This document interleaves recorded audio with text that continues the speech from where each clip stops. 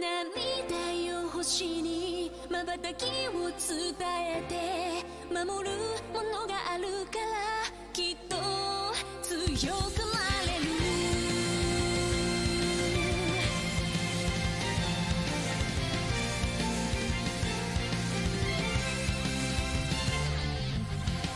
語るべき言葉なくした星の守りでは時の果て夢の果て闇に立ちすくんだ風を呼んでみたんだ空に向けて誰かを呼んでみたんだ光求めたソリチュードかすかなレゾナンス確かに届くロマンスそんな流れ星たちを抱き留めた明日が見えなくだって乗り越えなくちゃって奇跡の奇跡描き未来へつなぐ Growing High 心のフォトンが銀河にこぼれて道を強く照らす Burning Bright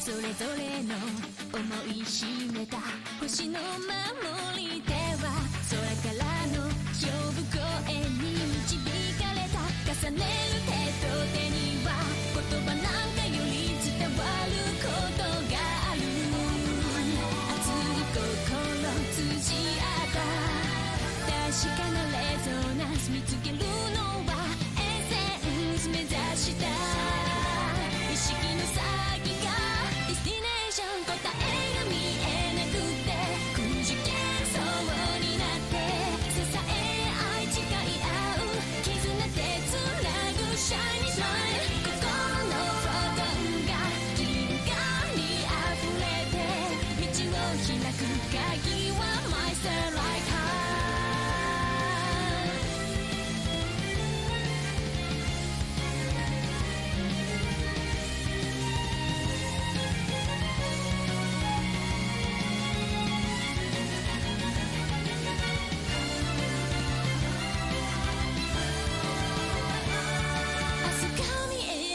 だって乗り越えなくちゃって奇跡の奇跡描き未来へつなぐ Growing High 心のフォトンが銀河に溢れて道が開いたら羽ばたいて行こうよ乗り越えて行こうよ星空と溶け合っていつまでも行ける Fly High まっすぐ願いを世界に歌って新しい夜も新しい朝もここからまた始めよう My heart shines endlessly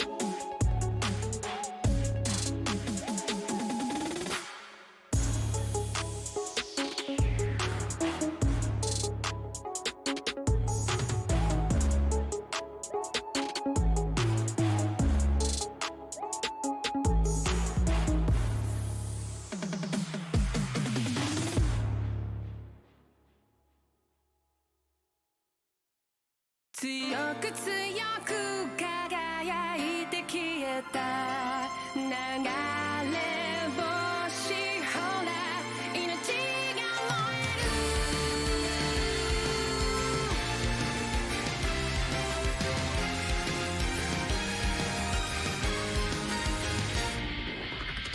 何かに怯え走り続けたその虚しさのしじまに何を見て何を探してき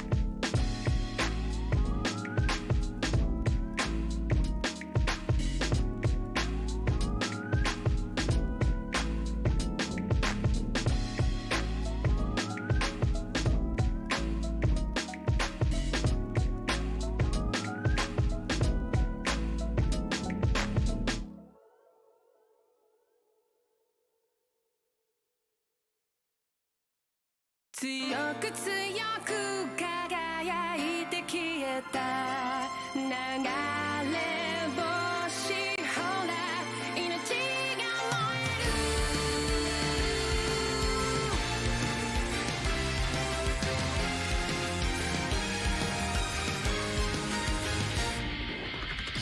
何かに怯え走り続けたその虚しさの指示何を見て何を探してきた自分の声がただ響く幾千万の星の中で惹かれて出会った守り手たちよ回る回る時の輪の中で自分の弱さ強さの先に同じ空誰かが見上げてそう信じて消されない虹の奇跡が届けと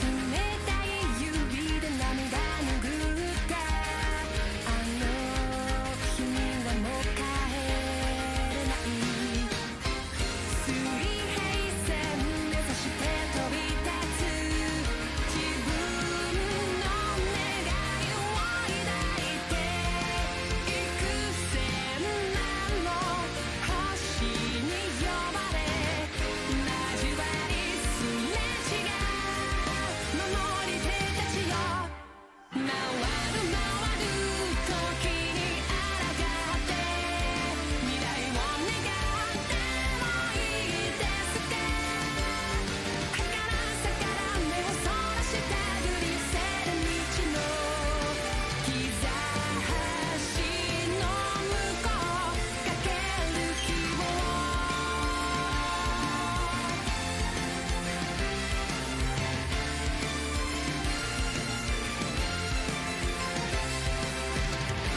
あなたの光あなたの命いたずらに知らさないようにそっと触れた記憶胸に熱く灯し約束の地へもう振り返らずに恋願う歌は空高く世界に銀河に広がってくそれがいつか風となり消えて新たな日が始まる越えてゆく時の輪の中で確かに刻みつけたきらめき同じ空誰かが見上げてる信じたから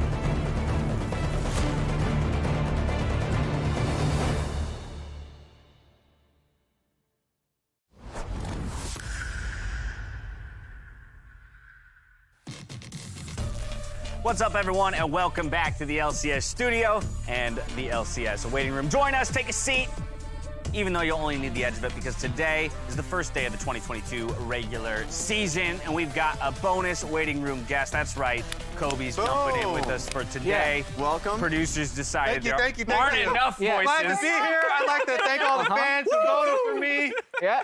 Ooh, good idea for the future, though. Fan votes for who gets to join it. Yeah, who gets to join it. And there's only one option. It's whoever we chose for that week. It's like them or nobody. So we were having this discussion earlier. Is it better to be waiting with more people, or is there a cap of how many people you want to wait with? Yeah. Anyone Let's have a imagine thought? you're stuck in an elevator. What's the sweet spot of people to be stuck in an elevator? Right, you don't want to be alone. Well, Isolation is bad. I would rather be stuck in an elevator by myself. Oh, come on. Wait, as long as you have an LPL or an LCK stream to watch. If my phone works, there you go. I'd be like, I don't want to deal with having to do awkward small talk with someone in the elevator, you know? I think the perfect number is 3 to 4, because if it's just 2 people, that's the maximum level of awkwardness. It's like, should I say something? who we vote now? Like this guy over here? Us 4, right? Isolate. He says this in the 5-person waiting. I agree, though. Whenever I go traveling, the best number of people for traveling, you know, for most adventures and for booking stuff, is always 4 max. I think it's 4. 4. So- 5 can be great. 5 sometimes is the perfect number. like right Sometimes now. it is. And today we're going to find out if that's true. Okay, let's dive right in. I'm glad we wasted 2 minutes on that conversation. We have a very exciting day ahead of us.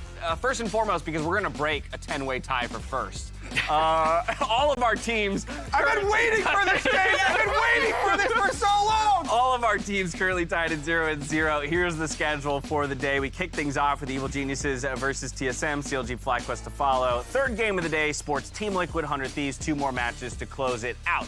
But chat, right away, I want you to let us know which of these matchups is the most exciting to you. Follow the directions on the screen. Make sure your voice is heard. We'll check in on what you have to say in just a moment while we discuss ourselves. Okay, so I see Jat already pointing to match number 3. The middle one. Well, I hear you. TL bias, anyone? TL bias. In my unbiased opinion, it's going to be Golden Guardians and Cloud9. Why? Just because there's new players across the board from Golden Guardians and C9, Yeah. so that's I'm unbiased. He literally also coached. What are you talking about? Unbiased. We haven't seen both those teams in the lockout. Lock-in tournament. Yeah. There we go. Yeah, and yeah. so it's going to be seeded. They were great locked to out view. of the lock-in Of tournament, course. but now they're here. Interesting that you went there, because that's actually not the matchup I expected people to go to. I like your reasoning. I thought if people didn't go for match 3 like Jat, that maybe people would jump to that first game of the day, EG versus TSM. True. That's mine. Raz actually took mine, but I'll take EG Yes! because of the 2 like new starting lineups. But EG TSM is super interesting to me. EG and how they recover from losing in the finals, and then TSM, we haven't seen this team at all, and I've heard some very entertaining things from them in the offseason as a team. I've been watching Kaido stream, and he is hilarious actually. So I'm really looking forward to seeing them. I don't know what they'll look like. I don't know if they'll be good, but I think it'll be funny. I have heard that their scrims have not been going super well, and when Spica was on Hotline League, he was like, you know, we're just starting, give us some time. So he's trying to set a low the brakes. expectation. It's very smart. Manage those expectations. Set your expectations as low as possible Yeah. at the start of the season. I think it speaks also to like the brand power of TSM. They just signed 2, I'm not going to call them random imports from LDL, but like any other team who brings in like a minor region player to their starting roster and then they start streaming, we're not all talking about like, oh yeah, I was watching his stream. and there were LPL's a clips all major over region. Reddit." LPL's a major region. LDL. They weren't LPL players, Yeah, Kobe. true. They did come from a major It's a major region, region, but in a though. minor league, I guess for would be Chris would be for the... like 5 games. True. Yeah. I don't know. I just feel like any other team imports these 2 players and they're not as talked about as these 2 guys are already, which is just Absolutely. speaks to brand power. And that's the beauty, as you kind of mentioned, the brand power of TSMs. Everybody's kind of waiting to see how TSM is going to do during the offseason. In this case, at least they came out with like a pretty transparent video how they went through the selection process with their scouting process that happened in Asia. So like the fact that they went through LDL, LCK players, like, or at least like, players from both regions and saw good things both of Kaido and of Shenyi speaks to, I think, of their abilities All right, and let's their maybe- potential. Let's maybe Not check in the to see keyword. where chat lands on this conversation. I love that we're already all over the map in looking at a number of these matchups, and I think there are reasons to be excited about all of them. It looks like by a small margin, TL 100 Thieves is the more exciting matchup Jet out there. wins again. But I love to see how close EG and TSM are. Go ahead. Go. I mean, that one is super exciting because we're just coming off of lock-in champions and the most disappointing performance of 100 Thieves, who were supposed to be the lock-in champions by everybody except for Jat. Yeah. I'm predicting them to win today, but I need to get both of them right. Oh, spoiler! Yeah. All right, so we've got those matchups coming later today. I want to see what's next on the board for us. Kobe, you were late to a cast with Captain Flower. I was. Ago, and we haven't had an opportunity to talk to you about it on air. Here's a quick replay of the moment. Yeah. Which has turned into one of the most lovable cute. and amazing gifts. Yeah, I loved your little jump. It was very cute. You gotta stick the landing, okay? It's all about positioning. So this was because I went to the bathroom. I wanted to listen to the smart analyst desk that we had that was after us. So I stayed, I listened to you all. Then I went to the bathroom, and because I stayed and listened, I didn't have enough time to get back to the desk in time. So Flowers had to kind of ad-lib Phil for like 30 seconds, maybe, not even. Long. And honestly, he could have done it for an hour. So I'll be honest, I came into this prepared to just disagree or like not believe you, call you a liar on anything you said, but you decided to bring the analyst desk into it. And He's blaming Definitely It lied. pulled the rug out from under me, though, at this point. Definitely made something up in that Yeah, description. exactly. But I don't know what it is. Well, I did watch you, so the only thing I would have made up would be that it was a you were listening. It was a good desk. Moving on! All Okay, right. here's a question that comes from the community, and I kind of want to use this to jump into a slightly larger conversation. It says, does 100 Thieves' upset loss to Dig expose their lack of versatility? Does this tip the scale on power rankings? And if so, would you put 100 Thieves, or where would you rather put 100 Thieves in the preseason standings? That comes from It's Tricky. Now, I want to quickly flip over because It's Tricky got good news for you. The Dive did some power rankings this week. Okay. So we have some data to work with, at least in the way that three people think from the Dive, in Azael, Kobe, and Mark Z. Of course, we've got Kobe here to represent his own list, so that's going to be the one that I'm going to focus in on a little bit more. But all three of you had him in third or fourth position. By the same token, Jat also, with the re-release of JLXP, Thank you. got some of his power Not as rankings. high quality in the graphics, I will say. I can work on it. That logo is sick, though, man. The logo is amazing. I put 102 seconds, so higher than all the guys on the Dive. All right, discuss. They're the defending champions. I feel like they should be put higher than fourth. They didn't even make roster changes. So not changing too much after seeing Well, lock-in and for those your performances? dive power rankings, were you guys doing what you usually do, which is Projected to the end of the split? season. Yeah, that's what I Okay. think. I think second. I don't think lock-in is that important for projecting success. I did feel like they had a bit of trouble coordinating some of the things that you feel more reliable usually when you're looking at 100 Thieves, which made me a bit more worried. You know, some of the dives, some of the transitions from early game, I really thought, you know, same reasoning as everybody else leading up to lock-in. It's why I predicted them to win lock-in. Is because it's the returning roster. They were practicing in Korea. They didn't make any changes, defending champions, and yet they are still fallible. Which one of them's right, Emily? I don't know, but I'm going to take this conversation to a completely different direction. Okay, fine. I need That to works. write- Wherever you want I to need go. to write it in my contract that I'm never doing power rankings again in my life. Because I dangerous did game. internal power rankings, but I'm interested. I wanted to focus on the back half of that tweet because I think it's really interesting if their strategy, if having like one strategy is a negative or a positive, because I think if you can perfect, like if they can perfect playing through their bot lane 2v2 the way they want and involving closer the way they want, I think they could be the best team. But to Kobe's point, a lot of the stuff that we saw them setting up, especially like adjusting to how they're gonna do those bot lane dives or top lane dives and the timing of them, some of it was off. So it's like you need to at least perfect this to contend for the top. Or I have a theory for this. slap a Janna smite top. Let's go. God. And then you don't have a top lane. You don't have to worry about that side of the map. Everybody's bottom. This is a topic for a longer conversation. I have a theory that if an NA team is going to win Worlds, it's because they're really good at something narrow. I agree. And then the meta and patch just needs to favor that because Yep. we'll never win Worlds being versatile. And because we're never going to be versatile as well as the other teams are going to be versatile. So 100 Thieves, you do you. Their lack of versatility can be considered a strength. They should lean into it, and they'll win again. Yeah, I mean, I think 100 Thieves, as you kind of mentioned already, have a clear-cut identity. Like every meta, there's always going to be adjustments that they have to make. When they lost in lock-in, a lot of it had to do, in my mind, with, of course, them adapting in game. They have those problems. Like last split, they were really falling off before the playoffs actually happened, and then they got this stuff together. So actually, in my internal rankings, I had them second. So I already agree with Jack. I had them second place. Let's go. And a lot of it came to, yes, they have mistakes, they lose out games, but they ultimately come to a conclusion on how they view the meta. And of course, in the end of the day, they have an insanely strong jungler who is incredibly clutch, and they have the strongest bot lane in the league. It's going to be challenged by Team Liquid. That's actually why I have Team Liquid as first place right now in my internal rankings. But, I have to give respect to 100 Thieves. One thing, because I don't want to take anything away from Closer, I think, he's an extremely good jungler. I do think the competition in jungle has been raised this split. Yeah. Jungle is stacked in the Okay. LCS this split. Very, very cool. Earmark that conversation, though, Thanks for around putting JLXP, even though I had bad graphics. My pleasure. I'll get them better. I'll get them better, and JLXP can be on here Now I'm every going to hold you week. to that. Just make the endearing. title card bigger than the other one. I did that for the next episode. It Okay. was much Nice. cleaner. Beautiful. Stay tuned for that, by the way.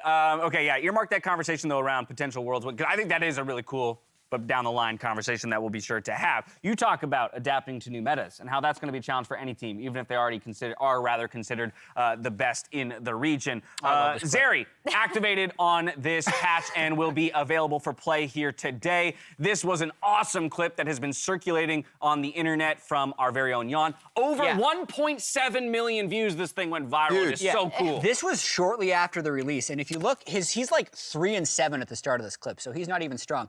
I love this clip. I also talked to Jan like a couple days after this happened, and he was like, "Man, I've gotten so much better at Zeri since then. Like, I did so much wrong in this clip. I wasn't auto-attacking enough. Yeah. So, I don't know, man. I don't think we're seeing this champion today. It's going to get bad." Well, Kobe, I think earlier Perma. today you said to me you think that she's the strongest champion currently. I do. I think that this? I think she's literally the It's strongest insane. champ in the game right now for skilled players. Okay. And if you sort the data by diamond and above, and at least 50 games played on the champion, so it does take out a lot of the you have to play it a lot. one-timer players, But it's a brand new champion. She has the highest win rate of any champion by a good 4%. She has 64, and the next highest is like 59 and to a 60. half. Yeah. So she has a lot of room to grow as well. Yes, people are still getting used to playing against her. This but clip's still going. just look how frustrating Look it at his is. move speed, by So the way. It's stupid. over Yeah, 1,000. she's The moving Sona didn't around. help. The Sona did not help I will because of the say, shield hitting. since this clip, they have made one change to the champion, removing the interaction with Hurricane, fucking the ultimate extra speed for all of those bolts. But that's the only nerf that they made. They have not made a significant nerf to the champion. Yeah, people have made adaptations, of course. Like Titanic was already in the build. We saw Darshan go for Black Cleaver That looks because like it adds bonus movement speed. TikTok. It caps, by the way, at 1,500 movement. No, it doesn't cap, but he actually goes as far as going up to 1,500. This was a challenger game, too. It's not like he's playing against... Yes. Us. And the funny thing, too, Yeah. is immediately after this game, of course, Jan comes out with his post, but also Quantum puts out his one that has audio behind it, and all you hear is Revenge being like, guys, guys, as he's just missing abilities, quote unquote. Yeah. He can't hit Zeri. So, can go top lane, can go bot lane, incredibly flexible competitively. So I expected to see a lot. That's what's dangerous about it. When you combine super high range and super high speed, these are two of the most desirable stats for any champion in League of Legends. And you can make challenger players look like they are bronze players with that amount You're of that speed fast. and range. And can click that well. Now, this topic already got brought up a little bit earlier here in the waiting room. But with her latest adjustment, why didn't we see any Janna during lock-in? And should we expect to see her at the start of the season? Bonus question, which support do you think will be the first to pull her out? I love this. That comes from Robert Hannum. And then Horty here over here, my favorite response, you mean first top laner, quite obviously. Kobe, you said it. Who's going to, bring in that Janna Smite? It completely warps the game. I think and I'm really hoping that we do see it, because I've talked to the European West Challenger player. I keep blanking on his name because when they interviewed him in it's a hard to UK say, article. But I've been talking to him, and Lorlo plays a whole bunch in Challenger in North America and has been trying to spread it so it gets looked at quicker. And there are just so many things that are very, very positive for the current meta if you try and adopt this strategy. Now, these are also not foreign concepts. Like, these are not alien concepts that they're implementing to have a successful, what seems kind of troll at first when you load in screen with a Smite top Janna roaming around all the time. If you look at other games and even at other MOBAs, Dota, they have a system where, they'll rank their carries 1, 2, 3, 4, 5. The decisions around what position you play are not nearly as rigid. It's about how much resources you get. And this is similar to funnel strategies where in this one, you're not funneling a minion wave of golden experience into your carry. You're funneling the presence of your top laner. You're funneling pressure into the other side of the map.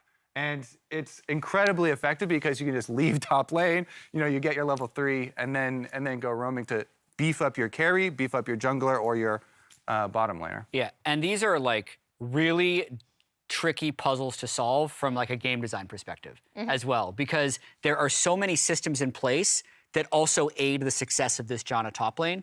Like, one of them would be objective bounties. The game is almost tricked into thinking Janna's super far behind when it's actually something Janna has been wanting to do the whole time. And then also, even though she falls behind in experience, the most aggressive type of catch-up experience in League is kills and assists of champions.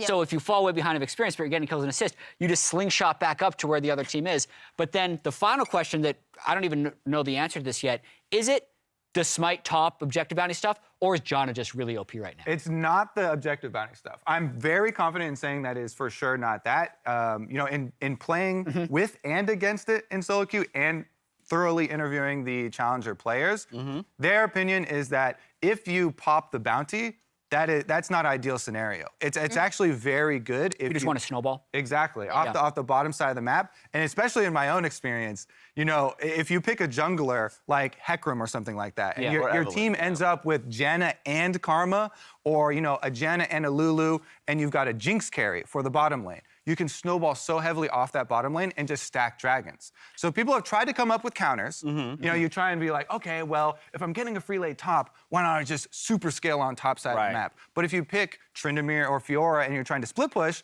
the team with the Janna is just stacking dragons and they can force the issue, force the team fights, so it becomes very difficult. We didn't answer the question, though, which team is most likely to do it? Yeah. I would say it's going to be, I'm just going to pick a team, CLG. Okay. Yeah, let's do predictions here. So CLG here. I'll give Lorlo's vote, which is 100 Thieves. And we were just talking about how bottom-centric they are. Okay. Yeah. Some days already practiced it in solo queue. Yeah. He even posted the OPGG. Emily, does that mean you're jumping? I heard you say, you're jumping on that? I was gonna say 100 Thieves too, Okay, so we got 2 votes for 100 Thieves and I Raz. don't think the strategy is going to make it competitive. I think maybe FlyQuest, the team that is probably going to be Searching for victory. Okay, interesting. There's another conversation that I want to have off of this that we unfortunately don't have time for. The wait is over, Dash. Well, because I'm kind of curious whether or not it's even a good idea to do something that you have knowledge of will leave the game. Like, yes, it might get you some wins now, but is it worth the time to invest in a strategy that won't be viable down the line? Usually not. Usually not. Okay, we'll get to that a bit later. Kobe,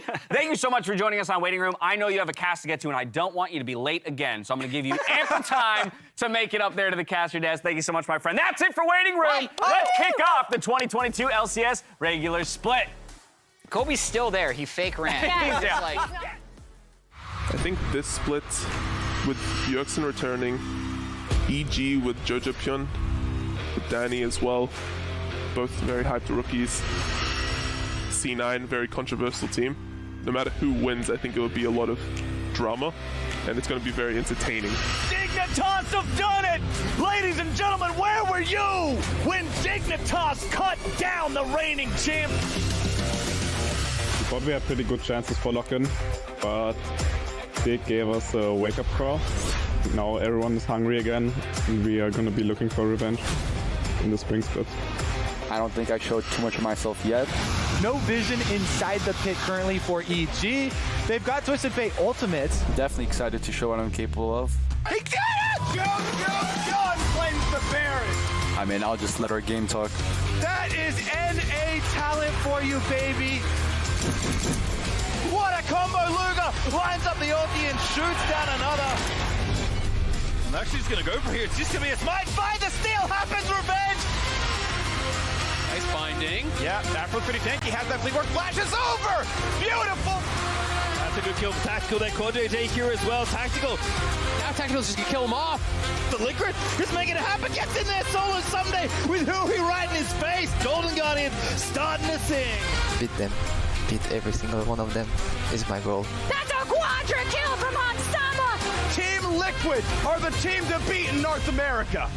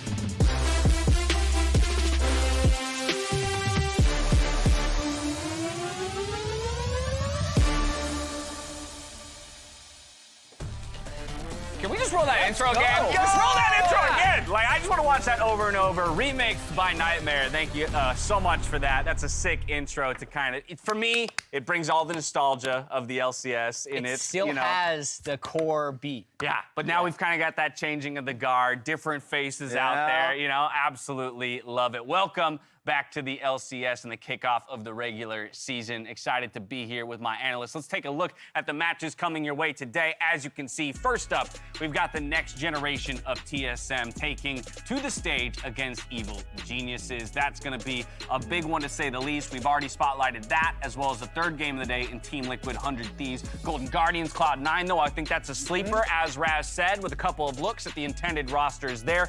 But let's get into that first matchup of the day. It's Evil Geniuses rebounding from a sweep in lock-in, and it's TSM sporting two of their newest arrivals. That's the roster I want to start by talking about. There it is, Zoomers versus Zoomers, right? Looking at TSM's roster, you know, Harold, Spica there, MVP of the previous split. Nice that he's the captain there. Huni's returning, but you get to see the new faces of Kaiduo and Shenyi from China, like we discussed from the previous segment. And of course, Tactical, who's going to be laning with Shenyi. So a completely different look to TSM. Yeah, I hate to use the potential word. I do think this team has a lot of potential. I don't think they're necessarily going to start that hot, but if they win, it's because they're just going to straight up outlane people. Yes. I know Tactical is just an insane AD carry. He's always top of solo queue. Speaky can really run the show. They have basically jungle through support. No one's older than 21. So that's why we're saying Zoomers. Then they got Huni up there, who they all call like a giga boomer because he's been in the league for 8 years. But I'm just excited to see this team try and outplay people and make mistakes along the way. Exactly. And my big thing, of course, looking at Kaiduo when he was playing on in the LDL, he farms really well. And he just takes chances, as you would expect from a young player who trusts wholly in his mechanics. And so it's going to be fun to be able to see that, because even when we're talking about the boomer that's upstairs in Huni, he's also someone that takes risks regularly. So this is an active team. Now, it was already mentioned, of course, that Spica will be the leader for this team. We'll get into that in just a bit. But speaking of this new TSM mid laner in Kaiduo, he recently joined NA Solo Queue with an absolute bang. We've got a quick highlight reel of his streams. Take a look. This is my brew, not your brew, Cookie. Please give me. I will find you, Cookie. Find the Cookie. Let's go, let's go, let's go, let's go, boys! Let's fucking go! Don't bully! You know? You wanna die? You wanna die? Yes, I'm sure you wanna die! No! You die.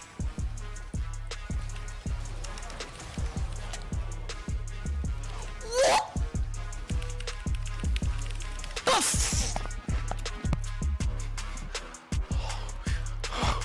Oh my god. I mean, let's talk about the value of a player like that. That room is so loud. Like, I bet. it's going to It be must loud be 24/7. nuts. But yeah, go for it. Oh no, I was just gonna say, I know I talked to a few people about like why they selected Kaido specifically. He performed insanely well in their actual tryouts. Raz made all the points about like how he's gonna play the lane. They also really wanted a player who was gonna be like happy to be here, right? Like I think you can see in his attitude, he is like still learning the language, but he has a very outgoing personality. And he actually reminds me a lot of Huni when he initially came to Europe.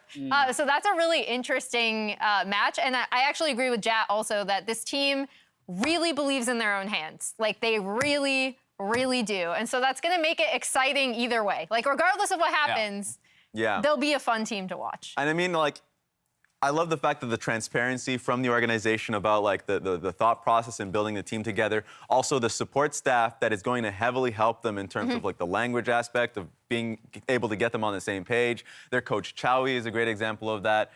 So they really built this team, A, for the long run because these are young players, right? And they, as you said, fully expect them to want to develop them and work with them. But also just if there are any issues in communications getting their ideas out there, it's all. We are speeding towards game time as I just take a look at the clock. So I want to push us on to the second addition to the team in Shenyi of FPX. And of course, a lot of people, FPX, world champions, holy crap. Let's talk about him, Jack. He was actually able to fill in for Crisp for a couple games in the LPL, so he has a small amount of LPL experience. It's a nice signing because he's still very young. My biggest concern with this will be the language barrier between him and Tactical, right? It's different to have someone who's not a great English speaker in a solo lane versus a duo lane with Tactical who can speak English and Korean and is taking some Chinese lessons. But you can see just a lot of potential from this guy, and hopefully he translates some of that stage experience into TSM. And I know, I forget where I read this, but I do believe that TSM also did want to make sure that their jungle mid support all could communicate as like a unit. So I think that is really where a lot is going to be on Spica. Like this, as we said before, like this is Spica's team. He's going to be facilitating stuff with Shenyi, and the jungle support duo is super important. And then also with Kaido in the mid lane. I mean, what an asset it is By the way, to they're have on stage. Spica. Yeah, they are on stage. In case those of you at home were unaware, we managed to get the players in here today. Very excited about that. But I do think what an asset it is to have a player like Spica bilingual to be able to kind of bridge that gap. And then as well, Kaido, who's very clearly excited about becoming more fluent in English, but already most of the way there. From there, we flip over to EG. It was already mentioned by you, Raz, two of the youngest teams in the league, but that doesn't mean that this EG roster isn't one to be feared, as we've already seen how far they can go in the lock-in tournament, even if they would fall at the last hurdle. Exactly, and so this is such a damn good matchup to see in the first day of the Spring Split because we already saw how Evil Geniuses performed in lock-in. Incredibly successful because they were able to bring in Vulcan and Inspired into the lineup. The grandpa on the top lane Impact, of course, the stability that's up there, but also just the young players that are incredibly confident in their own hands in Danny and Jojo Pyun.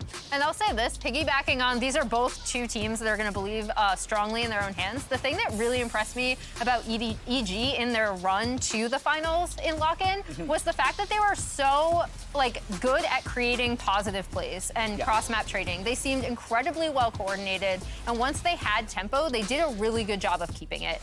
And also, this team was completely undefeated in lock-in tournament until the final day. Right. Yeah. So if that one day where I feel like they did get out-drafted in that series didn't happen, everyone would be saying that these are world beaters and the #1 team in the LCS. So don't overreact based off that one day. This is still an incredibly high-potential team. Emily had a great feature on JoJo, if you haven't seen that on LOL Esports. He's and so they're going to be so exciting to watch. I just want to read this out because I absolutely love this. I'm not sure. I'm not going to read it out. Remember that? Yeah, you know what? Go to LOL. That's a good job. Yeah, nice pivot. Go to LOL Esports, read the article and the interview done by Emily because it is awesome. It's prediction time, though. Who's got the better hands? If it's a game between who's got the better hands, who has it today? Raz, let's start with you. I have it for Evil Geniuses taking this game. Okay. Just because we've already seen the strength that they have, and also just Inspired came out and stomped in the first lock-in tournament. I think they already have themselves ready for this. EG, but if it was a series, I'd say 3-1. Oh, okay. It's a best of one, though, so it's fair enough. EG. And EG. EG as well. So we're giving it to EG, the team that's already been here for a bit longer. TSM needing some time to ramp up. We'll find out soon enough, though. The 10th year of the LCS starts right now.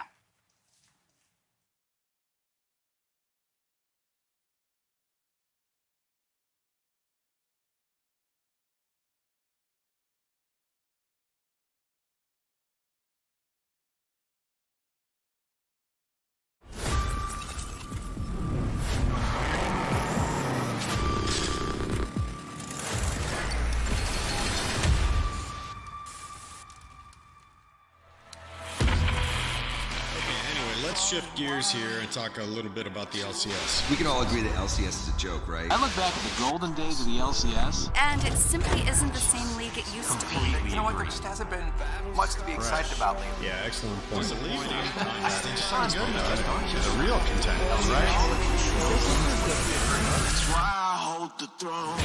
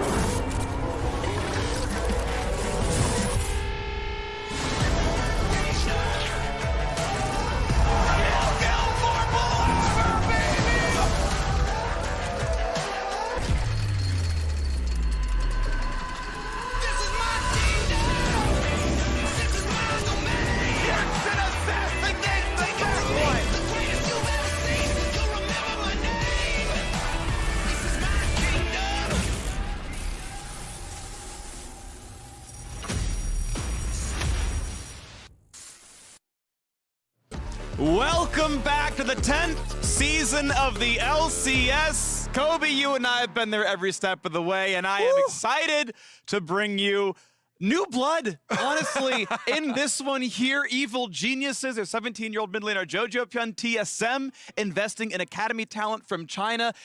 We've got legends playing today and later on, and new blood as well. I just want to say, too, that trailer is so hyped. Yes. That thing gets me so pumped for the LCS in 2022, baby. That was definitely a good one. Let's get right into it, though, because you touched on it. Evil Geniuses. They've got some young talent here. They kept Danny after his great success last year and have added Jojo Pyun already after lock-in tournament. I am definitely a fan. I am a believer. They also brought over LEC MVP jungler Inspired. Woo. They've got a lot to prove after a bit of a chip on their shoulder, losing the lock-in finals, but they did go undefeated up until that point. Meanwhile, TSM, we haven't even seen this roster yet, baby. That's true. Reports are that this is a team that is meant to build. You look over in the mid lane at Kaiduo, he's got about a full year of experience in the LDL. Shenyi at support has a year and a half. 5 games in the LPL itself, but this is rookie talent. It is a building kind of idea for TSM. The expectation is not that they are hot out the gate, that they will become a very good team with time, with practice. That is the hope, and that's what we're going to be looking at them and grading them on. Meanwhile, EG, we already know expectations are high, right? They got a bunch of high-profile pickups, right? The fact they got Vulcan over there, the fact they got the LEC MVP, and everyone else obviously outstanding, EG are still one of the top teams to beat. Okay, Jinx, Thresh, Renekton, all still available here. Karma Ban being thrown out, that is a very strong support, as well as being a flexible pick anywhere around on the map. I did throw it down. I think, in waiting room, I think Zeri right now is the strongest champion in League of Legends. Yep. If you are a skilled player and you have put the time in on her. She's very rewarding champion if you put the time in to learn her. 50+ games on it, Diamond Plus, highest win rate in the entire game. Yeah. Picked up by EG. I'm so excited. There's a small chance it could go into a solo laner's hands, but I'm pretty sure this is going in Danny's hands, most probably for the bottom side of the map. When you're facing this champion, some things that are very annoying for your lane phase is the extra range, but you can't shoot through minions. So you can, try and take advantage of her that way. Senna as well is extremely strong for the bottom lane right now with the bust for the slow on the Q. So we'll see about the harassment, because Senna, I think, is a very good answer to Zeri. You can harass her, try and stay in the minions, go for your Qs plus your auto, get your soul harassment, and we'll see who's going to stand the test here. Because Tactical rejoining, TSM from his TSM Academy games, Going to be very happy here. A lot of people hyped to see what he can do on a new squad. So solo queue data tells us over the last month that Senna gains an extra 3.5% win rate when against Not Zeri. surprised. Yeah. Turns out that when your high move speed's running around and Senna's like, here's a slow, here's a root, here's 800 attack range. She gets to ignore a lot of your advantages. Senna, supposedly a counter pick in Azeri. And just, it makes sense because of the pattern for your lane phase as well. We'll see about the pairing down on the bottom side, though, because support bans should come through. No supports picked up.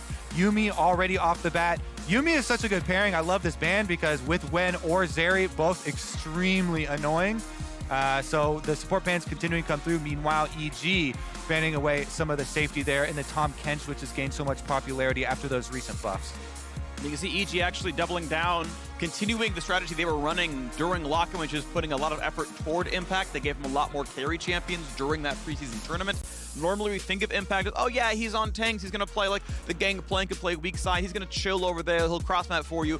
But Gwen is a champion who wants resources. If she is ahead, she wins every 1v1, and she wins most team fights if she's ahead on gold, which means you want to give her the edge, you want to give her the help, and that means EG should be playing a bit more toward Impact with a pick like this.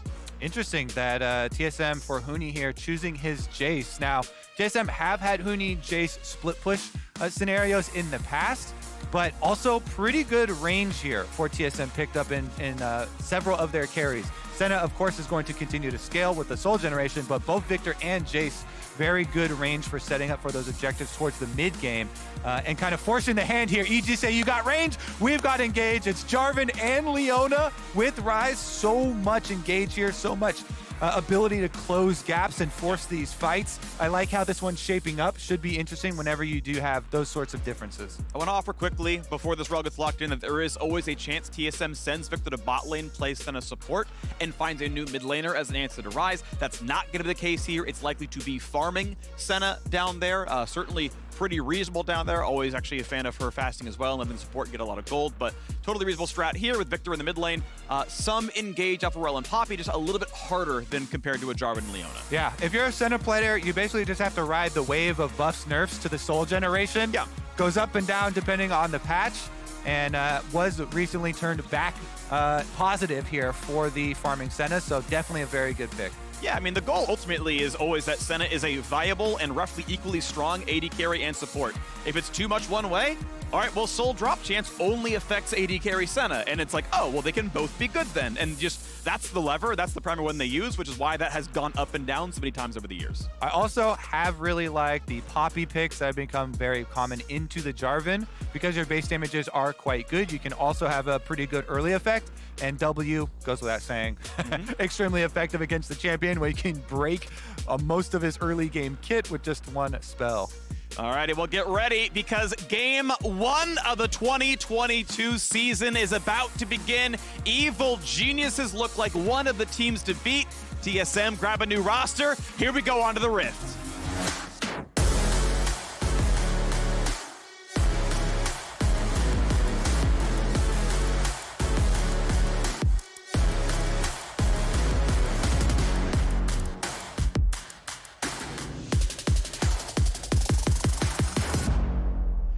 Welcome to Summoner's Rift and welcome back to the LCS. Evil Geniuses and TSM gonna be doing battle to see who's gonna start the season out undefeated. Right now, we got 10 undefeated teams in the LCS. That's soon to be 9.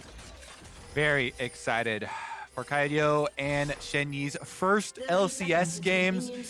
TSM, this squad finally gets to put the pieces together on stage. Let's get it indeed.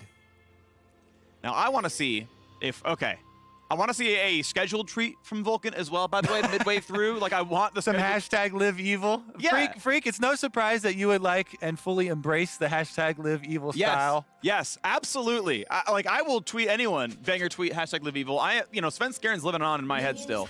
I think that was a good topic to go for a while. But yeah, I remember Mark Ziesman talking about the idea behind Trash Talk and how you get bonus points beforehand, but after still works. I agree fully with Mark's opinion, by the way, that The more spice, the better. Just, be good at it. Be good at trash talk. Pull a double if Double's good at trash talk, right? And then he backs it up, and it was great. And, I think the league sorely misses him because that was a good spice. But we've got Vulcan bringing it in. I think Speak is pretty solid as well. Fudge is a great villain as well. I think it's outstanding, and I want to always amplify that.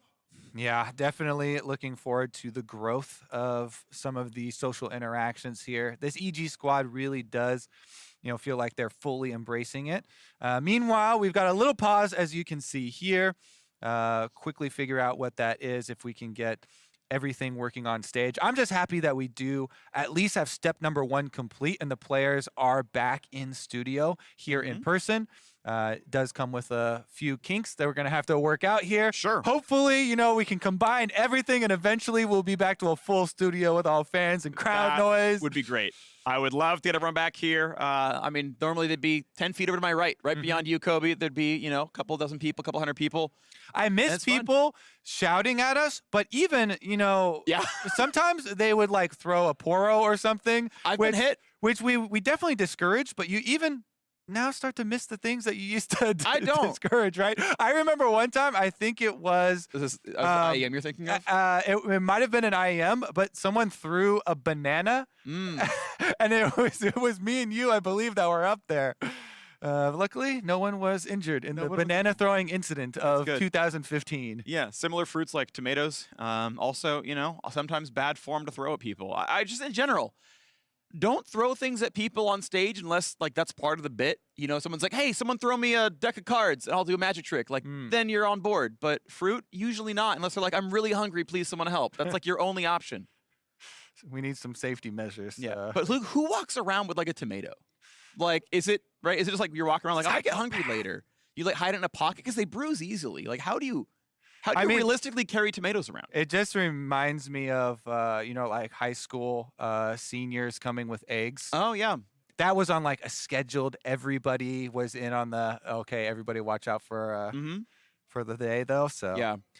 Not going to be the case. It looks like we're getting some ready checks in chat. Very excited. Yeah. Get into game number 1 here, baby, and we can stop talking about throwing stuff. Pirate roleplay in the all chat. Ours from everybody, and we are getting back onto the Rift here, LCS 10. I don't know. It sounded good at the time. It might not have once I said it. But we've got ourselves onto the Rift, and Shenyi gonna spot a friend. Jojo Pyun may have just gotten a free stack of Mana Flow Band, and in fact did. So big dub there, but gives away 0 gold. No one attacked. Oh man, I can really just follow along with this emotional ward roller coaster Killing that ward's you're living, meaningful. Freak. That's little David there, that ward. Little David's got one more auto attack worth of life left. Live a whole long 90-second long life. It's gonna be great. First trade comes in for Impact and Huni, trading pretty equally. Worth noting that Door and Shield, of course, is going to be more passive regen. Huni has no innate sustain realistically, so theoretically, if you can kind of slow play moderate poke, you can kind of burn them out of potions and keep your Door and Shield active. Of course, wants to auto every time you go for a CS. That one, Impact, got to grab without taking any damage, and the lane is actually pushing toward Huni a bit. Yeah, as you said earlier in Champ Select, Gwen really looking to farm for early stages here. 1, 2 items. That's where she really shines. Huni picking the Jace into it, trying to harass early on, get some health advantages so you can set up your team. And if you look at the mini-map, no surprise, both of the junglers here started top side and are pathing towards the bottom side since we do have double melee supports. Leona versus Rel down there, lots of playmaking opportunities for both of these junglers. Poppy and Jarvan both have some pretty big gank assists here. Yes, Poppy would really rather kind of shadow and be a blocker for Jarvan. That's why you take the champion. The W does wonders. Alrighty, well, the bot wave is pushed down towards the turret, but right now Jarvan is busy on his red buff, and they're not 100% certain if Poppy's coming. Of course, they have that trinket ward in the river, but if you play too far up, she's still going to W beyond you, and good luck getting out of that one when, Senate and Rel can go for flash Ws, so a little bit of safety required, dropping just the barest bit of CS down there. As Inspired will go for Krugs as well, a full level 4 clear. As Spica has script Krugs himself and is getting control over the bottom scuttle. Yeah, actually skips Wolves as well. Oh, yeah. Slower clear here just to immediately get down because, again, Poppy's goal is more of a guard in the early game here versus Jarvan. Inspired looking for plays and Spica looking to stop them. glad that we also get to, get a look there at the laning phase. As we were talking about, the Senna being able to utilize the minion wave to get her Q off for the harassment against the Zeri, who cannot shoot through the minions. And Danny, you see him positioning around the minion waves, trying to harass, utilize that big range advantage that you have on the Q over pretty much every single AD carry in the game. Looks like top skill gets to go to Inspired. His smite is up in a second. Won't matter ultimately. He's going to claim that one, no problem. More farm done for the Jarvan as we get to see a bit of scrap down to the bottom side. Danny holding onto the full charge passive. Does pretty decent damage early on. Worth noting that if you're spamming Q, even if it doesn't hit anything, you still get 1/10 that passive charge. So you'll often see players just mash Q even when nothing's going on to get the passive back sooner. And going to be just fine as they trade farm yet again. Look for the first engage, but no!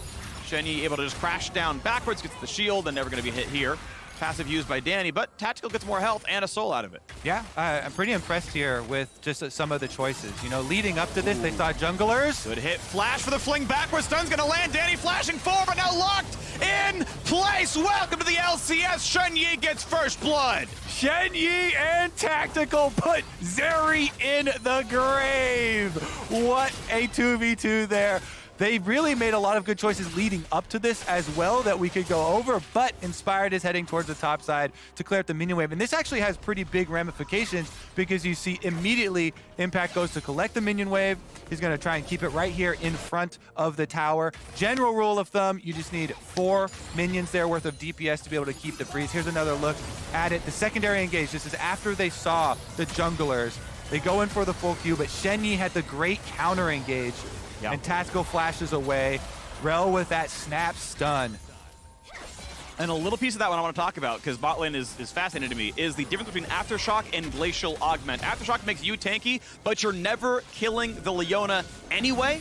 Shenyi's Glacial cuts everyone's damage by 15%, settling Tactical, taking 15% less damage. Yep. They're already going to ignore the Rel anyway. Helps him live, and they can't kite anymore, they can't chase anymore. Great Keystone choice, great fight by TSM's bot lane. Yeah. Already, since everybody's hyper-focused on judging Shenyi as well as Kaijuo, pretty good mechanics as well. The timing on his crash down was immediate. There's no hesitation there in either the first initiation where he avoided Vulcan's engage, but also the secondary one here where they actually end up with the kill. So microscope tests thus far looks quite good for him. Again, it's not pure LDL because he did sub in for 5 games for FPX. That you may well know, even if you don't watch the LPL, because they won Worlds. Pretty important stuff. Alrighty, well, bot wave shoved in, and now Evil Geniuses, as they make sure it's not going to be frozen too heavily. Danny puts his aggressive ward down, or the one that tracks the jungle gank. It'll track you if you blast plan over or if you walk, so pretty much the best ward you can kind of do, unless you have several. Do want to point out, though, it is Noon Quiver from Danny. Personally, I think a Trinity Force build is stronger. I might be biased. Worth noting, though, that a crit build is a better scaler, but a Triforce Power Spike is far, far stronger if you're trying to bully a bit earlier on in the game. Looking at bot pressure now, looks for the flash stun, not going to find it. Does Vulcan want to go in on the Shenyi? The answer right now is no. Flash down for nothing, as Tactical is already out of summoners. Yeah, good use of the timing here for JoJo. For the Rise, trying to get your early game roams off, always the goal there versus Victor. He can head right back to mid lane and pick it up. They aren't rewarded too much because of the cautious play here from the TSM bot. Both Tactical and Shenyi giving it the appropriate amount of caution. Also, since you were talking about Summoner, or you were talking about Keystones as well, the Senna with the Fleet Footwork, really well utilized here to get the full trade off. The extra speed does so much, and the constant healing is keeping them at 100%. Yep. Senna has really, really low base stats, like health armor-wise. She's very, very frail. You buffer that by healing mentioned team with passive, healing with Q, healing with R, and that can all work out pretty well for you. So now the bot wave shoved in. Spica covers and says, okay, there's no gank. Huni just wants the wave in. We're not diving a level 7 Gwen, even though, she doesn't have TP to get back, so just safety. Yeah, Senna, one of the few champions that can control the move speed differential versus Zeri, who generally excels with the mobility in the kit, but especially with her own speed up and the slow now applied on the Q. Yep. Take a look at the side lanes, though. Going quite well up there for Impact, if I don't say so myself. Gwen farming quite nicely. That being said, Jace is a very strong 1-item and 2-item user. as well, and it's about bringing him for the harassment support. Timings towards mid, though, are matched, so is just fighting over mid-wave control to get another window. This is the highlight for Rise all the time for mid-game. Jojo, with his blue buff, looking to make a side lane play, currently richest player in the game to boot. And a lot of the time you see these supports, it's like, why'd they both show up mid to clear a wave at 8:30? It's 8:30 because Rift Herald spawned a minute ago, 30 seconds ago to be more exact. Then you want to be on that side of the map. You want to be like, okay, do we have mid control? Can we shove in and play for Herald? How good are our wards? Can our jungle top show up? And right now, Huni's there. And the entire team has committed to this from TSM. You see the full recall. Senna's coming down through mid lane. So Senna has a much easier route here towards this Rift Herald. You don't even have to commit to it. And you can see him backing off now. Tactical, it just comes down mid lane, hesitates. All right, we've got the objective, and I can just go straight down bottom. EG take the opportunity to get that turret plate here, though. Second one here knocked off for Danny on the Zeri. And the bottom lane pressure is kind of the payment here. One more is a pretty good payment, honestly, for a Rift Herald, depending on how it's used, and when we see the final cash-in of that objective. But Zeri definitely good at knocking those plates down. And I want to point out the 30 CS lead right now is not just because the Herald roam. She was up 20 before that happened in Danny stayed bot lane. This seems to be very common for EG, that Danny frequently is left bot lane to get gold. So while Tactical walked over, then walked back and lost maybe only 6 CS, Danny has been out laning, so well done to him. Jojo has, by the way, been crushing lane as well. He's garnered his own lead, so even though TSM got that 600 gold first blood, you can see EG up 900 gold as a team. Also, to highlight the importance of the supports roaming mid and the timings that you're talking about, so much is efforted into unlocking, is kind of the term that a lot of the pros use nowadays. Your laners and Rise, every time you can unlock another 30 seconds, every minion wave is 30 seconds, gives them another opportunity to affect one of the side lanes. So still have not seen a realm warp from him yet, but as you say, doing quite well just CSing in lane and trying to threaten for those openings. Just the waves clearing back and forth now on the mid side. We're going to see when Jojo moves next. And a nice Hex Flash attempt by Vulcan, not going to turn into much, but the wave gets cleared yet again. We are on the way towards probably Kraken Slayer, I'm guessing, on the Danny. You can go Gale Force, but the build path is one of those two. It is not Shield Bow. And we'll see what ends up happening as he scales up again. Crit Zeri does scale stronger than Triforce Zeri, so will be a really strong late game option. We are seeing Tactical go for a crit build as well, likely Kraken on her, although again, I think Gale Force, totally a reasonable option on Senna. And we'll see where it moves. As killing frontline fairly relevant against 2 tank supports and 2 pretty beefy junglers. Final note I'll bring up on builds is that we are still on 12.2, so the big overhauls to things like Trinity Force and especially fighter items, yeah. The fighter shield item that everyone buys second every single game, Sterix Gauge. The big Sterix Gauge nerf is not in yet, so that's still going to be on like every champion.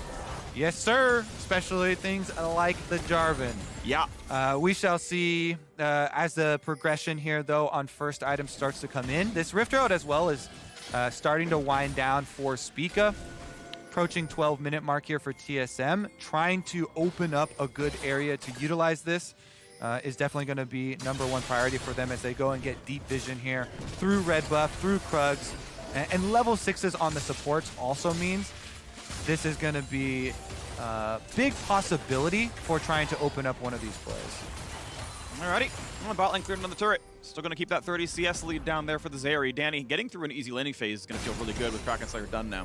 Yeah, definitely going to be the case here. Impact, though, another little trade and still keeping up decently well with CS. Huni's able to get a little bit of an advantage here with an early move. I always, put a magnifying glass on rewarding deep towards blue spawns as well.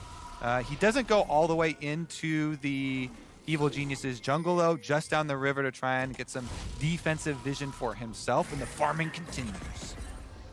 Alrighty, 1,000 gold, though, with the first dragon. We will wait to see the first Herald crash. Should be coming fairly soon. It's going to time out before too long, so Spica's got to go somewhere. There we go, into the mid lane.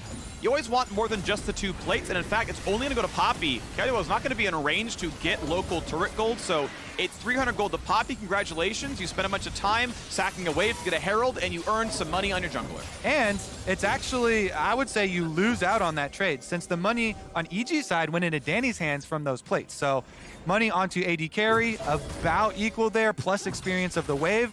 And it just went on to, as you're saying, frontline Poppy. Frontline, I do say, first item is most important, though, for tanks, because that's where you really do have the biggest impact. As the game goes longer, damage becomes more important and carries become incredibly important. But we'll see if he can actually make use. Danny here scaling up quite nicely. As you mentioned, the double Krakens, he's got his finished as well.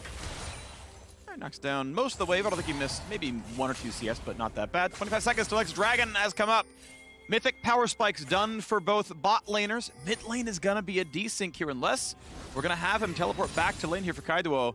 That's going to be a huge difference in mid lane power, and that could mean second Dragon effortlessly. You're seeing, TSM already going for the cross-map play as EG overloads the bottom side and pushes them out of the jungle and takes away the blue buff. It is a cross-map speak identifying, we don't control bot lane, we'll go for top instead. I think there's no world in which Evil Geniuses want to play there. Flash stun's going to land. The follow-up, really beautiful, great cross-map play, but TSM might have to wait out for the turret to deset. No, they're going to go for it now onto the tower, and it will be the kill. Going to walk away safely. A minion will block one more turret shot, and that is well done. TSM on the board with their second kill. Dragon going to stay up as they play for tactical. He's going to run a safety, rooted in place. A nice ulti in, but it's not enough for Shenyi. And they're going to ult back to safety. Yes, they will. A 1-for-1 across the map. Dragon still up, but should still belong to EG. Very good offensive plays, both offensive-minded from each team. TSM, no, we're abandoning a bottom. Quick, overload topside, go for the dive. And even though Impact goes at the wave, they still pull off the dive and get the kill plus tower into the hands of that Victor, which is critical. So they knew they were going to lose on bottom side, give up the Dragon regardless. But then EG strike right back through mid lane with a little bit of a timing window there. Shenyi doing his best to peel with the Rel ultimate, can't quite stuff the play, and that is quite well performed from EG. Here's just a look at the top side. When Impact did a decent job here using the W and kiting away, you can see then he just focused on the minion. He's like, I know I'm going to die, try and get some money for myself, try and delay that push, and that signals the rest of EG, okay, everybody's top.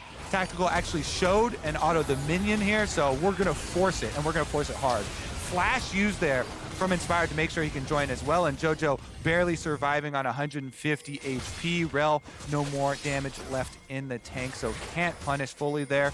And it was a nice little bit of a trade. I still think pretty good progression here from EG because they got the Dragon number 2 stacked up for them, playing off of that Zeri control on bottom side. But Danny, that was not danger! Yeah, you aimed that one a little bit too far to the right, and it puts you in front of a horse lady, and that was going to be a hop off. That's okay. Flash down, saved it otherwise. Maybe gonna try the ult run, but that would have been risky. Either way, we play now for the second Rift Herald. EG grouped up though. They're gonna go for this fight. The TP and Impact, and there's W backwards for Shenyi. 4K health left in that one. The flash, the dunk towards Huni. He's locked in place, and that's gonna be a kill picked up. Danny's on the board now. Rift Herald gonna be attacked, gonna be looked at, and smited. Blamed by Speak, but a 5v4 could look good. Poppy gonna evict one. Impact in the melee range, though, finds another kill. And now we have Danny diving into the enemy team, looking for the last of those kills. And as TSM try to run, be careful, because Zeri is fast. 4 kills picked up in a row, nothing lost. The Herald was not worth it. Such good focus by the front line. You know, you're rewarded when you're drafting the team comp with the engage, as we talked about in Champ Select Freak, and TSM, they want to get at the objective and poke you before the fight. Use their range, their Jace, their laser from Victor. If you're on the objective and EG make a great engage here through the river off the split, Inspired, as soon as he sees Huni, immediately go for the engage. Ultimate down, they trap him and section off the rest of the members of TSM. That is a giant balloon of a play. This was, if I remember correctly, around 700 of a gold advantage, now ballooning into 3,700 off of that play. Absolutely insane rewards for the Evil Geniuses.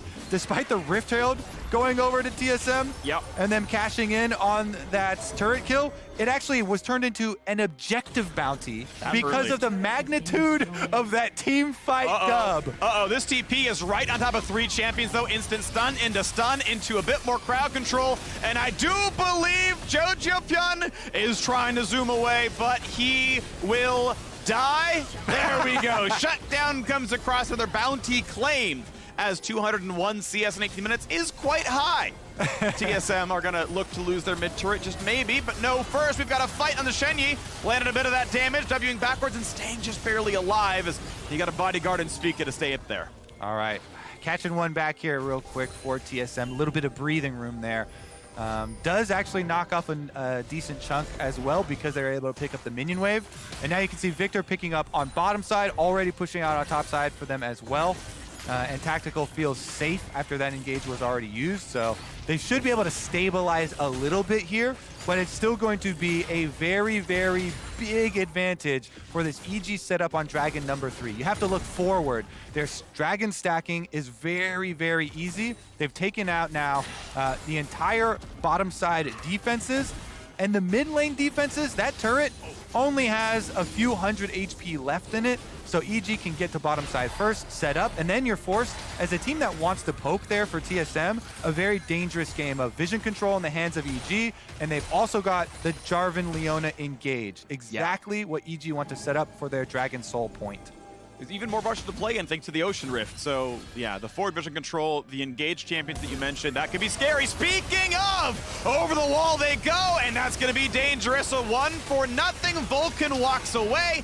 Tactical not going to land the ulti for damage. That's going to be that picked up. But now on the top side, mid lane versus top lane. Impact trying, but I am die. Shutdown comes through. Kaiduo takes the 1v1 win. Yeah, don't mess with Victor. This is now 2 kills on the new TSM mid laner. This is going to be their hope. Now, funneling as much gold as they can, plus getting augments rushed up a little bit here, does complete the Void Staff off of that money as well. Definitely a lot of AoE possibilities and damage can come out from the champion, but EG, the engage on point again, so they got what they came for. They get the mid objective plus the extra kill. Tower getting knocked down in the aftermath, but the 1v1. Yeah, really nicely done. Landed the W stun, gets the ulti over the top. Just really, really well played by the Victor. Yep. Once you approach the mid game here, 2 item power spike. The ultimate is rank 2 here.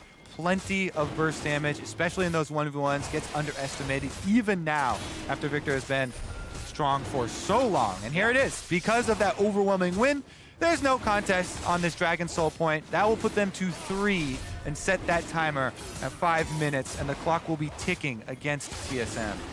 So look for the 26-minute Ocean Soul. That is going to be dangerous for TSM. Keep that timer in the back of your head. And we should note as well, talked about this last week, but the Rise tank build that got super popular in LCK, in LPL, is being used here. And I really do like this in EG's comp because they are trying to have this head first hard engage over and over before Victor or Jace or Senna can get any damage or poke down on you. They've got so many avenues actually to try and attack you from. And when you have Fimbulwinter upgraded, Rise becomes insanely tanky. Plus you get the mana scaling still inherently with it. Gives you all these side lane options for EG to set up the vision in their favor for that objective fight. So they can push out on both sides with very strong split pushers in Gwen and Rise, and be able to have, force TSM into some very tricky scenarios. Alrighty, what's coming next for us right now is wards come down onto the Baron Pit. Make sure there's no sneaks going on, because at this point, keep in mind, EG get to a point in about 4 minutes where you can trade 1-for-1 on either objective, and it's probably positive for you, right? If TSM get Dragon, you get Baron, obviously it's a dub. If they get Baron and you get Dragon as EG, it's actually pretty close. Impact gonna find another 1v1, but didn't win it against the mid laner, isn't winning it against the top side, as Hoon just shoves him right out. Keep in mind, 2 out of Spike is in for the Jace, so Impact gonna need some catching up, and he's down 30 CS in the lane. I mean, you don't want that fight. This is literally one of Jace's best all-time in an entire game. Is 2 item power spike, your Muramana is actually completed. Huge amounts of burst damage come out, so Impact's able to go back and get his Cosmic Drive, now even footing. Now can get it back out to answer that wave. TSM though, you're coming from behind, your sights are set on these objective bounties, try and push hard on one side. JoJo is the side they go for. Behind could be an easy tackle. You can never ult because you always hold the E or the R for it. There's a tackle into the wall, onto the Victor stun. That's going to be a 2v1 and a kill. 3rd one in a row now for TSM's mid. Exactly. Necessary comeback strategies from TSM. Pounce on a side lane, get the kill, and see if you can push out the waves afterwards. You're eyeballing that bottom turret. It is very, very low here. A lot of work has been done. That is an objective bounty. That is also not too deep on the map. So if TSM are able to get more picks like that, you can try and catch back up, get some gold into your pockets. Only problem is 2.5 minutes on that timer, Freak. Still ticking away here. EG eyeballing this Dragon Soul. Yep. Quick doomsaying, real quick from me, which is all those kills we've seen from TSM, they would all still be kills even with an Ocean Soul, right? 2v1, one-shotting Jojo, that's still gonna happen. Impact didn't win his 1v1 against Huni, still gonna happen the exact same way. Those individual plays, those don't change because of Soul. So the things that TSM are doing well, that's not gonna stop working unless EG starts macroing better. Yeah, the 1v1s might start to get more dicey. There is a little bit of healing cutting coming up with the Grievous Wounds there for Huni, but I do like how all 3 kills on Victor, Kaidio is spending his money on pure damage for this Victor. You do not need Morello Namicon for him. He's got a hard carry. He has to actually win these team fights for the team, and he's approaching even level 16 here. So it is kind of fitting in the first game for this new TSM lineup. Everything is on his shoulders. Their initial name. It is no longer technically Team Solo Mid. It is just TSM, but you know where it came from. It's where it came from. We all remember this was the original. It was Reginald, then it was Bjergsen, then for a time it was Power of Evil, and now Kaiduo picks up the mantle. And hey, you know, he got outlaned by Jojo Pyun, sure, but he's doing really well in the team fights here, really well in the mid game, and will be the primary force for TSM's success in this game. Keeping the wave clear going, keeping the CS within 20. You know, solid 10 CS a minute right now.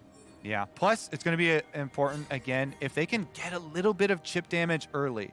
If you can chip down on some of these engagers before they start, then you have a hope of getting that counter engage off that you kind of drafted for. You know, Poppy the bodyguard. You've got Rel here with the snap E-stun. Should be able to do a decent amount of peeling with that plus the ultimate. And that is a hope for the TSM lineup here. EG, though. Do I like? Oh, okay. Again, full control early on. They've got Ryze heading down from top side. A little bit of a late arrival there from Impact. A slow, but Victor's not going to be an easy target. Again, only has Flash, no other combat summoners. TP is not really useful in combat, but no engage just yet. Tactical stealth, the squad. Flash engage on a 2, big damage. Do they find Vulcan? Not quite yet. In goes Impact, inspired, pushed out, 1 for nothing. Shenyi is down, running away, gonna stay alive against the ulti. Danny is out, summoners. Low on the health bar as well on the rest of his teammates, so Danny is 1 versus 4. Can pop the shield, but TSM, I've seen plays like this before. How good's it gonna be? Problem is, vision can be tough. Get the control ward. TP's back in the lane. That's going to be the important part to get back into the 5v4. But Danny, chunked the half HP, must be a bit respectful. Ulti's down, flash engage not going to land for Vulcan, but he found the stun. Spica could be going down, and that's going to be 1 for nothing yet again. Chase now on a Huni on the bottom side on the top. So they have Tactical running away for his life. Danny almost has the range, but can't quite get him.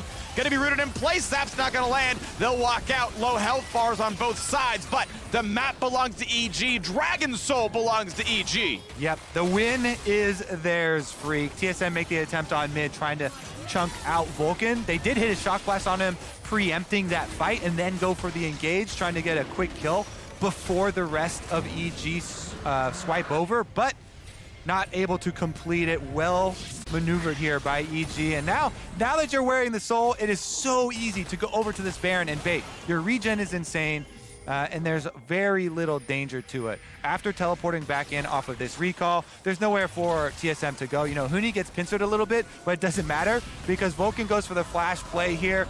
He does miss the E, but Realm Warp there in, and Spica gets stunned up, no problem. They honestly had no route out because of Impact's teleport there, so good job by him cutting off the other escape, and they pick up the extra kills and the Dragon Soul. So Soul has been earned, but the gold lead has remained around this 3,000 gold mark, as you can see, for the last several minutes, the last 10, I would say, roughly. Certainly relevant to think about that one. The TSM have fought well, but they have lost objectives, and Dragon Soul's obviously an injection of power. No slows just there. TSM going to walk away. The next objective is clearly going to be the setup around Baron. Both teams have killed the outer turrets, 3 for 3 on that scoreline. Yeah, Uni, I like the call from TSM.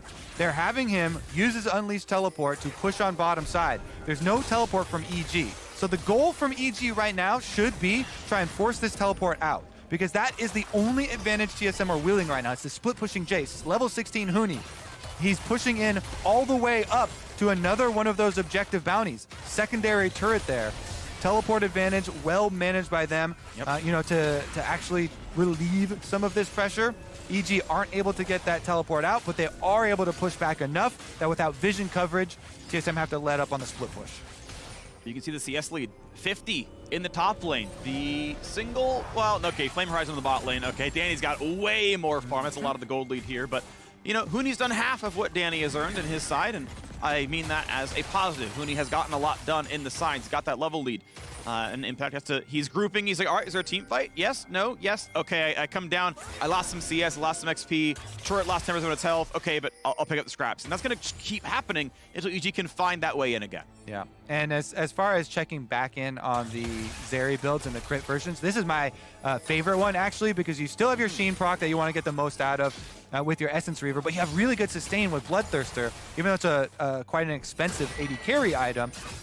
Really like how Danny can maneuver around these fights where every member on his team that is not him is a very beefy member that is going to be creating space and creating time for him to get the maximum out of Zeri's kit. The bot lane wave cleaned out. EG on their way back to get rid of the vision. We know Elder Dragon is still 3 minutes away. There's no credible threat. You don't care about wards on the bottom side at all unless you're playing split push.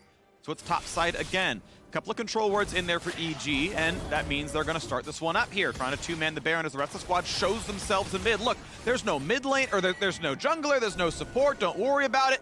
And now, TSM, how do you get in? Well, they also have to worry about the teleport cooldown here. So EG, they're burning it down, no vision. They actually get the objective, no teleport used. All right, objective claim. There you go, Freak. That's the answer. Nice. I mean, that's good play. Just burn it down. Vision coverage does enough. The power of vision denial there for EG and Sustain of Ocean means there's no threat here. It's not like you take any significant hit from Baron. TSM, they barely even get the push out on bottom side because they're so far behind in this game. And it's really good timing, all things considered. They're going to catch the bot wave in time. No problem there for Impact to get his golden XP up. There's no cross map on the Dragon. There's maybe the chance to play for wards right now, but you can see it's covered enough that the invade paths are known. Vulcan is safe. The squad can come down to defend some of this. Good bounty in the bottom turret. That's going to be a solid, literally 1,000 gold earned, 800 base for the turret, plus minimum 250 for the bounty, so a good amount of money earned on that side of the map, but you can see it's still pushing forward. Is EG going to take top turret in response? Yeah, this is the problem. Because there is so much focus there from EG, and they were winning the 5-on-5 with their very strong engagements. Ocean Soul is going to allow them to push back with this Baron buff very easily. Rise to top turret already. This is mid one falling very shortly there as Danny from a pretty safe range able to help that one down as well. And they still have an extra minute 45 on this Baron, so plenty of splitting to come. Is it a death? Got a root. Okay, he's gonna get out of the rest of this one. Can Shen Yi find him? Nice, the ulti is a momentary silence. Stops the ult. Jojo on the way. Phase run, EWQ, run for his life, knows he is dead. Stopwatch to buy 3 seconds. Will still drop, will be stunned, will be killed. They shut down again on the Kaido, but we look at the bottom lane now. How quickly can you reset? Because this is going to be a dead inhibitor. Jojo for an inhib seems decent. Bot tier 2 and the inhibitor turret dropped for gold as well. Cash positive, map control positive for EG. And Freak, he's going the new Lich Bane on that Victor as well. He knows he has to put out so much damage. He has to really hard carry, get these kills. He's got all 4 of the mid-game kills, for the team, and he's putting it all into damage as it should be. I actually really like the new Lich Bane where it's a lower cooldown. It is less damage on the proc, but second lower on the cooldown actually can be utilized by Victor very effectively in these fights. As long as they're able to peel for him, keep him upright, and keep him safe. Yep. This is the way to go if you have any hope of trying to get back into it. Totally agree. I think everyone would agree this is the way, and as TSM look for their play around Elder Dragon. Mando agrees. Yeah, exactly. Now we got the control wards in the brush. TSM actually owned the vision. That Scryer's Bloom, they need to hit it. Okay, good. That was pretty important. Tactical could spot the route in, and they can burn this pretty quickly. The same DPS, not bad at all. EG on the way, but Rise not in range yet. Has ult, has TP, has flash. When does the play begin? Inspire takes one of the control wards away, owns the left-hand side brush. TSM sitting on top of vision as well as the scuttle was taken. A slow from the ult, impact on the flank. Do they find the play? A slow and a Shen Yi's not enough to start the fight. Dragon stays at 9K right now. Yep, TSM, they want to flip it right here, but EG, they're trying to poke down and heal back up with their Ocean Soul. Impact, though, gets engaged on his cut! Gets jumped, the stun is on, they're gonna find him, he's gonna zone his for a second, Shady's gonna drop 1 for 0, stop for Poppy for a second, and the front line goes Inspired, and that means they're gonna get the kill. Down goes Kaiduo, and that means the fight is over. A quadra kill for Danny! Welcome to the LCS, Zeri. Danny gets another pentakill! 100% of Zeri games have resulted in pentas for Danny. Evil geniuses coming in hot off that lock-in tournament. Second place, not too shabby in the tournament. First place in the LCS. They are the only team with a win in spring. Well done, EG, starting the way they left off. Wins in the group stage. The question is, how long will this run? Ran for a while in lock-in, may run for a while here. Danny looked good on the Zeri, completely crushed the lane. Jojo won his lane again. No surprise here at all. Inspired always on point. The objectives were stacked up. Well done, EG. Yeah. Rewarded there, the young North American talent showing up, but also the veterans on this team, because there's so much of a spotlight on the younger pieces. Impact, Vulcan, Inspired, really well maneuvered here by the team. I actually like this strategy too of the draft of going for the hard engage, trying to close that gap, and manage your own leads early on a lot better. Yeah, meanwhile, we can look at the other side, right? Talk about TSM, what do we see, what do we like, what did we not like? I thought Huni had a solid landing phase. I think he actually created a lot of side pressure. That was really good. And the 2-on-2 early kill, like level 2 or 3, like that was well played on both sides. I was a fan of Shenyu's engage, but it just felt like the first few dragons were given over off of bot pressure. I don't know what happened exactly. I expected the lane overall to look better for the TSM 2-on-2, right? Like, I think they should be reasonably favored, but map pressure was clearly with EG. And you know what it was? It was those early trades where I changed my opinion and I was like, okay, I have faith in this TSM bottom lane. Really good mechanical play in both first engages, the escape from Shenyi, then the re-engage, focusing, burning down Zeri, getting that kill. I was like, oh my God, it's going to happen. And then, the farm lead explodes. They make the swap over to Rift Herald. Danny's just farming up on the Zeri. He's constantly pushing in, and they have dragon control. And so EG, they kind of shrug off one of the mishaps in the early stage of the game where you thought this could go, in a TSM favored way. So I think it also speaks to the discipline of this EG team already to be able to shrug off small hiccups like that. Yeah, the fact that EG were up 1,000 gold, down a 600 gold first blood, because 400 for the kill, 200 for the assist, right? 600 gold is the value there. The fact that they out-farmed 1,600 gold and first dragon is like, well, the hands are better, right? Jojo, I think, has been up CS maybe literally every game. Like, it might be 100%. At 8-14, he's up CS. It's like, well, that's a gold lead every game. That's going to feel pretty good. And yeah, despite that first blood, the bot lane had pressure from EG. Yeah, I just think it's a really smart decision, and more teams should be pushing for the hard shove on the turret plates and minion wave in exchange for that Rift Herald. They really made it a non-factor. Timing's there for Vulcan getting back out and roaming. This is something people were looking at the lock-in finals and seeing some underperformances of what they were used to seeing from this Evil Geniuses team. And it looks like it's been corrected pretty quickly here. Vulcan playmaking champion here with the Leona. He's moving towards mid very often to try and open up, unlock Jojo for these roaming timers, and they're able to keep control for the early stage. Alrighty, well, the new blood bring it home, and EG take the first win of 2020 in LCS. To learn a little more, we're joining the Tigers and Danny for our Horizon postgame interview. First win of spring for EG, second pentakill of the year for Danny. So first things first, welcome back to the LCS stage. What was it like having such an explosive performance on a pick that we have yet to see in the LCS? It definitely feels amazing to have to play Zeri and get a pentakill.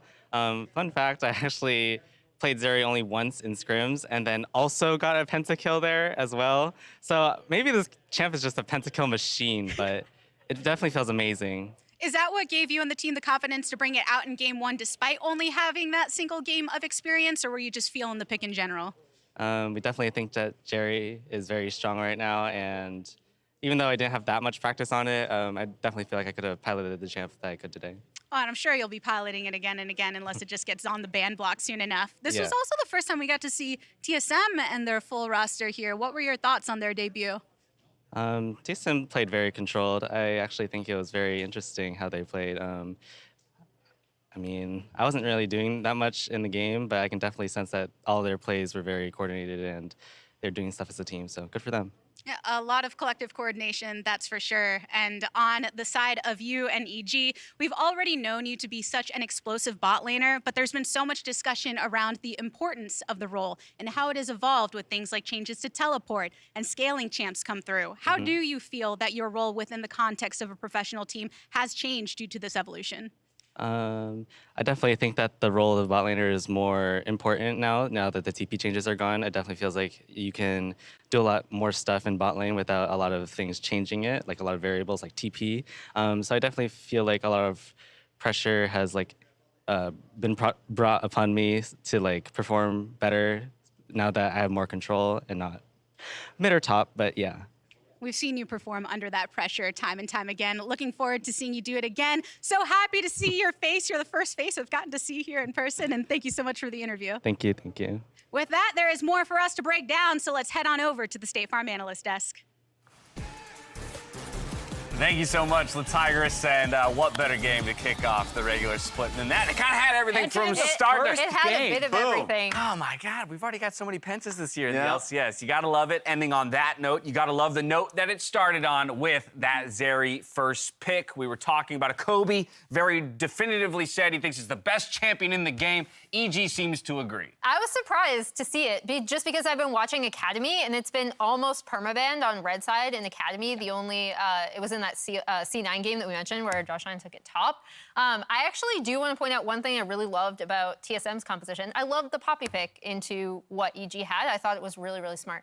Yeah, I mean, it's kind of crazy how wildly variable there are, how wild variances there are in of course, Zeri. Not only are you saying that it's consistently banned, but in the game that you were talking about, it was picked. It was last picked. Yep. So, so there are some situations where people don't exactly know if it's the OP pick. And I like TSM's response to it, where they had stacking CC with Poppy and Rel and the range that Senna provides. So they had a lot of control if the early game went their way, and initially it did. It very much did. We heard Freak talking about some of the value of those picks into it, but it didn't take long for the 2v2 to get wild. Yeah, and I mean, honestly, I can understand why, especially for day one of the LCS, you'd let Zeri through.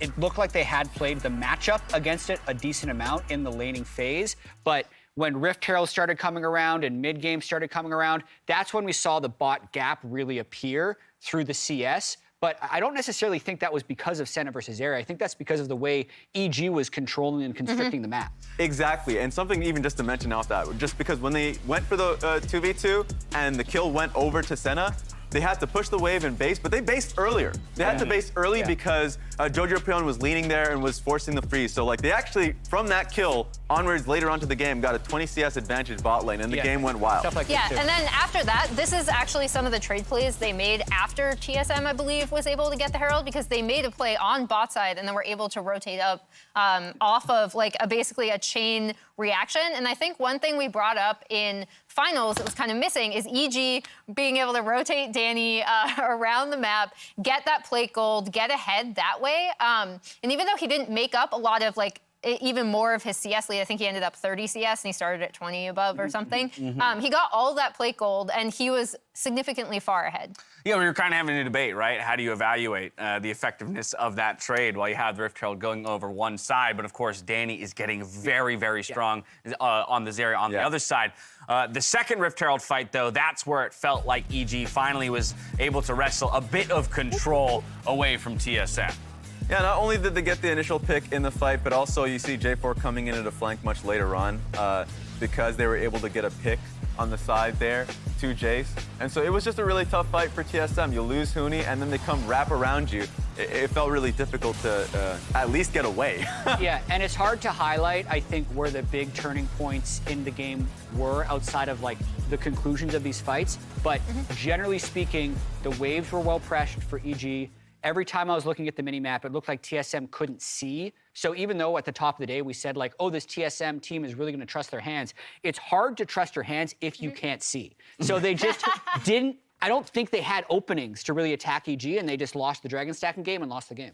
Yeah, I mean, I think what we saw was an EG team that's just a lot more coordinated and a lot more able to make these cross-map plays as a group. But for TSM, there were a lot of like really individual bright spots. Like we said, this team is going to have incredible mechanical ability, and I'm really looking forward to seeing how they develop as a group. Yeah, we're gonna relive the pentakill moment. Okay, so Danny's at the top of the screen. Try and follow him through this fight, because he covers a lot of ground. Yeah, comes in at flank and gets down Shenyi, and of course he's already in a pretty good position. He goes through the wall and then flashes back. Does he vault over the Jarvan ult too? He vault flashes, Yes. so he covers Oh, an insane amount okay. of ground. I was trying to figure that out because it kind of looked like he teleported. A sick pentakill. He started at blue, went to river, went to bot lane, and then ended at blue. Just Beautiful, beautiful. As if the pentakill wasn't enough, his whole performance throughout the game is what brings him the first player of the game honors that we have here in the spring split of 2022. So good on him. He talked about how he feels there's even more expectation on him now with some of the changes that have come through in the game, and he's hoping he can live up to that. I'd say he did it in game number 1. Yeah, and one thing I think that happens a lot in LCS, because players get, especially North American players, get shuffled around a lot by teams, right? Is I want to track him in his second year. Like, how is he improving? We've already seen his laning, in my opinion, has improved a lot with Vulcan, and that was the one thing that I was very critical of him last year. And then his team fighting is still absolutely insane. Stellar player. Good to see EG rebound after that loss in the locked-in finals. For TSM, though, I think that was a brilliant first showing, considering, again, the expectations that we had of them coming in. Now, when we return, the rookie squad of CLG shoot for the stars, while Alphamu and all of FlyQuest look to stop them. We'll see you here. Take fast dash. Junglers. Good hit. Flash for the fling backwards. Stun's gonna land. Danny flashing forward, but now locked in place. Welcome to the LCS. Shenyi gets first blood. Dragon gonna stay up as they play for tactical. He's gonna run a safety, rooted in place. A nice ulti in, but it's not enough for Shenyi. And they're gonna ult back to safety. Yes, they will. A 1-for-1 across the map. But now the top side. Mid lane versus top lane. Impact trying, but I am die. Shutdown comes through. Kaiduo takes the 1v1 win.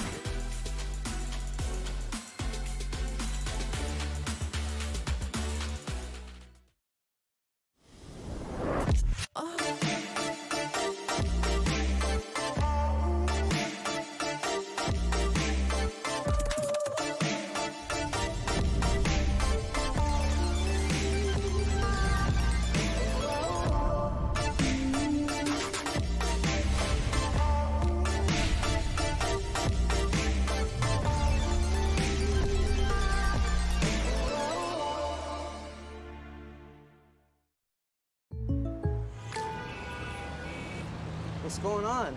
Jake from State Farm, the perp just confessed. I think. I don't know. What? Oh, can't afford streaming anymore, so here we are. Oh, don't give up what you love. State Farm has options to personalize your policy so you get a rate that fits your budget. Oh, that's great. The subtitles would be nice. For surprisingly great rates that fit any budget, like a good neighbor, State Farm is there. Call or click to get a quote today.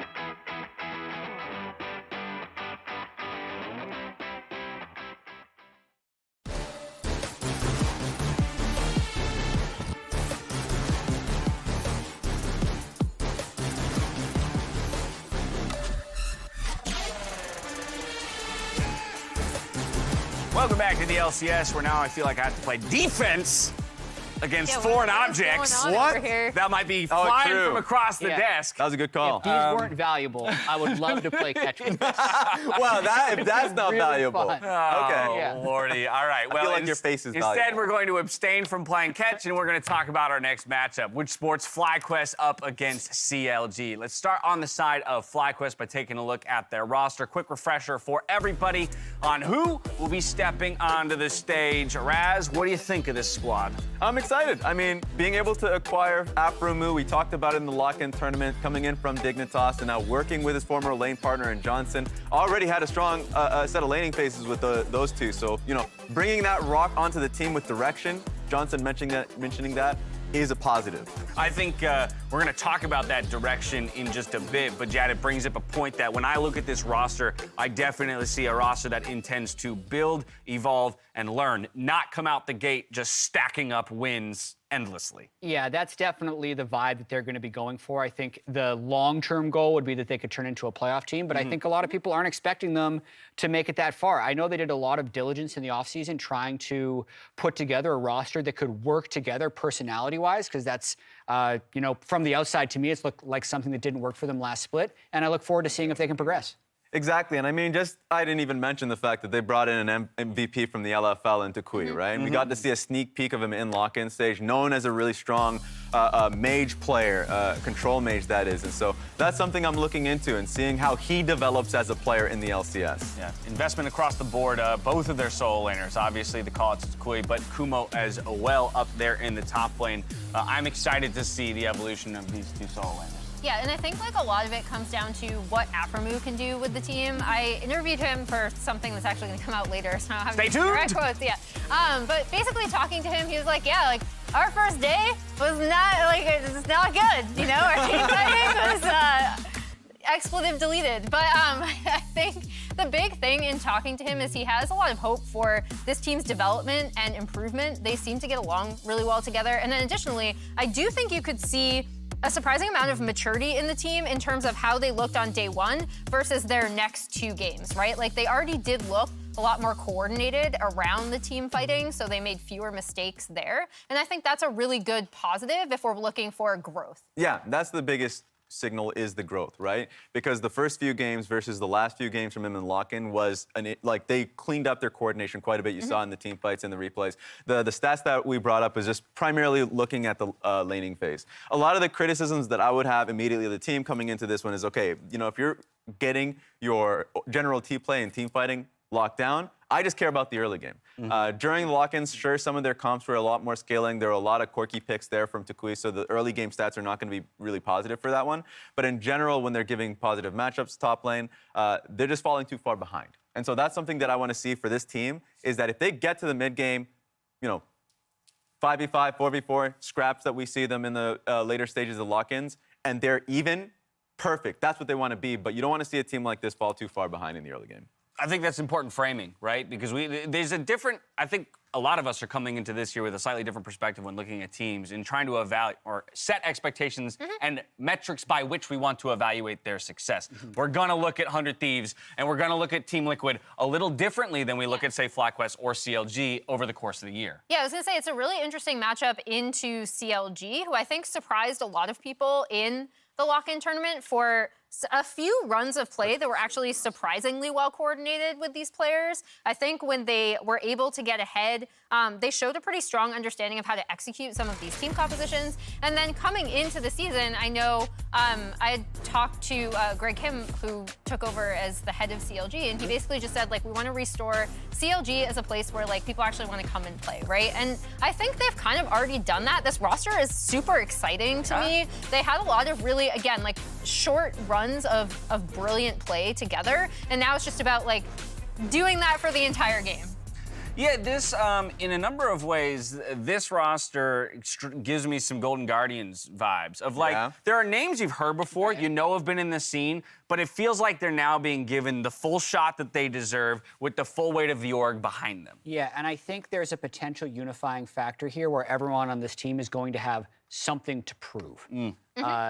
Jenkins spent 3 years in academy, getting his first shot as a starter full-time on LCS. Contracts was in LCS in 2016, went to Worlds, and has really been a journeyman this whole time. Palafox actually has revenge against the FlyQuest team that dropped him after last year.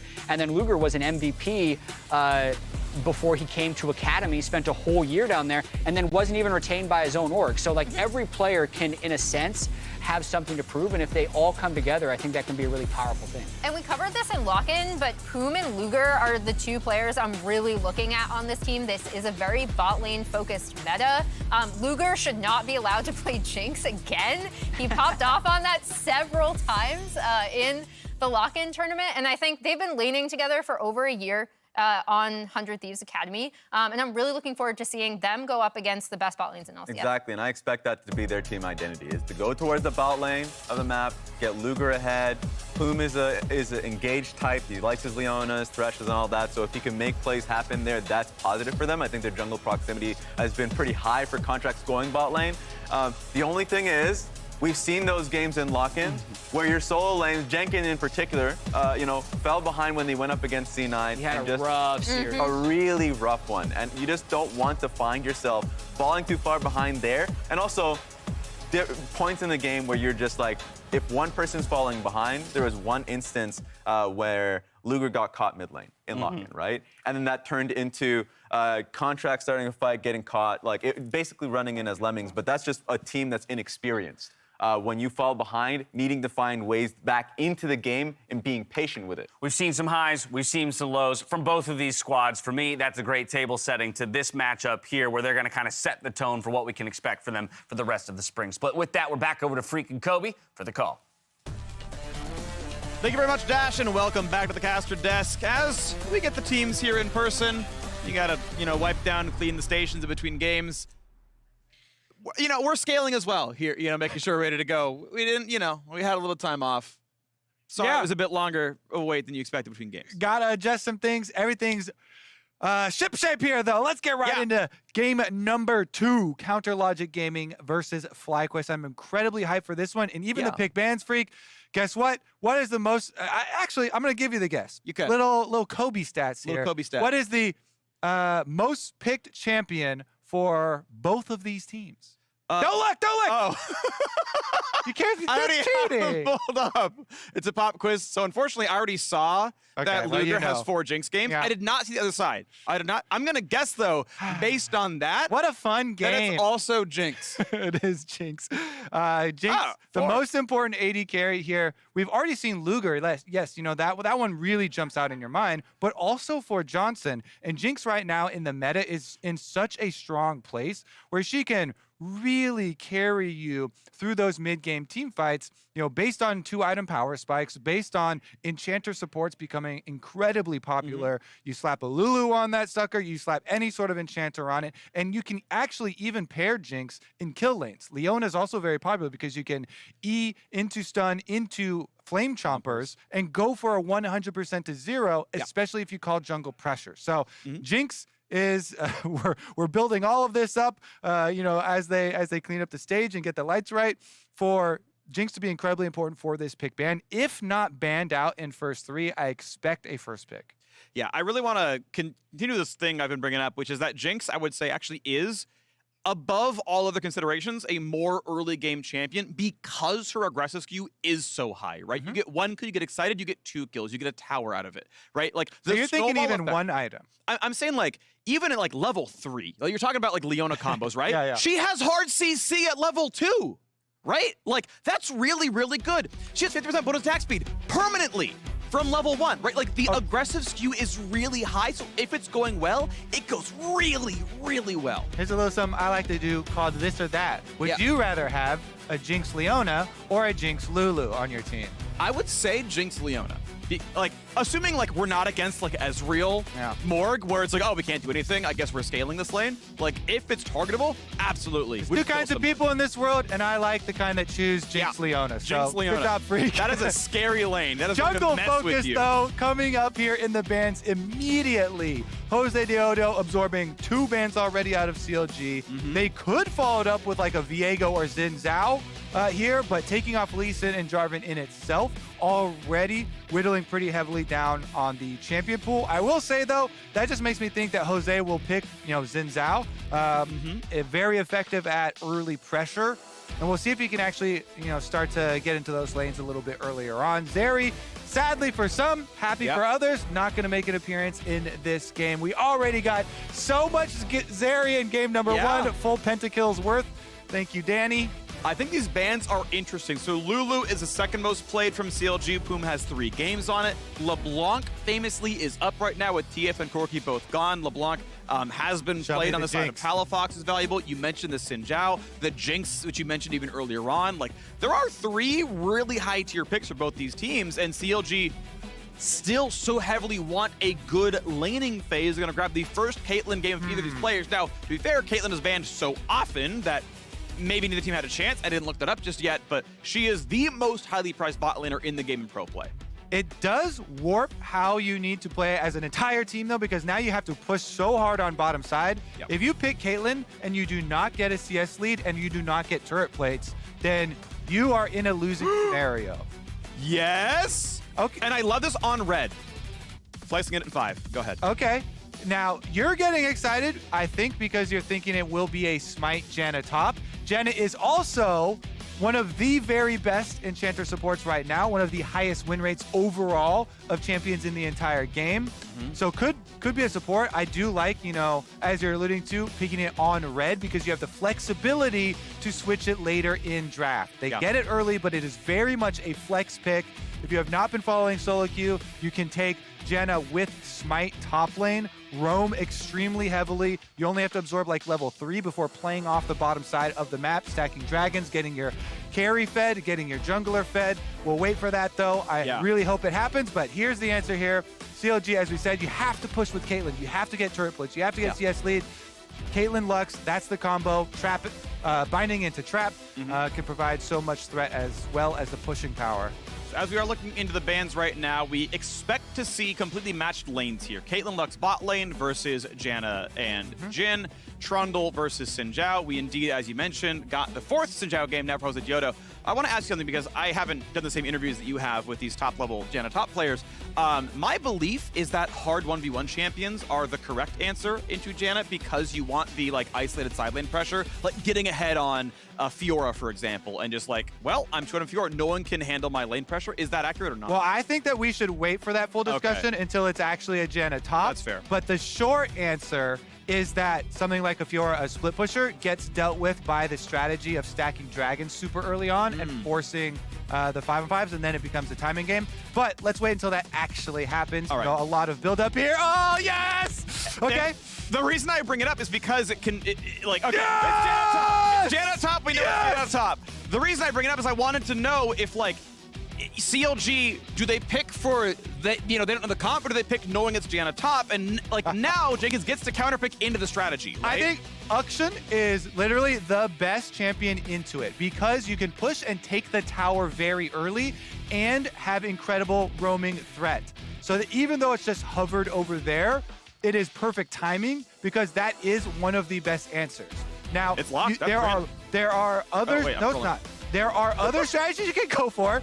You can either do an enchanter yourself and also roam, or you can do the split pushing style. Now, what's most important though is you do not pick something that will be slow at taking the tower because it comes down to a timing curved game. Graves, very quick at taking that tower. You can immediately shove these minion waves, get that gold very quickly, and then right the ship for the rest of your team. The Janna's goal is to get your jungler or one of your 2, either mid lane or bottom lane carry, super fed. The ideal scenario also revolves around level 1 getting information because that allows Janna to do her job even more effectively. The level 1 annoyance of 2 champions taking Smite, Xin Zhao and Janna in this case. We'll wait until we get into the game because there are other iterations where the Janna doesn't take Smite, but that's the most common one. Can be used to fully take over the jungle, starve out your opponent jungler. So while you give up a free lane on the top side of the map to, in this case, the Graves, you would also starve out another member of the opponent team and funnel your pressure and your resources into your carries on the bottom side of the map and stack those dragons so that you have a win con earlier in the game. Okay.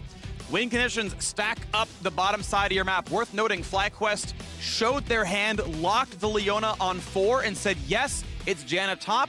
You know your ISO lane, grabbed your matchup. Because they wanted counterpick for Tukui in the mid lane to say, okay, it's Zoe and a Victor. Now we know. That's going to help us win. And it played right into their hands because, as we stated, when you see the Caitlyn pick early on, you think this Caitlyn has got to play off her early power curve, pushing, getting turret plates, getting CS leads. You cannot do that versus a tri-lane.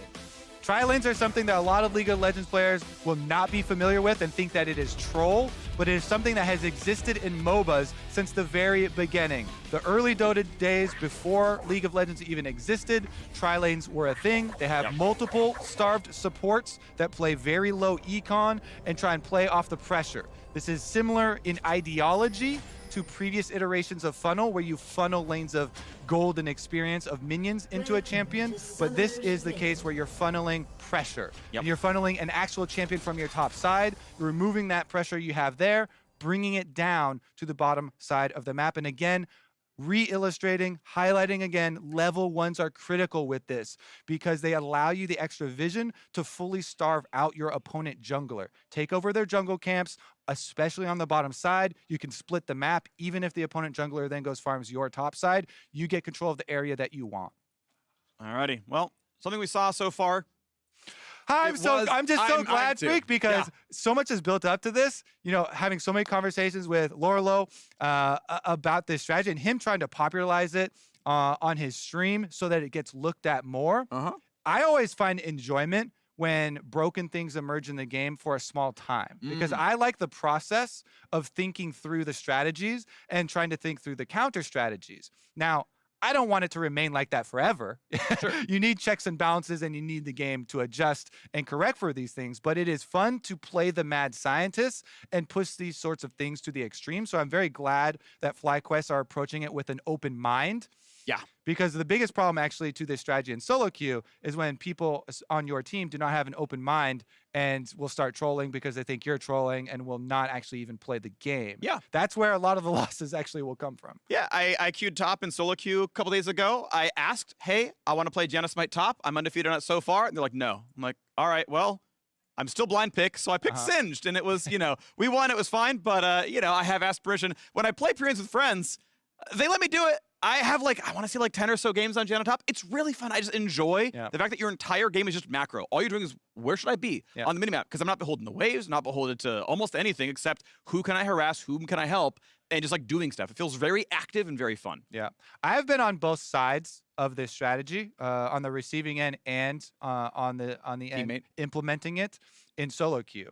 And while I will say it does feel fun to be the jungler where my top player says, I'm picking Janna top, and I immediately go, okay, sweet, I'm jungling Hecarim, I'm building full damage, I now have a Janna and a Karma on my team, and I get to kill everyone on bottom side of the map, and I get to be super fed. Yeah. There is enjoyment there for me, but the pain of being on the receiving side was so much more that it clouded my judgment and my perception, of the strategy. Because if you're on the receiving end, and especially if your team is not up to date on the strategy, you just get completely taken out of the game. So we're going to see CLG's reaction to it, because they are most certainly up to date on the strategy. I know for a fact Palafox has spammed mid lane supports with Smite in solo queue, and so CLG, will see how they deal with it, because one of the biggest difficulties is then not coordinating your own top laner and your jungle to defend against this strategy. It really does thrive in chaos and kind of preys on your opponents not being ready and not knowing how to react to it as well.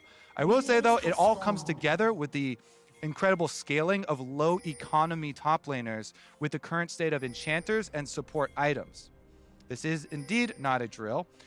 This has become extremely popular and prolific through all levels of solo queue, mostly at the higher ends, though. Yeah, it's more successful with a lot of streamers and a lot of challengers adopting and picking it up. Yep. And so they've opted for the sweeper to clear out here. Make sure that Jose can do a red buff down to bottom side. And Kumo indeed has taken the smite this time around. So he's going to head top side to absorb level 3 first.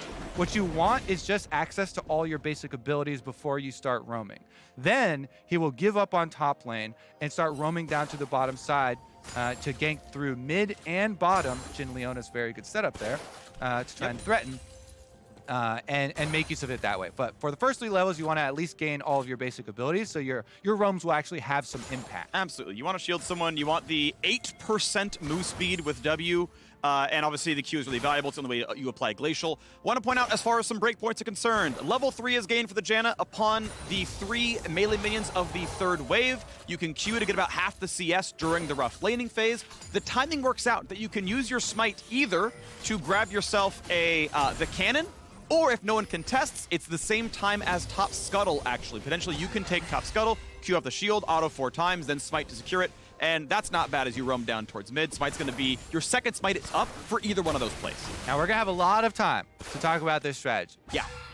So there's no rush here.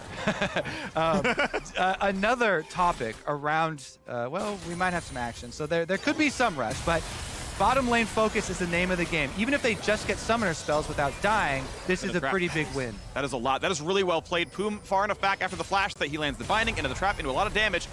Contracts here, pillars to spot out. Oh, Jose Jodo does not get slowed down by that one. Goes into the trade on Trundle. Janna's still top lane right now, taking a recall, and Contracts is just gonna drop first blood in the bot lane 3v3. Ideal start for this strategy, Freak. Bottom lane is where you want your advantage, and you've just gotten first blood on your Jhin. After the bottom lane was able to ward off the engage, did blow summoner spells, Jose is so happy to go in on that.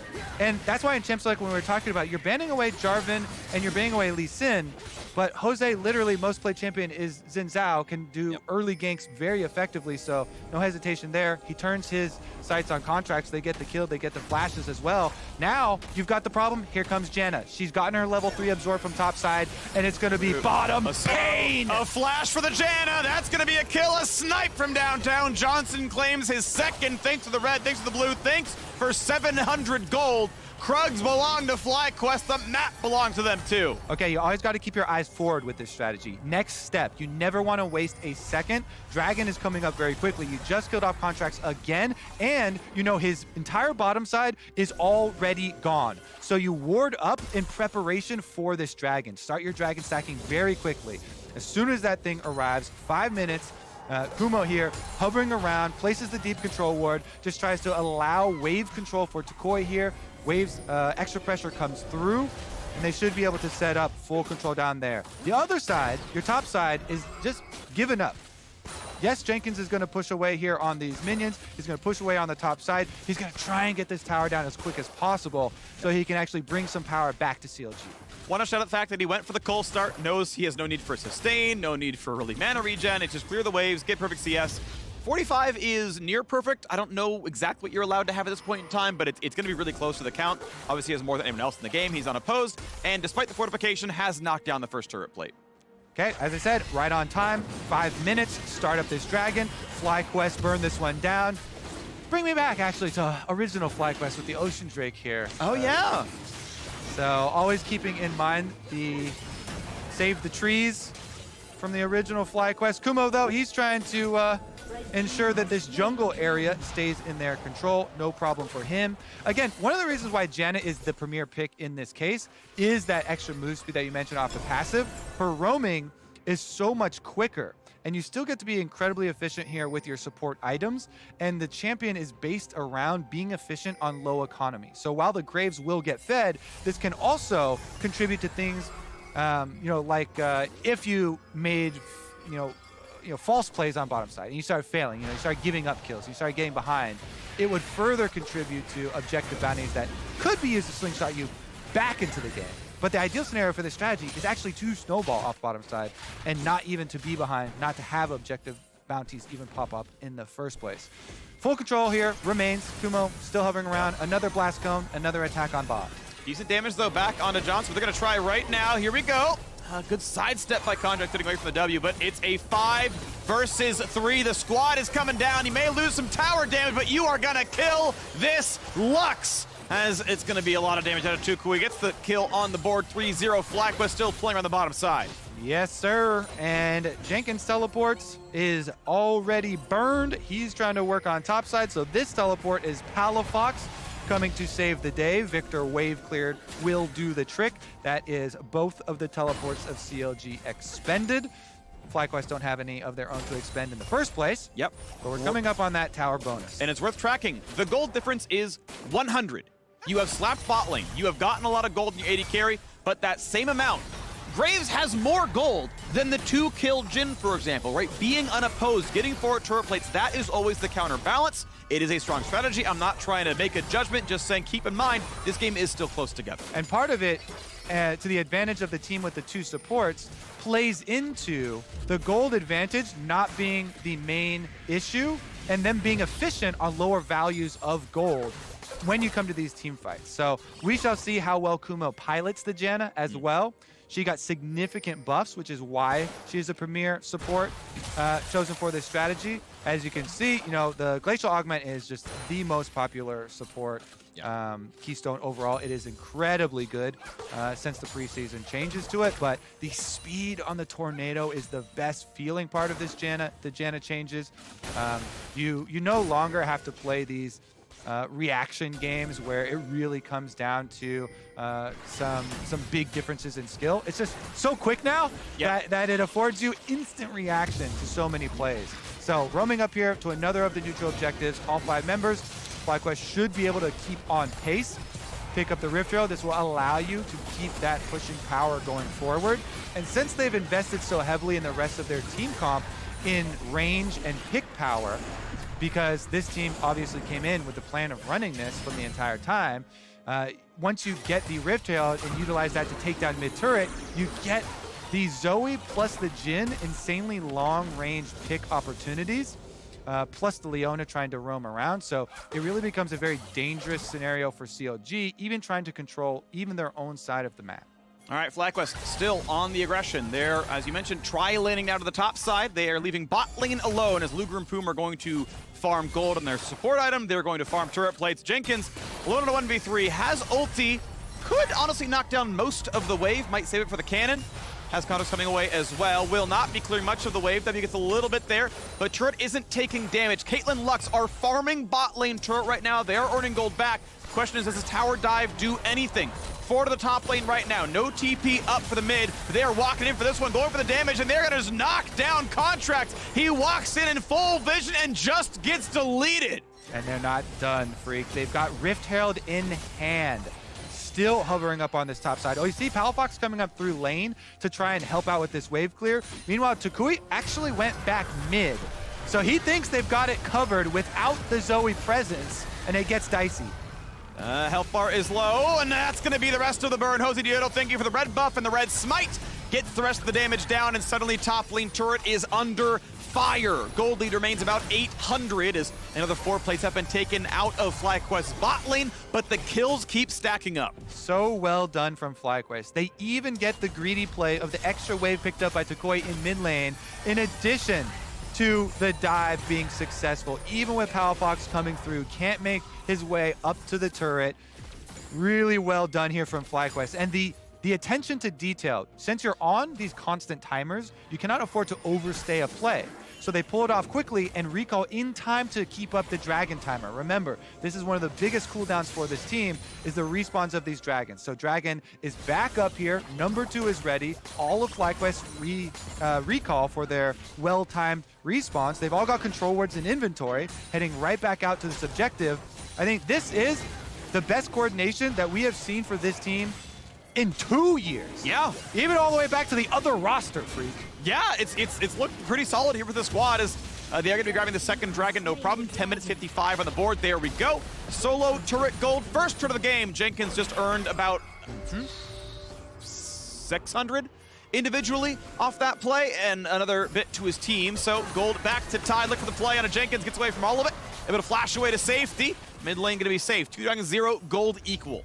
And this is where I use this type of game as an example as far as the answer to some of the people trying to come up with the counters to this strat. You know, and you're like, oh yeah, well you just got to split push super hard, and then you'll have a fed top laner, right?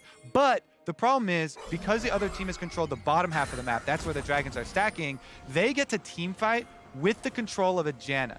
And when you're trying to teamfight as a Graves into Janet, well, never mind. We got a play on a Palafox, half HP, flashless, as Jose Dodo drops the aggro, the burn comes through, and that is a kill picked up. Good shield from Janna. Chasing down Nakuma, will be deleted. That is a very, very squishy level 5 support, and CLG with the first gold lead of the game. That is big. Get the kill on the Janna. Kumo even uses his ultimate, picks up the actual credit there. He's further accelerated. So to try and build up the comeback mechanic or try and build up the team opposing this very frustrating strat in that Graves, he has popped Cole, he has got the entire top side, he even got that kill onto the Janna. So this is going to be, fed Graves, putting his money now into Merc Treads and further damage. We'll see what Kumo can actually do with this because, as I said before, CLG have been very well aware of this strategy. Palafox has been using it as mid in solo queue very frequently. Now he's asleep, though. Could almost be an outright kill, but as Contact shows up, they're going to force this to charge and share gold among the team, but that is a deletion. 0 and 4. Contracts just getting torn up here. Still legally binding as FlyQuest get their gold lead back. It is going to be a full rotation too, so that means Jin on bottom side, Johnson does get the wave all the way up to the turret, takes down some of those plates. Aframu giving his life up for another consecutive kill on this Trundle, who starts to actually lose value, and they lose some pressure there, allowing Palafox to continue to try and wave clear here, barely keeping this turret standing. That is a critical one for them, though, as their defenses are crumbling around the map. And so Graves pushing in the top lane.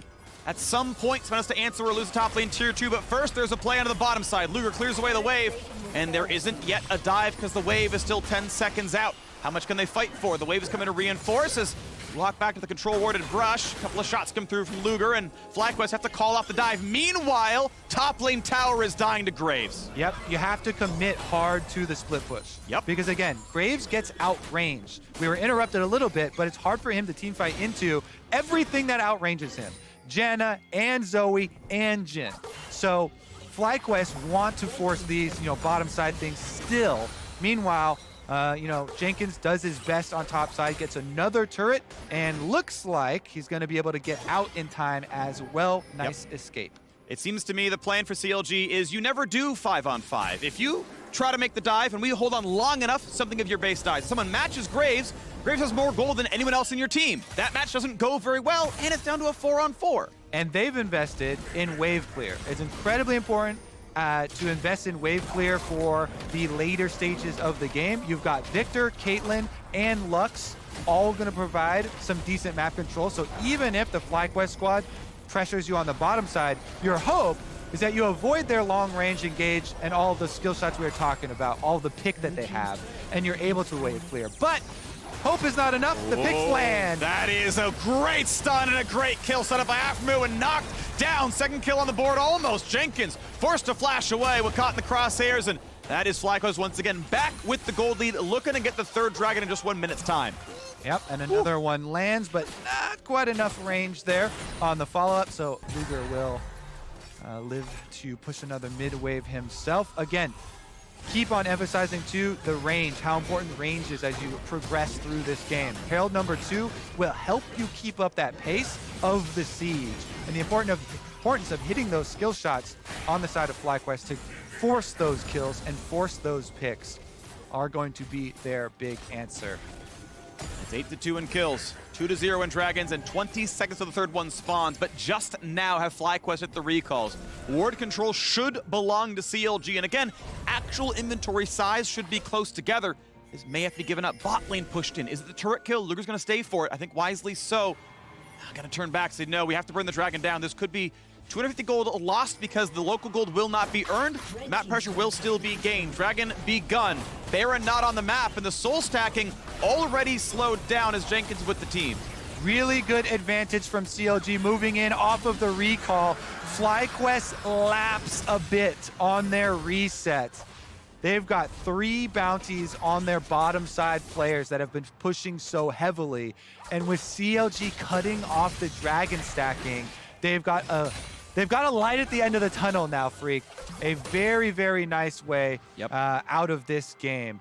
Because the actual bounties have started to accrue through the bottom side members that were stacking up all these kills too, if they can actually convert on some of these, they will then be in the hands of a late game victor carry. We saw the possibilities of this through so many games through lock-in as well. So again, cross the map on the top side. Wow, big damage. Not quite a kill. Flash to save the Ritukui, trying to stay alive.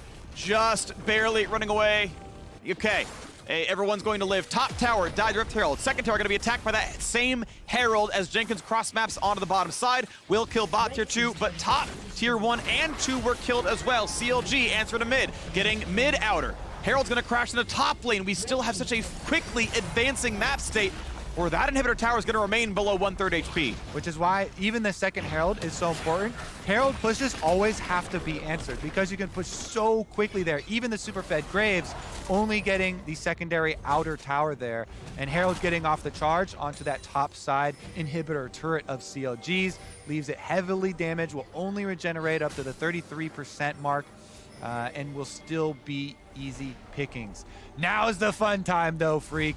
The dragon stacking has been put off the extra 5 minutes from CLG getting that dragon, and now it will come down to warding to set up these picks.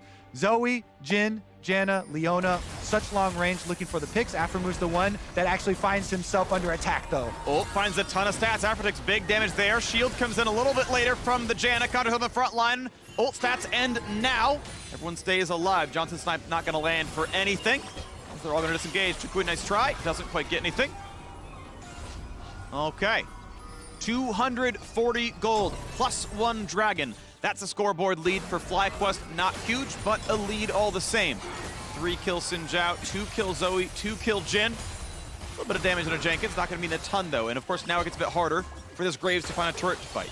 I'm so excited for this stage because we're continually looking for more data on these strategies. Usually, the best success for the Janna top sides are when the Janna top is paired with a bottom lane that is like a Jinx Lulu.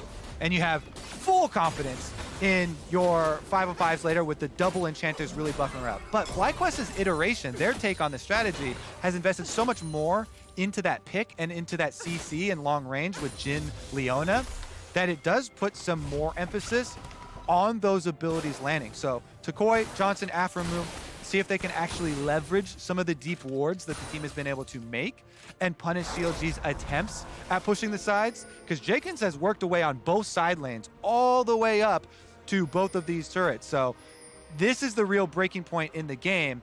If they're able to actually crack it, or FlyQuest find their pick, they get the straggler kill first, and CLG aren't able to fight their way out. Contracts. Slow flash to get away from the root. Good shot by Johnson. Was going to land, was probably going to force the kill. The Summoner on cooldown. The Dragon coming up in just 85 seconds. Is if FlyQuest can make that one happen. Of course, there will be a Baron first, but just wards should be enough. Either team can rush it all that quickly. Jhin ult opens up, slows on a contract. Tanking if he can tank those shots, gets a bit low. Poom tanks 1, and now mid-turret can be pushed in. Now mid-tier 2 could be the target, but there is some wave clear out of the Victor, but how much control can FlyQuest take? They walk up and they get some shots in. Yeah, they've got very good defensive capabilities with Janna ultimate and Xin ultimate, both creating space for the long-range abilities here. Takoi, even without landing the sleeps, they pressure this through, while Jenkins, keep your eyes on the Graves, is their timing restriction. This is the check and the balance for every push that FlyQuest make. And because they're able to pull off the turret quick enough, they can answer this push with Takoi roaming here and the rest of the team following. 100%, I feel like there's the sleep, and that should be just in time. Night-night. There's the rest of the squad. Be careful, Janna! Kumo, no! That was simply too aggressive. You were guaranteed the kill. That is a very large mistake to donate away 300 gold and a bit of map pressure. FlyQuest ultimately still come away with more out of the play thanks to the assist, but now we can fight over topside wards. 100% agree. With literally simply too much. Every part of that, because you have to be aware when you're opting into this strategy, you know, how squishy you are later. And this is, again, full damage, super fed Graves. So walks up. Again, your Q is so instant now, and you have so much range. Very good response there, though, from Jenkins. He wakes up from his nightmare freak, and all he has to do, full combo. Start blasting. Ooh, that's a good route, though. That's going to hit Luger. Jumping in is Jose Diodo. Ulti is on as well. Only a slow on a contract, but still flashes the Trundle. That could be enough zoning that it belongs to the FlyQuest. Now, Kumo's ulti still down from the previous fight. He burned trying to live, did not do so. Contracts cannot easily get into the pit. In fact, Smite's down right now. Bring it down. Gonna be tough, down to 2k health. This could be the easy play. Jose Diodo should have no problem getting the Smite and getting the third drag, but they turn up the battle instead. Dive to the front line, but the ulti is down. Could be sniped, but no, first Contracts will die. 700 health on the Dragon. Shot, and claim. Third Dragon on the board for FlyQuest, plus the kill in the team fight. Yeah, that's a huge win. Now it's Soul Fight. They're back on track. What a play off of this timing window. Jenkins is walking back from base, so they still are rewarded for the pick onto Jenkins. Side benefit, you know, Jenna's only level 8, so Kumo's back up, and with that extra move speed too, they're out to the objective first off of that pick onto Jenkins. And so even though it wasn't ideal, they still capitalize on it in a perfect way. Whew. All right, here's the setup once again. Yep. So they know that they've still got time. Jenkins is headed over. The ultimate comes through, popping Contracts. Nice use of their CC. Again, they're keeping them at arm's length. They're avoiding the big possibilities of burst damage because CLG actually do have the good damage if they can land, you know, like a binding coming there from Poom. That would be so much follow-up from a Victor, from a Caitlyn. But well done there to keep them at arm's length and just CC the front line. Contracts gets locked up there, and getting the kill onto the jungler means they even got to auto down the Dragon. 73 health there in front of the faces of the rest of the members, and there wasn't anything CLG can do about it. Jenkins didn't want to go for the back of the pit, but he wants to get right back into the base. Yep. Has to keep finding a side lane to walk towards, and it's up to the rest of the squad to like give him the necessary ward control and make sure it's going to be safe enough. I'm actually, hold on, we got a Baron play. Talk about wards and such later because Baron's being attacked, and happily on the other side of the map, Jenkins is just hitting turrets right now. Lux ults for some vision. It is a 4v5 at best, but it will be an inhibitor, and maybe Nexus turrets traded. How many backs can they stop? We have seen CLG play around bases before. This one might be a good one for them, though. They've got the Baron at 3k health. Jose Diodo has not engaged or gone for Baron just yet. They've sent Tukui back, and that's going to be a stop. But just like that, CLG stopped the Baron. They got an inhibitor, and nothing was lost. Huge win. The pressure from downed inhibitor in the perfect side of the map. Jenkins makes up for it. Right back out to pushing. Inhibitor down, and the team actually stops the Baron attempt. CLG now can leverage map movement here. Super minions down bottom side constantly. Fox, as long as he doesn't get picked there and is able to reset, CLG can then move right back out to the top side of the map without having to worry about controlling minions on bottom side, but Fox does get hit with the W. Not sure what he was afraid of. The stun was already going to be down, and that's going to be really... If someone else is there, yeah, it's a death. If you suddenly get Leona ulted, but...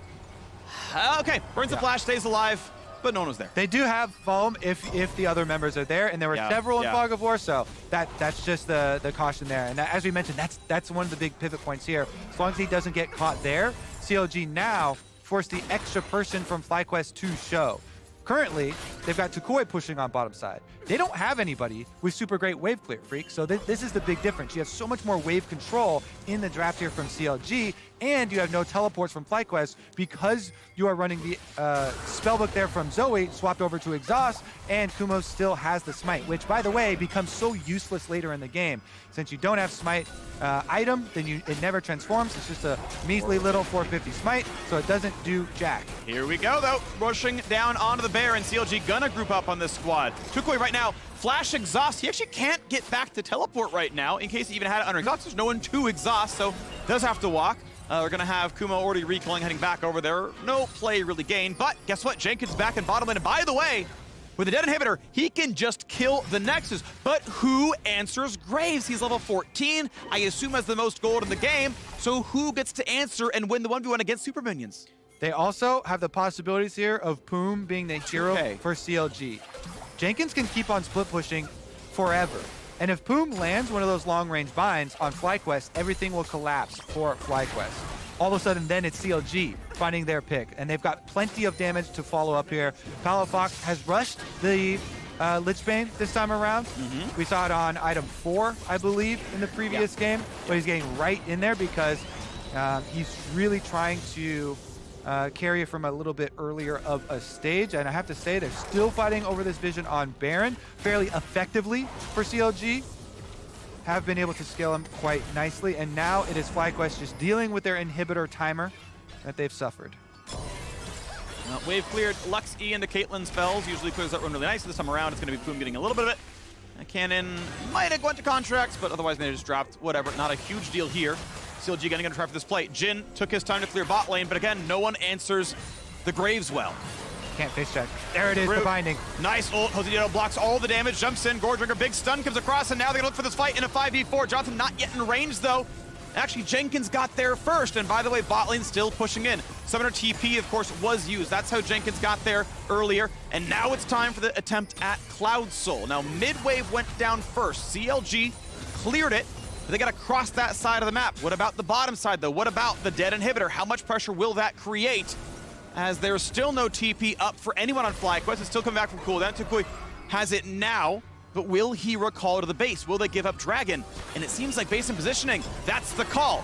4 minutes ago, when the bottom inhibitor was killed, when Jenkins split pushed that down, that's what allowed the Dragon to come through, and once again, CLG slow that one down. Nexus turret, by the way, down to 20%. The value of the Gray split push still paying forward with the inhibitor down.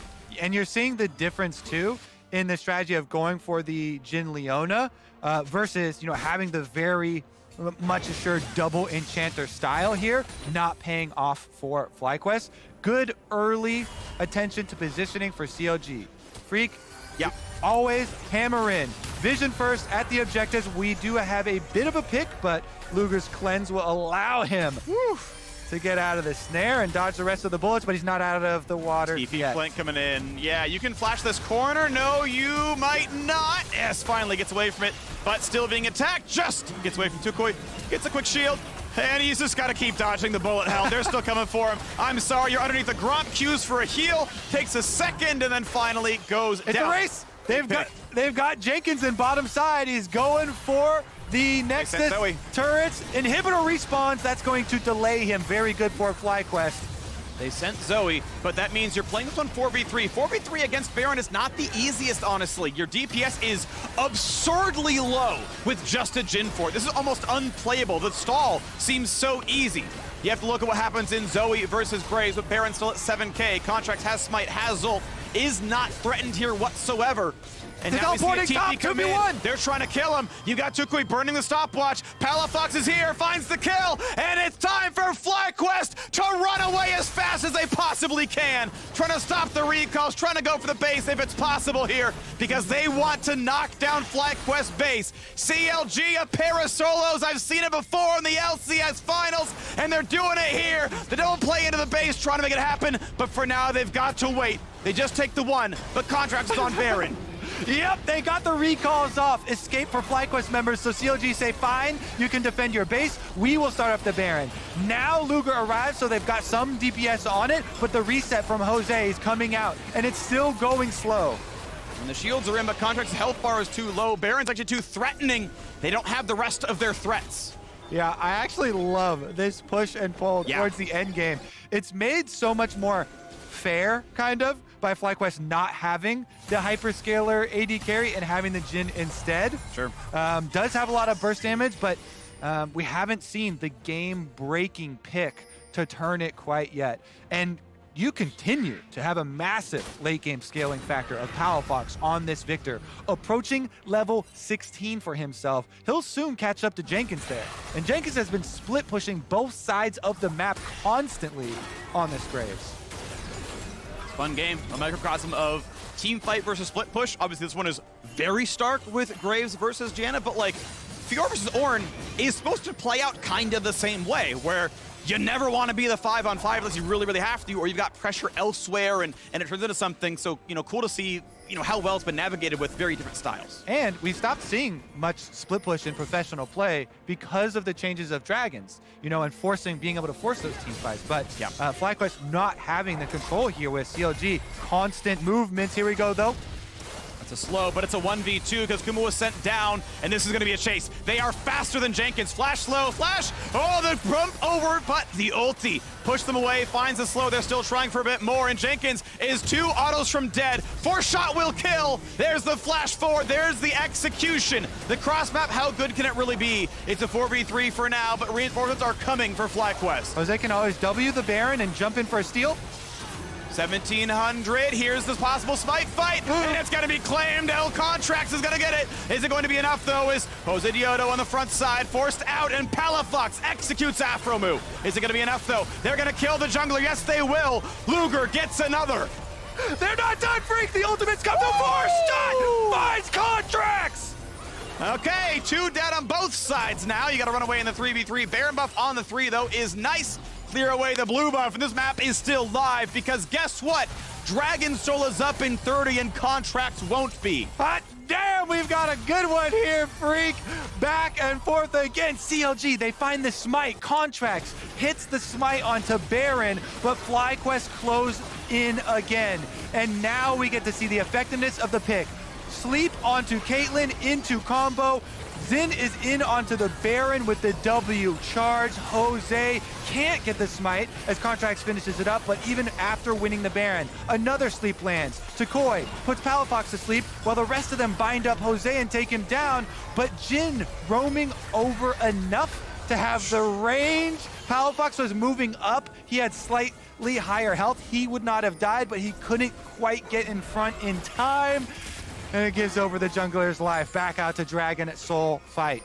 All right, Jin coming back from the base. Graves pushing in mid. As always, the split push threat. Jenkins, both junglers died at similar times, so they've both gotten now onto the map. FlyQuest would have Soul, CLG just delaying the, I don't want to say inevitable, but, you know, delaying that thought. And looks like it is once again CLG who own the control. This one, mid lane pushed in so far, and no one can go in the Graves. That it's constantly 2 who have to answer, and CLG play the 4v3. They take the objective yet again, as even if it's just Kumo heading over, it's still 3v4. It's still equal members.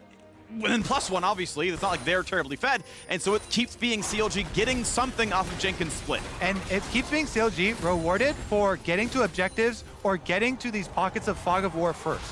Remember, they still have Caitlyn, Victor, 2 of the best champions for getting there early to set up possible gravity well plays and trap plays at these objectives. CLG now are also on Dragon Soul point, and they're still wearing the Baron. They're coming to lay destruction to this base. Jenkins wants to finish what he started at minute 1.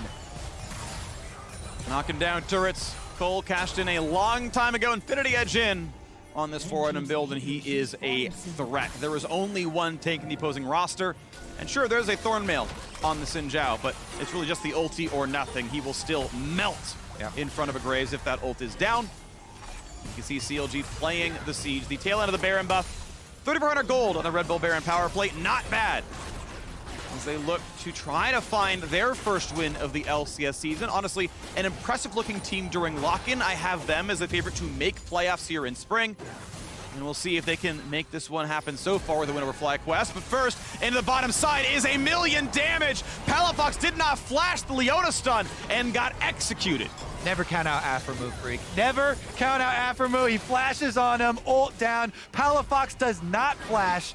And with the Victor dead, that is the big threat. That is the big zone control. That is a large part of the range as well. All down, that means you have to relent in pressure. So Afromu makes the play on Leona. He still has Hex Flash as well. So it's not without possible tools to move forward. And we get another setup, baby! Yep. Continually pouncing right back. Game of the year already there. Yeah. Shout out to Solo, former Mastermind. True. Several times, right? Like 4 episodes? Another former Mastermind checking in. That's good. DeMonte. Yeah. This is good. This is good. Here we go. Red buff to be claimed, no problem, by good old Luger. Just keeping the gold going. This really hasn't been about Caitlyn almost any way. Like, he's been involved a fair bit, sure, but it's been around the macro moves almost entirely. And Caitlyn says there, all right, I'm here for Baron DPS. Fair enough. Here for teamfight DPS. Okay, sure.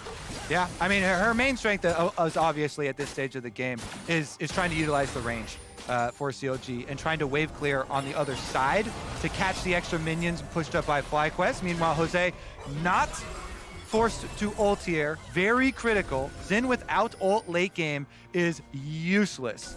Such a critical cooldown there, so they are able to try and take down the ward without having to lose the cooldown, and they're still going to have to answer. Jenkins on top side. He's reached level 18, almost full item build here. Incredibly quick pace, obviously because of all the funneling going on the other side and having the free lanes. and he makes the read that there were 2 recalls coming in. There's nothing to play for right now anyway, so no one's trapped down in bottom river. He's like, you know what? I got the wave in, but I'm expecting reinforcements. I'm expecting a blocker, so I'm just going to get out. And, you know, rightly makes the choice. But that is such a big part of split pushing, is you cannot always have perfect vision. It's just not possible because the opposing team's running around with a bully group of 5. You have to guess, this is too much for me. I'm going to guess they're setting too much for me. I'm out. And sometimes you have to take calculated risks, but in that case, there's nothing to play for either. So taking that risk doesn't even give you a benefit. 1 minute, 12 seconds left on this dragon, and Afro just popped. 1v1 so easy for Jenkins, and well, you had an AD carry somewhere in the vicinity, not enough. Yeah, I mean, he's getting revenge for Palafox. So I guess sometimes you can count him out, Freak. Now you can count him out because he's in the Death Chamber, he's in the Fountain, and Jenkins finds the kill. And that, look at all the vision around this dragon that they were investing in and that they were setting up. But with just that pick, all of a sudden, CLG can push every single lane and also get there first. What do you do with your fly quest? Because, okay, we are 4v5 on the map, and we need more than 1 to stop Graves from threatening our Nexus. So are we sitting in base and giving Baron? If we can test Baron and they stop recalls, we just lose. And you have to do all of this blind, Freak, and you do not have any good face checkers. So this Baron getting burned down by CLG. Jose gets over for the W, but this is a very difficult steal. Jinlin at bot lane. It would be just Jose Dioto to play for it. I think they're trying to make sure someone answers Graves first. Once they see markers on Graves, okay, well, if we on mid lane, we can go for the dragon. One of the advantages of having Zoe there with the extra range over the top side and the threat of those picks, they're able to force them off of the Baron, and now comes down to the Dragon Soul. Uses his dash, get over the wall. Jin ulti pops up, gets out. They find the stun. Jose Dioto ultis for safety. They dive in the melee range, force the flash out. Is it going to be enough now as Aframu holds the front line, but his health bar drops rapidly. Stays alive for now. Health bar's getting quite low. The poke comes in. They got him. Johnson flies in for the double kill and just starts taking him out behind the barn. 3 picked up. Dragon Soul goes to FlyQuest. That's Dragon Soul, and that's Baron, Freak, and quite possibly the game for FlyQuest. Johnson comes up huge. When you play with the extra support, you have to have the killer instinct. So much invested into the bottom side of the map, and the returns finally pay out. He is legendary. Here it is. He opens up, look at the space he creates with the dodging, but then all focusing in on Aframu. Huge Victor burst damage comes through on the front line. Janet heals him right back up though, and they land those picks. Johnson from the outside finishes the kill. The late game Jin burst damage finally comes through. Yeah, and I'm pretty sure Tukui needs a lot of credit for the amount of softening up he did. Yes, the early ult was good for Johnson, but the fact that 2 people were at 1/3, and he's like, Gale forces 1, Force shots the other. Like, yeah, both, you can see 2,700 coming out of the mid laner, 39 out of the AD carry. And 151 from the Caitlyn, who was auto-attacking the Dragon for the majority of it. They were deciding if they wanted to burn down the Soul or not. But, you know, and when we're talking about AD carries as well, the AD carries scale in different ways. Jin is a massive threat in the late game, but in timing windows of burst damage, not like constant auto-attacks of, you know, hyper carries in another sense of it. So well done there by Johnson to take advantage of the burst damage and leverage it into FlyQuest winning position here. Now comes the big siege. And the big wave is in. They're gonna stay grouped up as FlyQuest always want to do. Jin ult to try to build some space. Lux ult barely damages. Doesn't do a whole lot. A little tiny bit of wave clear. Waves mostly go down, but still 2 buffed up cannons plugging away. Turret down to about 1/4, getting lower and lower. Finally cleared away by Lux and Victor. You mentioned a great wave clear comp out of CLG. It does the job quite well. Luger waits out the bubble and knocks down some wards. All right, Baron will remain for 3 more minion waves with a little bit to spare. You see top side moved up there by Tukoi, so he gets to finish off this turret. Remember, all the way back to Herald number 2, Freak. That charge got off. This turret never regenerated over 33%. So Tukoi gets to slip in, and they finally crack one of these inhibitors. Mid also about to follow shortly, so it makes the job of the Lux Victor Caitlyn so much more difficult on the side of CLG here, and they start to grasp. And this late on, every wave has a cannon, so it's another buffed cannon. It is more eventual damage, guaranteed shots, and the turret falls almost exclusively to Baron buffed cannon minions. Now you've got 2 open inhibitors. Bots respawned long ago as FlyQuest knocked down number 1. They can look for number 2. It's very hard to defend this one against a Baron buff, against a 5v5 comp, and against no tower, or with no tower, I should say. So FlyQuest indeed walk up, channel a tornado, and zone control continues as the end of the Red Bull Baron power play. 2,600 gold so far. Double inhibitor hoping to be the prize. So far looking pretty good. Afro staying far back, looking again at some poke, looking at a couple of shots against the shields, and there we go, double inhibitor down. There's no hard force from CLG. Once again, keep on having to reiterate this, that they depend on something like a binding landing. Yeah, Contracts can put up a pillar there to try and help you with hitting your binding, but they don't have the means to pounce on a mispositioning from FlyQuest in the same vein that something like Afromu does. Yep. That play where Afromu catches out, split pushing Victor, kills Palafox and opens up a play, that is so much more difficult for Poom to pull off. You can see him trying though. He's finding angles here on the side, trying to pull out one of these bindings. But really, they play so much off of wave clear, trying to stall out FlyQuest. 2 inhibitors are already down, so the pressure will just continue to mount. Yeah, I want to see Jenkins somewhere else, though. We have seen 2 minutes straight of CLG inside their base, losing double inhibitor anyway, and waiting out Baron. And I realize FlyQuest the entire time had mid and top both pressured. Your only option was maybe bot lane, that would be tough. But at this point in time, are you not just getting the wave every single time with Lux, Victor, Caitlyn? And finally, he is in top side, he's finally pushing the wave out, but that's the only win condition, is getting the side lane pressure, and until that happens, nothing goes in for CLG. Good poke there, down pretty low. And now to look for the attempt to stun the backline, just, wow, deleted. Tukoi makes it happen. And once again, Caitlyn traps go down, but a new wave's coming soon. Nice ult again from Johnson. Multiple hits there onto the front line, allowing Tukoi to go in for the snipe. This extra range forces the play even without the hard commitment. So they force Jenkins back. Now CLG bottled up forever here, and FlyQuest aren't going to let him out easy. Redemption, now does a ton of healing back in, thanks to the Janet. Heal and shield power stacking up, the flash stun. Yeah, it's a 5v4, goodbye. Late game Zoe damage. 2 shot in 2 spells, and it's time to end the game. No top lane wave, but mid is here. Superman is on board as well. Johnson, Deadly Flourish, doesn't quite find that kill, but we're gonna find the rest of it now. Here we go. On to the final turrets, and still 4 seconds till Contracts is up. Tornado comes around, first turret down, and oh, that is a deletion. Jenkins gets enough done. With the jungler respawning, it's a 4v4, it's a possibility, it might be enough. They're still diving in though, and they've got the shots. Johnson taking him down yet again, stun and a Luger, cleanse it away. Trying again for the fight, 3v4, CLG could maybe have a hope here, but they've got 20 seconds, the mid laner comes back up. Yeah, so much burst damage and so many things to dodge on the side of CLG. Luger, boom, Contracts against 4. They try out the Diodo. He's got no ulti, but he's got some healing as the frontline Trundle tries to wear him down. Turret getting lower and lower, but Johnson on a reload and dies. The snipe comes in, the shutdown's in. Jose Diodo falls as well. CLG double kill, but they don't have any waves pushed up to go for the base. We go again, freak! They defend the Nexus. CLG holding on by threads here. They have had legendary comebacks. This organization, MSI, nothing left inside their base, and they were able to do it. Afromu, though, he was on that team. Yeah. I was thinking, is there an aggro word for a TP play? But of course, now you know, jungler dead, AD carry dead, 4 versus 3 on the map, and the respawn has a teleport. This is an Elder Dragon. Jenkins will get to wear it. Victor has to ult to wave clear. They're gonna send the Soul Inners just to take the base away. Keep in mind, triple inhibitor down. It is so hard to leave your base. Baron spawns just now. Do they even have the chance to play for it? It's a question. Someone has to stay inside the base at all times. Thankfully for CLG, there are no teleports up for FlyQuest. Yep, no teleports in FlyQuest's command at the moment.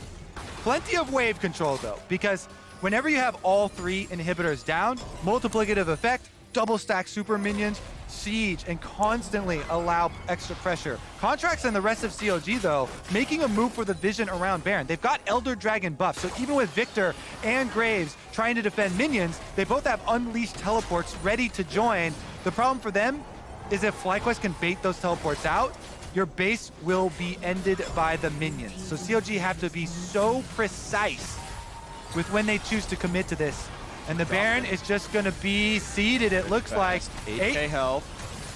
I mean, are they allowed? They're going to TP1 and they're going to walk the victor. 5v5 with an Elder Dragon. You do not win that fight. So CLG, can they force the Baron? I feel like they should be able to.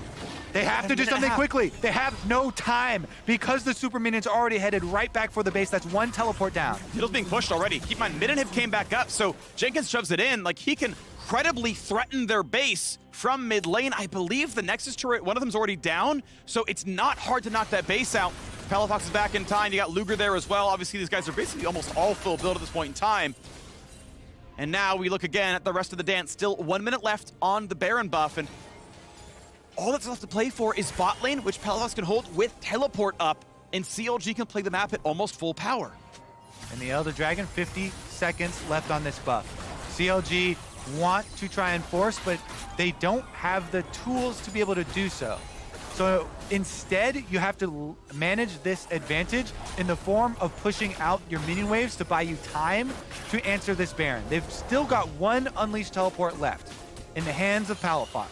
He sent them to the bottom side to finish up on the last remaining stream of super minions, while the rest of the team retains control of vision and allows him the threat of joining. Now they're the ones burning it down. Will the binding land? 15 seconds of Elder. Like, FlyQuest really want to wait for 10 more seconds before the fight happens. And Elder's going to time out before there is an actual fight to be had. So CLG missed the chance of forcing a team fight with that buff. But I like that call. That's the only way they really have to force. They say, hey, we're going to hit Baron. Give Pum a chance to land a binding. That's your only hope of really trying to leverage that end of the Elder Dragon buff. They take their shot. Good job by FlyQuest, though, on their response. They don't take the bait. Right, Jenkins on the flank. Decent damage. Show has to be threatened. Ult to safety, was afraid of Afromu. Maybe rightly so, but that is now a couple of cooldowns missing from Jenkins, and FlyQuest get to once again walk towards Baron. Bot lane, still a problem. Yep, Palafox did not use his teleport, and he's with the rest of the team already. They can walk up 7,000, 6,000. This timer's short. This timer's short because the bottom is still being pushed in. No one's answering just yet. Baron claimed. How about FlyQuest? What can happen now? Because they're going to find that first kill in a second. They will try to knock down contracts. Afro getting a bit low, does not die. Jin puts a kill on a Trundle. One for over FlyQuest. The bot way still pushing in. Summoners coming across now. Look at the second kill. Graves trades one back as Afro is down. Jose finds a second one. But guess what? In the bottom side, Jose had to get down there. He's on to the Nexus. They might win the fight. Tukui going to make it happen. And that's going to be the game. FlyQuest bring out the Janna top, and FlyQuest take down CLG. What a banger! Yes! First game of Smite Janna top in the LCS, and it is FlyQuest's first victory. I personally love games like this. 2 years ago, casting remote, we had, I think it was Golden Guardians versus FlyQuest or Immortals, where it was another really difficult macro game to play, where it's all about where do people go, when are you allowed to leave their base. We had one here where, look, the Graves got a lot done, right? Just from dead inhibitors, we got an extra Dragon, got an extra Baron, and the back and forth was so fun to watch. What's fun is the push and pull of strategies and the process of figuring them out. It becomes unfun later when it is solved. Yeah. But this type of game is what opens people's eyes. And this is why I feel like people should have open minds when approaching things like this, even in solo queue, and giving the benefit of the doubt to people. Yeah. And well done. Well done, make it happen. I gotta give credit to the bot triangle, because just in the 3-on-3, Jose Diodo, Johnson, Afromu, they just straight up killed contracts. And they just, well, now we'll bring Janna. Now it's even easier 4v3. So the fact that the ball got started, it was already rolling before anyone walked out of top. It's like, well, it started a bit early here in this one. Yeah, I mean, honestly, really good plays on both sides at different points in this game. CLG doing some good recovery work, hard committing. Jenkins did get caught at one point, but made the hard push, getting the inhibitor back. So definitely an enjoyable one.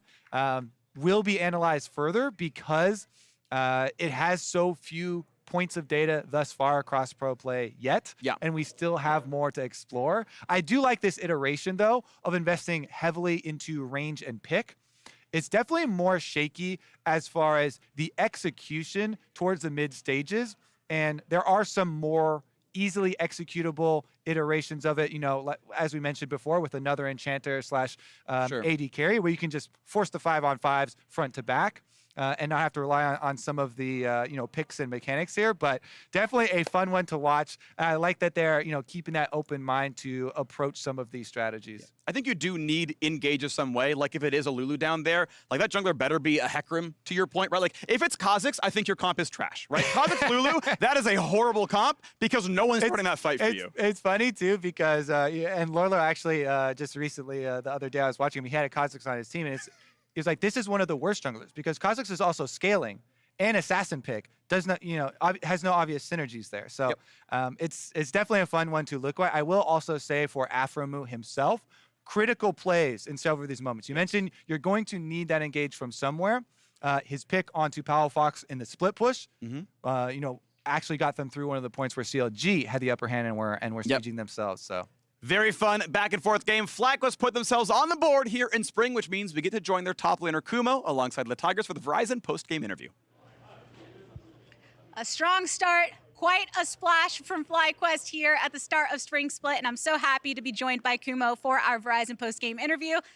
All right, you did it. You were the first one to bring Janna top to the LCS. Can you give me your thoughts on these roaming top laners and how they affect the current game state? Yeah, I mean, obviously, I don't think it's a healthy play style, but I personally think right now it's pretty broken. I don't think there's much you can do. And we messed up pretty badly like later on in the game, but as you can see, like early game, they couldn't do much. We're just like 5-man diving them in the ball lane, getting ahead, getting dragons, getting rifts. So I do think it's a really strong strategy. Tell me a bit about that difficulty, though, because once we hit that later portion of the game, after you have those strong roams supporting bot side, we had a lot of back and forth between yourselves and CLG, pushing this over 50 minutes. Yeah, I mean, I think we just didn't manage our side lanes well enough. They just kept going downside, and we didn't react properly, and we even lost our inhib, which I think that was like the most or the worst thing to happen, and it delayed the game by a lot. Do you think that this is a strategy that we'll see more with different picks, or is it just Janna specifically in the top with this build that's working? I don't think so. I think you can do it with like many other picks. I think like even solo queue, like everyone's playing like even Taric, like anything, like Ivern, Karma, just pick anything. I know FlyQuest are focusing a lot intrinsically on trying to improve game by game. How much is finding the different strategies? What is working in the current meta? Is that influencing what you're focusing on? Yeah, I mean, at first I didn't think it was too good, but I just tested it out, and yeah, it felt really OP, and basically we just wanted to play what we think is good, right? And then we practiced it, and it seemed OP, so we pulled it out. A lot of people that were watching were very excited about this game. You gave us a lot of adrenaline here on the first day of the Spring Split. Thank you so much for stopping by for the interview. Yeah, thank you. What a game to break down. You got over 50 minutes of it. Let's head on over to the State Farm analyst desk to hear what they have to say. Thank you so much, the Tigers. Yeah, over 50 minutes of gameplay. Not quite as many minutes to try and break it all down, though. And so, Raz, I'm coming to you first. During waiting room, I asked, will we see the Janna? And if we do, which team will pull it out? You said FlyQuest, my friend. How does it feel to be right? I'm going to be the guy that says I'm half right because I agreed, but I said we wouldn't see a Janna top. Oh, you actually said so if. You said you won't see it, but if anyone does, it would be a FlyQuest. And who's to say it wouldn't have been CLG if FlyQuest didn't pick it right away? There we go. That's true, and that would have been making you right. Fascinating game, though. A wildly fascinating game. Yeah. Janna top just broke things. I mean, and a lot of it is what Kumo's talking about, right? Where he even called out, like, you saw how it felt like CLG didn't have an answer in the early game and then was able to be critical of his own team in the way they executed through the mid game to make it such an extended game. Yeah. I mean, I think the big thing here is they did understand. I'm going to say some of the timings were slightly off, but they did understand exactly what they needed to do, right? Into a Caitlyn Lux lane, the way that, Caitlyn and Lux perform, the reason why they're so strong is you need the push in that bot wave. You need to take down turrets, and then you need to rotate to take down other turrets. So they knew exactly where they wanted to target.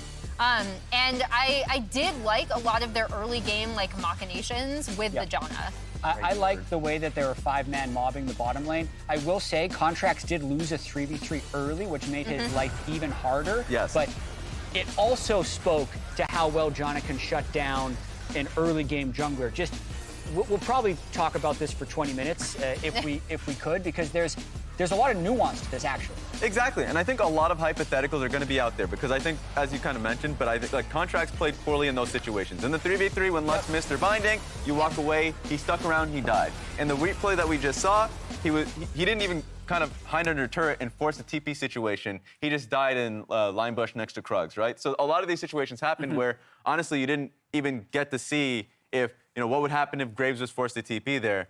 They just took the kill and kind of ran with it. So a lot of the early game snowballing went heavily in favor of FlyQuest, and it was up to Jenkins to just farm up and get as much gold as possibly be relevant later. Yeah. I mean, good on FlyQuest to pick up the win, but as you say, Jat, for me, the sole focus of this game is the fact that the Smite Janna came out in the top lane. Yeah. And for us, we're sitting here left wondering, is it good? How do you evaluate the success of the chip? Yeah, sure, it succeeded in getting the victory, but was it played correctly? What is it good at ultimately? The weird thing for me is it looked like, as Emily was saying, they did all of the stuff in the early game, right? They 5-man dove. All of the dives were successful. They didn't give over any big bounties. And then the game still was like 50 minutes long. The one tweak, I think, is we'd like to see it with a hyper carry bottom lane instead of a Jhin. So when they do group, they can run it down a lot harder.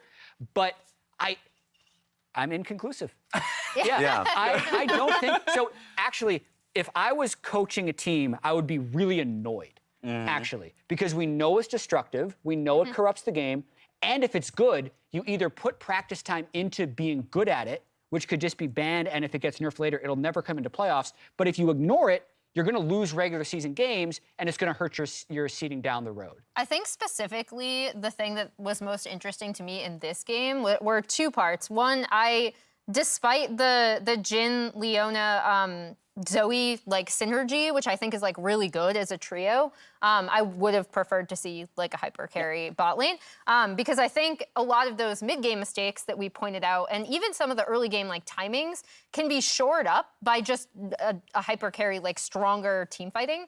And then specifically into pushing lanes like this, I think it's really interesting because if we're talking about game breaking, one thing we've been talking a lot about is bot lane 2v2s. Yeah. Now, what are Caitlyn and Lux going to do when they're constantly getting doped? They don't have that push.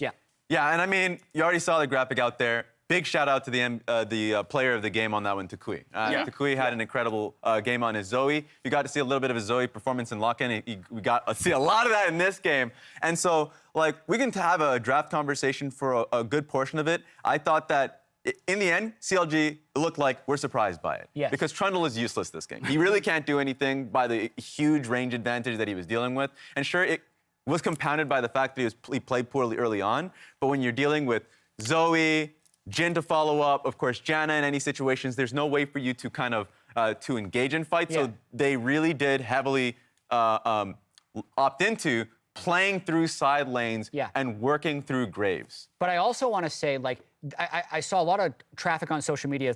People might think this is a clown fiesta game. How in the world is this game going to look clean with a strategy this unexplored? Right. Literally, you are problem solving on the fly in a lot of these situations, and if this it reminded me of lane swaps. Yeah, very much so. And that strategy took 2 years before it became solved. You're not going to solve how does a Janna top game look in a couple of weeks. Yeah.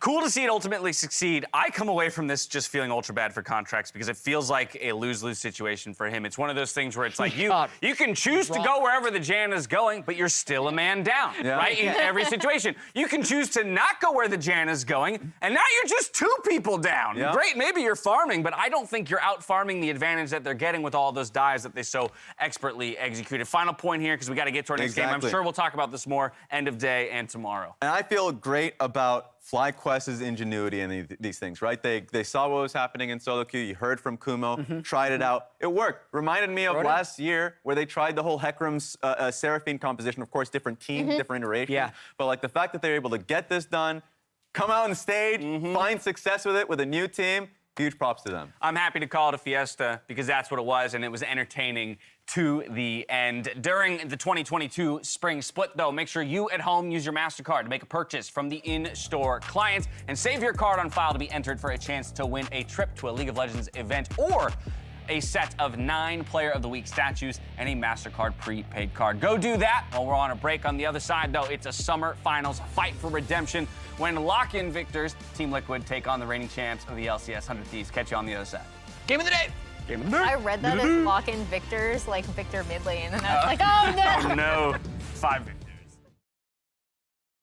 This is a league built on speed and precision, where everything needs to perform at a pro level, especially your hardware. They blocked the road. They want to complete the final piece of the puzzle. They don't have enough damage for it, but who cares? It's all a formality, baby. The winner of LCS Lock-In. Even if you're hard stuck plat, like me, forever. Roccat, the official mouse and keyboard of the LCS.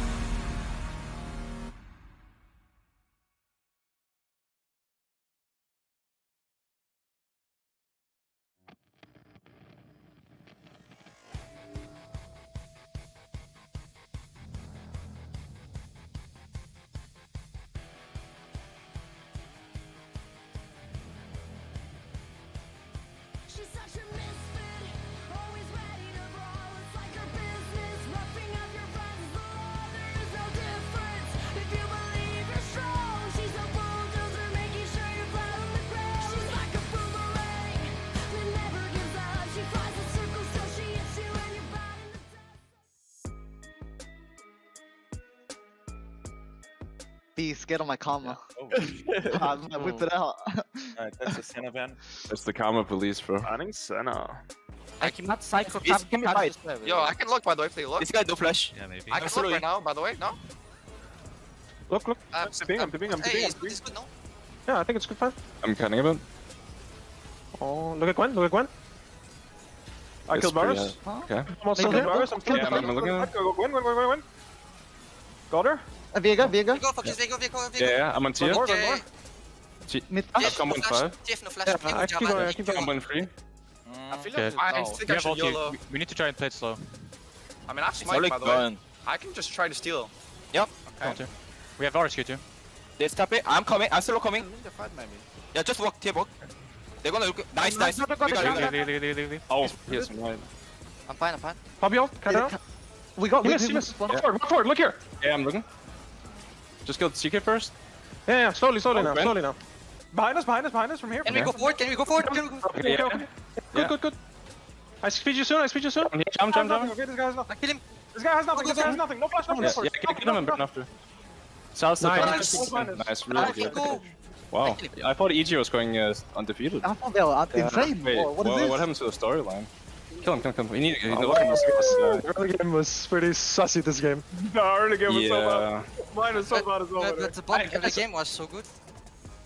Ooh, a little bit of spice coming out of the Team Liquid squad there at the end. Game 3 of the day, it's Jat and Chat's game of the day. As called out in waiting room by a slim margin, TL versus 100 Thieves, a rematch of the summer finals. It also sports the now back-to-back lock-in champions of Team Liquid against 100 Thieves that fell down in kind of unceremonious fashion. I think that's where a lot of our questions lie around that team. But first, let's approach this Team Liquid lineup, which has already seemed to find their stride. Yeah, and this is the lock-in winning lineup. I know Jat has talked about this previously on Desk. I want to give more credit to TL's coaching staff in terms of the things that the hoops they had to jump through due to Core JJ's green card not being available and a few other roster substitutions they made throughout the tournament, still able to win. I thought they did a really good job of drafting for this team as well, and I was happy when they settled on this lineup because it was definitely their best performing one.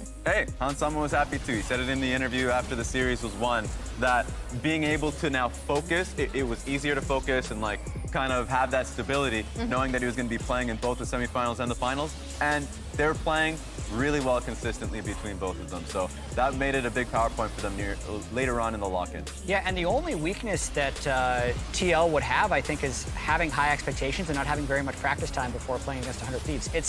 It's the weird situation that you're put in when you win the lock-in tournament. You play 2 best-of-5s on like a Friday and a Sunday. There's also a media day obligation that they had throughout the week, so they're going to be on like 3 days of practice time, whereas 100 Thieves will have had almost 2 weeks of practicing in the dark against TL. So if I'm coming into this game, everyone's expecting TL to be world beaters, right? Like they just, with a substitute in Ayla, with no Core JJ, 3-0'd what looked to be the strongest team in the LCS, but I actually think they're coming into a difficult situation here, coming up against a hungry 100 Thieves teams who's looking to shut people up. Yeah, 100%. And I know we'll talk about him soon enough, but like even just one of the other barriers that they had to go through, Bjergsen didn't play too well in the early portions of lock-in. And a lot of that, he talked about the loss of focus and everything when he actually was battling COVID earlier at that time, right? He made publicly on that one. But when it came to finals, he was on point and the team rallied. And I mean, a big reason, or I'm going to call out one of the big reasons, is Bwipo. I thought Bwipo had a phenomenal tournament. And even when the team didn't seem as well coordinated or certain players were underperforming, I thought Bwipo was like so consistent. He pulled out some interesting picks, some interesting builds, and he really forced anyone going up against TL to have to consider all of these things that you honestly don't want to have to prep for, because it's extra prep against whatever he's going to do, making topside volatile. I initially came in with a lot of trepidation around the Team Liquid squad, thinking they would need a ton of time to gel. And then even with all the roster shuffling, they still seem to find that next gear, ultimately take the lock-in championship. Let's go ahead and flip to the other side, though, because as you said, Jat, a very hungry 100 Thieves squad here. And if you haven't checked out the replay files of Pastry Time, it's talking exactly about their first LCS win. But what that does now is create that expectation. And for them, it's about building a legacy. It's not a one and done.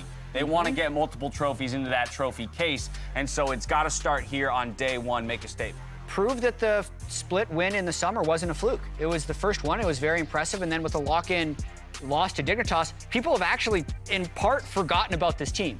I still want to see them. I've said this a lot. I don't think the team is in complete agreement with me. Continue to play the way that got you here. I want to see them play hard through FBI and Huhi. I want to have them a scaling mid-pick. They can leave somebody on an island until 8 minutes. I just want to see them run that 18 times in a row all the way until playoffs, and I think they'll do great. I have an idea. Huh? Smite Jen to top. That Hyper might carry bot lane. Play through bot lane. No. It would actually be good for them. Are you not buying what I'm selling? Okay. It would be good for them. Yeah, lock in hyper carry and just someday play Smite on the top. But I'm always excited to watch this team play, because even if they go through patches and go through droughts, they always come back stronger. And so, and it always comes back to the fact that you have Closer, who is an insanely clutch player. In that playoffs, he was definitely the player to look at, right? Through his Viego, okay, Banana Viego. Diana, okay, we can't let him have the Diana. His Lee Sin, it's just him. It's just the player. And so if you're focusing on him, then you're not focusing on FBI and Huhi in the bottom lane. And so they just have a lot of powerful points on this map that they can use as tools to get themselves wins. Going into this season as well, one thing I think that's really interesting about these two teams that I don't believe we've mentioned, unless I have a complete brain fart, is that this is the finals from last year. You know, like they're facing each other, and I feel like these two teams throughout last year ended up after TL kind of came out the other side with Santorin coming back to the team. Ended up really pushing each other. And so now that makes this matchup also really interesting with them going up against each other on the first day of LCS. I was gonna say, I think it's a great point that having this matchup on day one, right? The two teams that accelerated and pushed the LCS last year are gonna get to go at it here. And then, of course, we'll have more meetings further down the line. Right now, though, we've got some business to take care of as our defending LCS champions take the stage for the first time in 2022. Freak, Kobe, take it away. Thank you, Dash. Today, the new gods of North America come home to their arena, ushering in a new age of the LCS.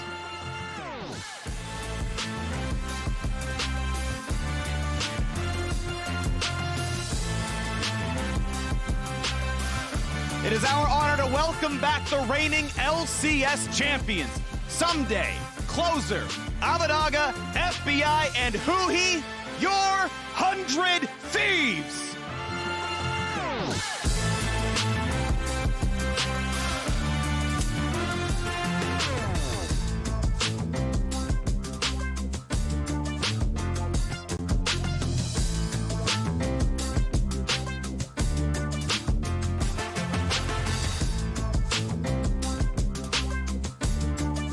In 100 Thieves. As the players get set up at their stations to take on Team Liquid, I do want to get some words from Papa Smithy. If you want to join me down on the stage, here you go. General Manager for 100 Thieves, what a journey it has been. First, I want to get your raw reaction. What does it mean to you to see that banner lifted and finally break into the black, white, and blue that has been up there for so long? It's a big question. And honestly, it's been a super, super long road from transitioning to the GM side to seeing how big a project it is to get a banner on the wall against all of these top teams, and to finally put one up there to represent the boys feels good. I know in the most recent episode of the replay files, Nadeshot even admitted to digging into you a bit with some of the early decision making. So tell me more about that experience, spending 2 years building this roster to achieve this feat. I think you really have to be clear with your goals and really align with everybody what you're trying to build. And even though you talk about a 2-year plan, which was our original thought, the roadmap to do that changes as the seasons change, as the needs for a team and the sort of roster you want to put together changes. So we definitely had an inflection point 1 year in about what roster we wanted to field in 2021. Championship roster was the call from leadership. Championship roster is what we delivered. So it's all about matching the expectations of leadership, and I'm sure Nadeshot feels a lot better 1 year on. How much energy do you feel you had to spend to make sure that you and everyone involved keep their eyes on that exact prize, even when others might be questioning, oh, we don't see those immediate results and we want those banners now? I think you just have to distance yourself from what the fans see and try to say, okay, we have all this extra information, all these internal metrics, all these smart people working on it. We have confidence in the roster we put together. And you have to stick with it. And yes, there are those weeks where there's red flags coming up and there's people shouting from different directions, but stick with your process, stick with what you believe in, and then ultimately be judged for it. So if I'm judged for the losses, I get to be judged for the wins as well. And we focus so much on the players when they're on the stage, but you mentioned the decision-making of that staff and everyone that was involved in this process. How much do you value putting together a staff that can do scouting, that can be on that same page when building the overall team? I mean, you have to dot your I's and you have to cross your T's. And how you rate players in League of Legends is not as simple as KDA, CSD. I mean, if you look at the last game, a top lane is 200 CS ahead. He's going to have great stats at the end of the split, but there's a lot more to it than that. And now over 2 years, I've kind of built out and trusted and interviewed everyone we have on staff. I know their eyes are on the same prize, and they're backing up the players, and the players do the speaking on the Rift. Did it ever get under your skin as much as it seemed to get under Nadeshot's, the hoodie org comments that would constantly come through? in a different way. I think what I had to deal with was I was joining a part of an org where everything was successful. The hoodies were flying off the racks, the content was doing well, but the esports was struggling, and I was the face of that as League of Legends is our biggest title.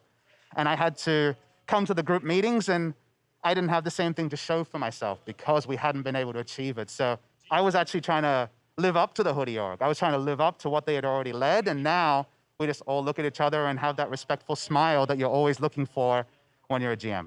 I think it is reflective of the multiple avenues of success that 100 Thieves have found over these years thus far. Obviously, a championship title was within that goal that you have set. Now that you have achieved it, you're starting off the 2022 year. What does a successful year look like to you in terms of 100 Thieves?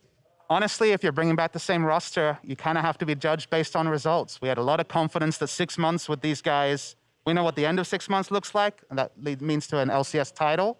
Now we get a full year with this team, and we're bringing in young players like Tenacity in our academy squad. So we just want to have the best team around, and that's what we're willing to be judged upon. Looking forward to watching that journey throughout the year. Papa Smithy, thank you so much for stopping by.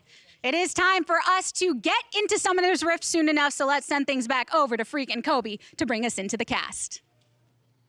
Thank you very much, Gabby, and thank you, of course, Papa Smithy as well. And guess what, Kobe?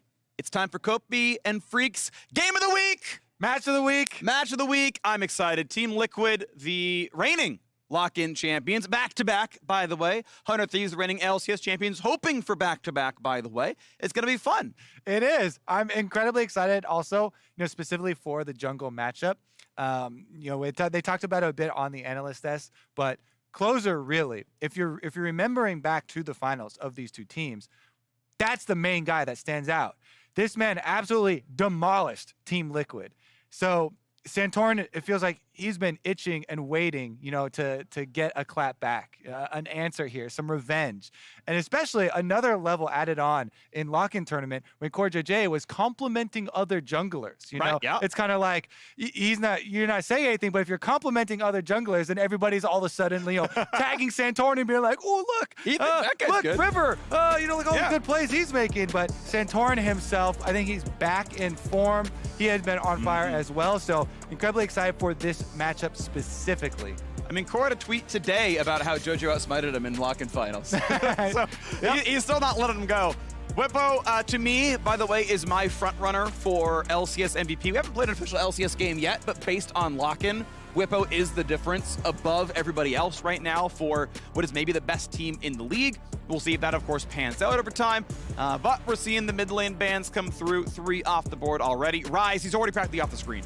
What's funny for me is that we just saw in the last game, oh my God, Graves getting so far ahead because he's laning against nobody. There's no Jenna there. Yeah. Well, Whippo got that far ahead with a lane opponent when he was playing Graves. Yeah. He's feeding on this opponent, killing all the minions and the turret plates, and he's getting that strong even facing someone up there. So definitely curious to see what 100 Thieves' plan is to deal with that top side of the map, especially because this is always the area of the map that is leveraged against 100 Thieves. Now, we don't have Jinx banned again, both Zeri and Caitlyn, which I expect to be the AD carry bans moving forward with the current state of the patch, does leave a conspicuous Jinx Aphelios sort of switcheroo or trade, possibility that we have. Yep. And I feel like both of these players have had monstrous performances on both of those champions. So in that vein, they go for the sport pick first. Sure, all right, Illy gets to grab it. Now, conspicuously, you started spelling it out. Jinx, Aphelios, J-A-N, looking for a Janna? You see the hover? I want it. I do. So, this is one of the teams, and, if you look at the match history, Someday has been practicing it a lot in solo queue, but I think that goes for every top laner. You need to be accustomed to what strategies your opponents might build out, no matter how fair or unfair you think they are. So, definitely has put in the work on it. We're not going to see that quite yet. On another point on the Thresh, this specifically is Ayla's best champion. Their own coaching staff was, talking about it when he popped off in his first game on it. So glad they could get him a comfort pick. And TL continued to prioritize that for the players that have come from Academy, trying to get comfort very early on. And the Thresh is very versatile. You could pair it with, Aphelios. That's taken away now, but the Jinx also quite safe with it. Yeah, allows you to play reasonably aggressive. Honestly, Thresh, Jinx can absolutely kill. You actually have a lot of freedom to chompers almost anywhere. Okay, did the hook land? Okay, I can chompers in like 400 units. The hook Play them keeps on top of pulling, it. play them on. Cool, now they're hard rooted. They're probably outside of minions, so Zap's gonna land. We warm up the machine gun. Like, the damage output is really, really there. It's gonna be really up to how well Hunter Thieves can play around that. Obviously, Leona can tank the Zap. She can kind of get in the way and stun the Jinx, so it can be volatile, but I like the TL 2-on-2. As soon as you're off of green-red, your fights look really good, and that's a 2v2 you can kind of win. You can even poke out a little bit there, so that can look good here. We'll see what TL wants. Usually it is jungle in this spot. And with 0 jungle bans, Jarvan is the prize for Santorin. Jarvan definitely, biggest strength is a lot of the early ganks, but also Cataclysm versus carries that have no mobility. Aphelios is one of those. However, Aphelios is also one that, depending on the guns, if you see white gun, then you have to be very careful about closing that distance and getting trapped in there if you don't have teammates ready to capitalize on your engage. So it's not a kind of brain off type of playstyle. You do need to pick and choose your moments, especially if you're going against closer on Xin. Definitely able to punish some of those scenarios. Now, that means we're going to get all solo lane bans here because both bottom lanes and jungle have been picked up. Number one solo lane that comes to mind with Team Liquid is, of course, the Zilean. But it's also about how are they going to structure their teams for the team fights here. Are we just going to have backline control mages for both of them and then either support top lane or tank top lanes? I think that would be the route that 100 Thieves would prefer. They would not like carry-carry matchups on top side versus Bwipo. Yeah. I think you definitely don't want to go head on into that. So I would expect maybe a little bit of protection bans there. On the other side, Abadaga has played very effectively on some of these more aggressive mid lane champions. LeBlanc went through the first round of bans, which is kind of rare right now, but not going to survive the second. Yeah, Sinjao more highly prized than the LeBlanc.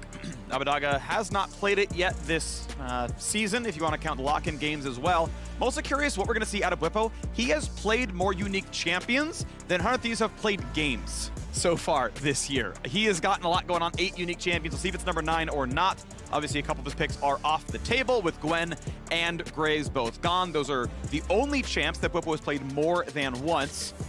And 100 Thieves are going to leave top lane for last if the Azir is locked in here. Yeah, I think that's definitely for the best. Get someday your counter pick. Make sure that he feels comfortable.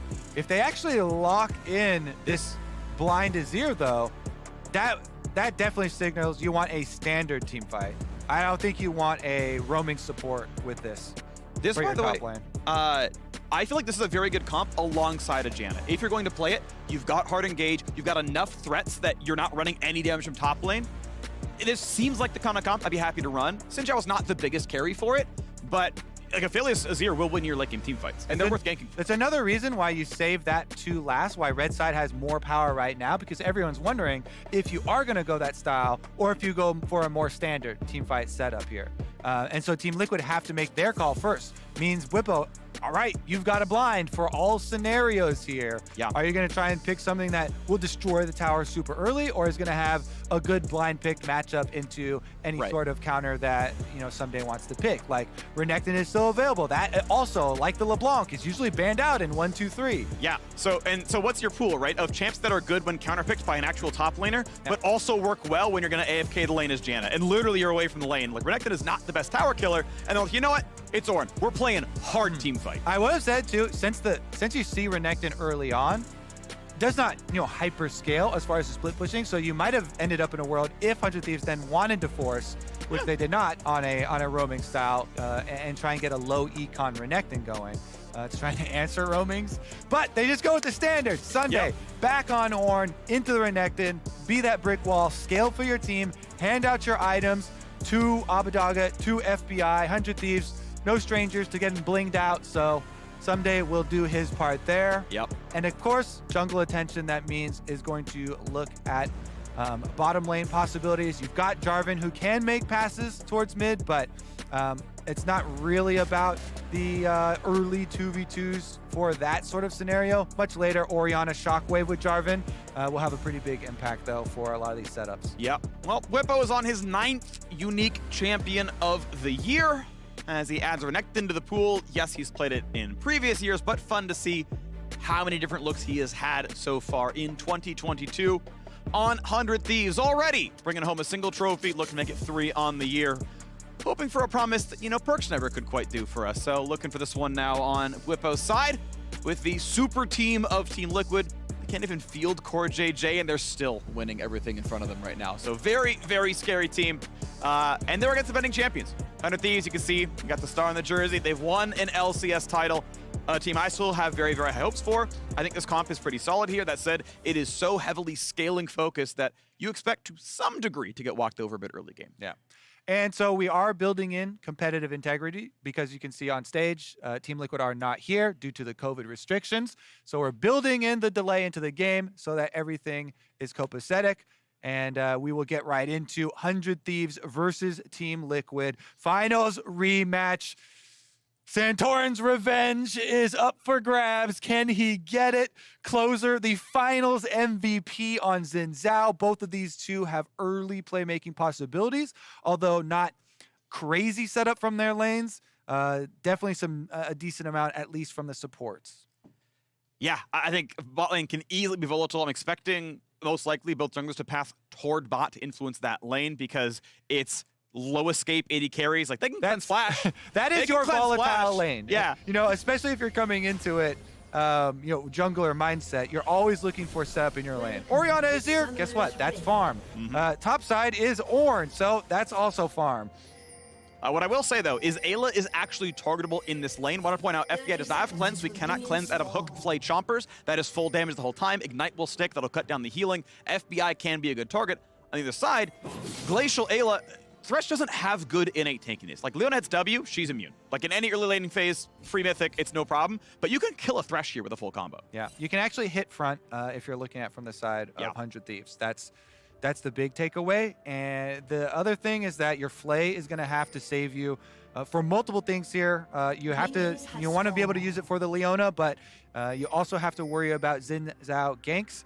Currently, both of them positioned towards top side. So, as we said, they should be pathing down towards bottom side to secure the early battlefield. They also, as you can see, both put lane wards there in the brush, although there is a sweeper here on Leona. So, early ward placed. Leona, for Huhi, goes back, gets the sweeper switch. Can't get the ward kill out of it, though. Playing around that. Early brush control, freak. Yeah. Hansama says, nice sweeper, rocket in the face, and he has to back off. Now, TL own the mid brush, which is the most contentious one. Who he, of course, going to sit down on that one and wait otherwise. Has learned Zenith Blade, has the ability to dash over on Hansama, but probably a bit of an overextension if you go for that one. So they're going to wait. Looks like the wave control will go to TL. They'll get level 2 first pretty much every time. Support's going to save their relic stacks for the second wave. And definitely as it gets thinned out, there's really no hope 100 Thieves gets 2 first. And so as long as you're playing safe around a flash play, guess what? Here comes CS1, here's 2, here's 3, be out of flash play range, right? Because right there, if you don't back up when they did, flash play hook, goodbye. Yep. FBI's dead, first blood. Early brush control of the minion wave, push it in. Well done here from Team Liquid. Again, Ayla on one of his most comfortable champions. Wave control, step number 1 for this squad. Meanwhile, the opposite is true on top side. We didn't have the camera over it there for Whippo, but Renekton should for sure get his push. Had access to the minion wave, building up his rage, trying to shove Someday in, and force Someday to miss some of these CS under tower, which so far he has been successful at. Right now, 13-9. A couple more to get, but I do believe it'll be Whippo with a CS lead. Although, yeah, it looks like he's dropped a total of 3 CS on Someday's side. So not bad. Nice knock-up, not quite in turret range, but still a good trade. And sadly loses a cannon, worth 3 in itself. So well done, Whippo. Only dropped 1 of his own on his push. Santorin's already here on the bottom side. Skipped Krugs is waiting around. And as bot lane is bouncing back, Closer's already here to allow 100 Thieves to play for bottom scuttle. Yeah, both junglers, when there's only one lane that's volatile, both junglers very well aware, so they both pass down and right through the lane. Closer helps them push out. This will correct the early shove from Team Liquid. Now, it does seem like, with Scuttle Crab control and extra vision there too. Is it a double crab? Santorin is going to complete the double crab. This is much less of an issue. In preseason, the first crab was taken down. 80% of the experience has been removed. Still full gold. It still is quite nice, but he did not clear his Krugs, so you don't get your Krugs respawning on cycle. Yeah. And thus your bottom lane paths as well. And it's worth pointing out, you still get the full machete large monster gold, or XP I should say. So even then, obviously it is weaker, right? Like to your point, it is less. Significantly weaker. But yeah, it's still 150 gold that was not earned. Closer skipped wolves on his first clear. He got them now, but yeah, we've got a pickaxe, Jarvan going back into his jungle, and it's a good early look for Santorin. Yeah, because Closer had the early, immediate necessary move down to lane to try and bail out bottom lane, skip the extra camp, and will be Santorin retaining his CS lead. Again, waiting down there. Of course, can always come back to Krugs. Wait long enough, Raptors will be up afterwards as well. Says, okay, still no play down here. And basically says, okay, did Closer really go back to a full clear, or is he staying around to make a play? Says, okay, I don't think he's staying around to make a play anymore. We'll go back to a full clear. And you can see now he's cycling bot to top. The way he passed was actually very interesting because now, well, I'll do Krugs, Raptors, Wolves, Gromp, and I can play for top lane. And it might be perfect timing for a level 6 Renekton dive. Yeah, I'm very curious if they actually try and go for this, because Someday has done a good job of staying healthy, and he's running biscuits. So Ornn actually has a pretty good time sustaining here versus Bwipo. Bwipo constantly shoving in. I don't know if they'll be able to really soften him enough to where it's that threatening with the Jarvan Renekton combo, but does get a little trade there. Plenty of consumables in the hands of Someday to try and keep himself safe. And Bwipo. Oh, he got, okay, careful. No aggro yet, but yeah, Bwipo takes a lot of damage. Obviously wants to get him low because he's clearly trying to play for this dive, expecting that Xin Zhao still clearing top to bot. This is the way, by the way, at 6. This is the way that gets you 6. So if there's a dive, it's got to be on this wave.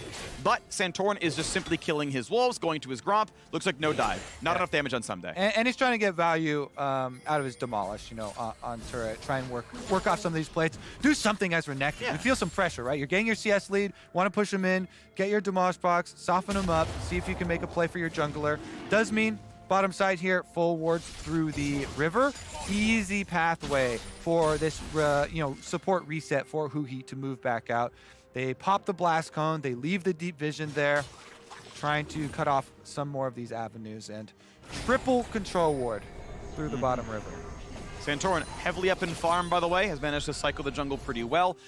Crab in the top side coming up in about 5 seconds, has control of that one, so that is going to be Crab number 3. Another 80 gold to his pocket. You can see the CS difference, a solid 2 camp difference. Yep, Santorin's going to grab this one, no problem. Thank you very much.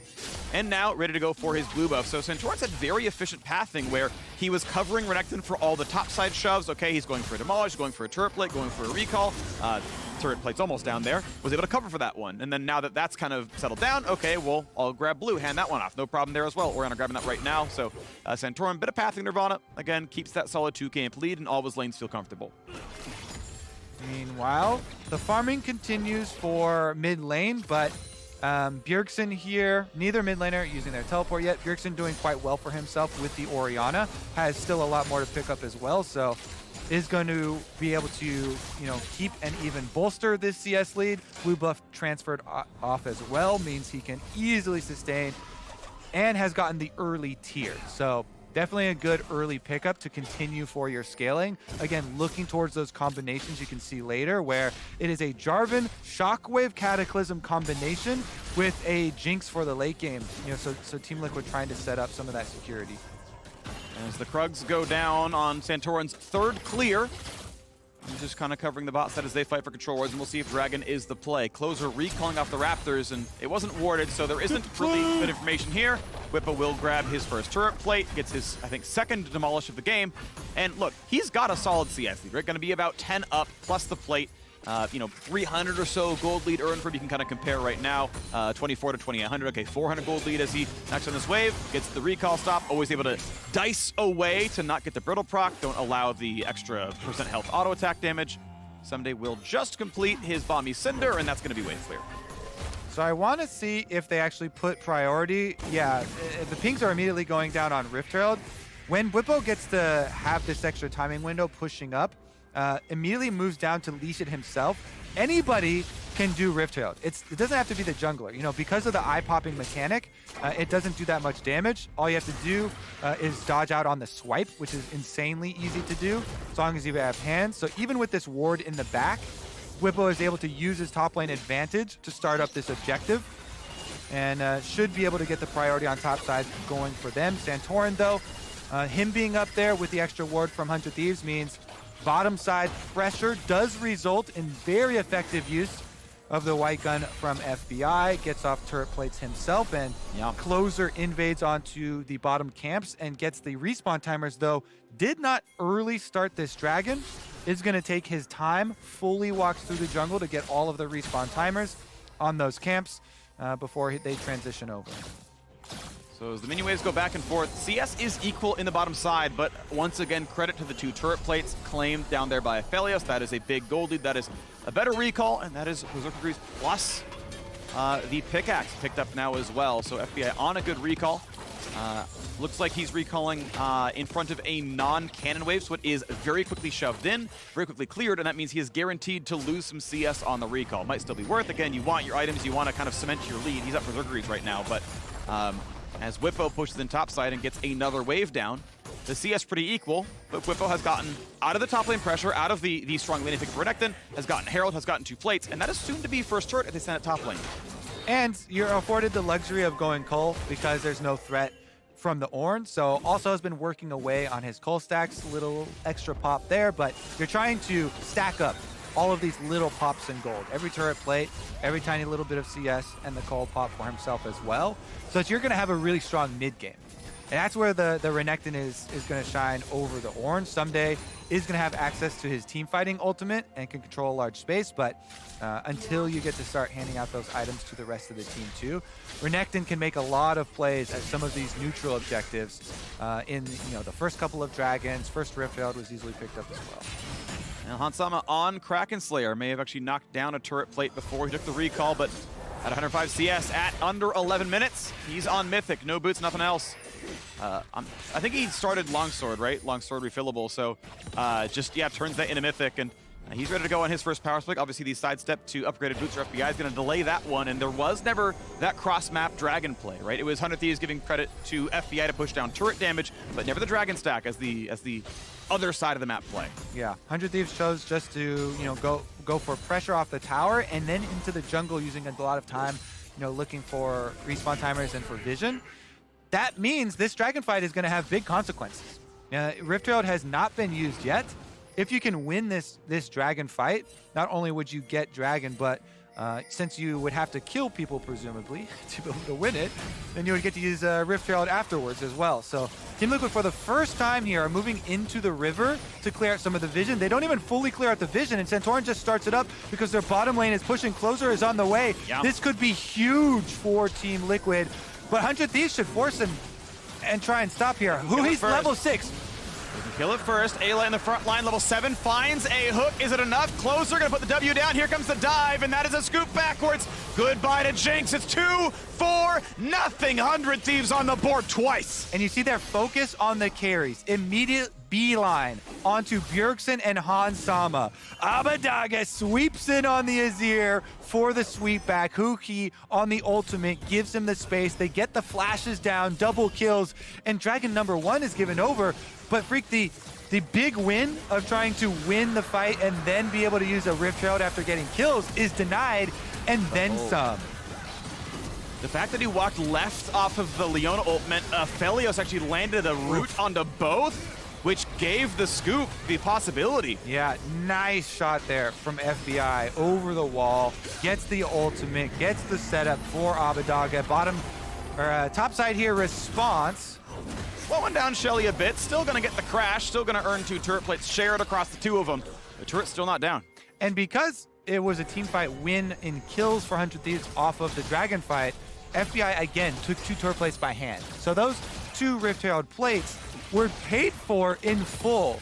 Early 2 in the taking process of the Rift Herald, but then 2 here down off of the dragon fight too, kind of his reward for winning, for hitting that ultimate to snare and set up Abbedagge. That does mean we also still have so many targets to go for. No flash on Bjergsen, Hansama, or FBI or Abadaga.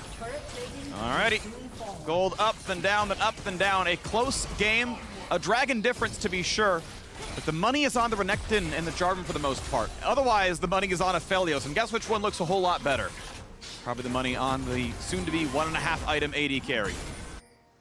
Yeah, and he's got the playmaking mythic as well with the Gale Force. You can definitely have some spicy plays with the Aphelios, whereas Konsama looking to be that team fight pure DPS with his Kraken Slayer. Safety will be provided by Ayla. He's hoping good positioning and separation from Ayla will be enough that he doesn't need any sort of Gale Force movement.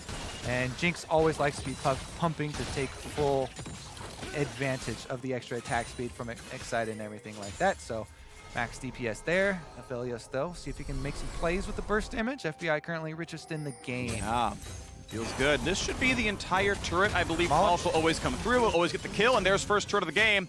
450 onto the Renekton. Huhi is flashless, is a mark, but he's tanky enough as the stun comes down the slow, and Ayla will drop actually a solo kill. He dodged the damage entirely, but still died, just barely living a Santorin. I believe he just survives the burn. 100 health left on him. Closer can't flash for the W. Doesn't want to sidestep, but I think if he went to the right, there could have been the E possibility. So just flashed to safety. But that is another fight, 100 Thieves. Another 300 gold going to the AD carry. That is another 300 gold again going to the AD carry as bot turret falls. Your boy Huhi and FBI showing why they were heralded as the best bottom lane in the LCS last year. Still true. Beautiful dodge from Huhi, and then the response counter engage. Well done by the bottom lane. Top side, though, again, a pain point. Whippo is saving his stun, waiting for the teleport to be used. Once Shockwave's in range, you can now burn it, and you know TP won't matter. Very good by Whippo. He's played against SOAS, right? Like, you have to, at a certain point, realize, I have to hold the stun. TP to safety, waits for his mid laner, knows it's always going to happen. Good kill on the top side. Yeah, and just look at this. So, Closer, he walks back just in time. I don't believe he showed at all on that controller. He was just outside of vision. Huhi then dodges the EQ, puts pressure back onto Ayla. He gets locked up. FBI hits another ultimate. And with Closer coming down the river at the correct time there and playing around the vision, huge sweeping victory. 400 Thieves. Meanwhile, though, Someday paid the price on the top side, and Abba late. Didn't quite get the timing. I mean, it's a very low cooldown to lose on Bjergsen's side. Good escape by Abadaga. 100 Thieves have only given up 1 kill all game, and that single dragon. The bot lane is pushed in, but just swept up by FBI, going Collector second.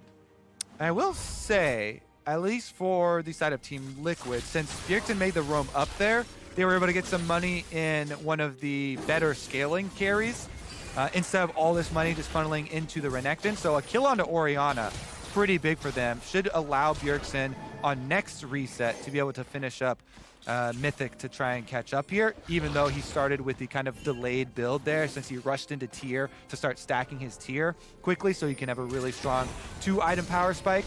I actually just love the new Seraphs that give so much ability haste.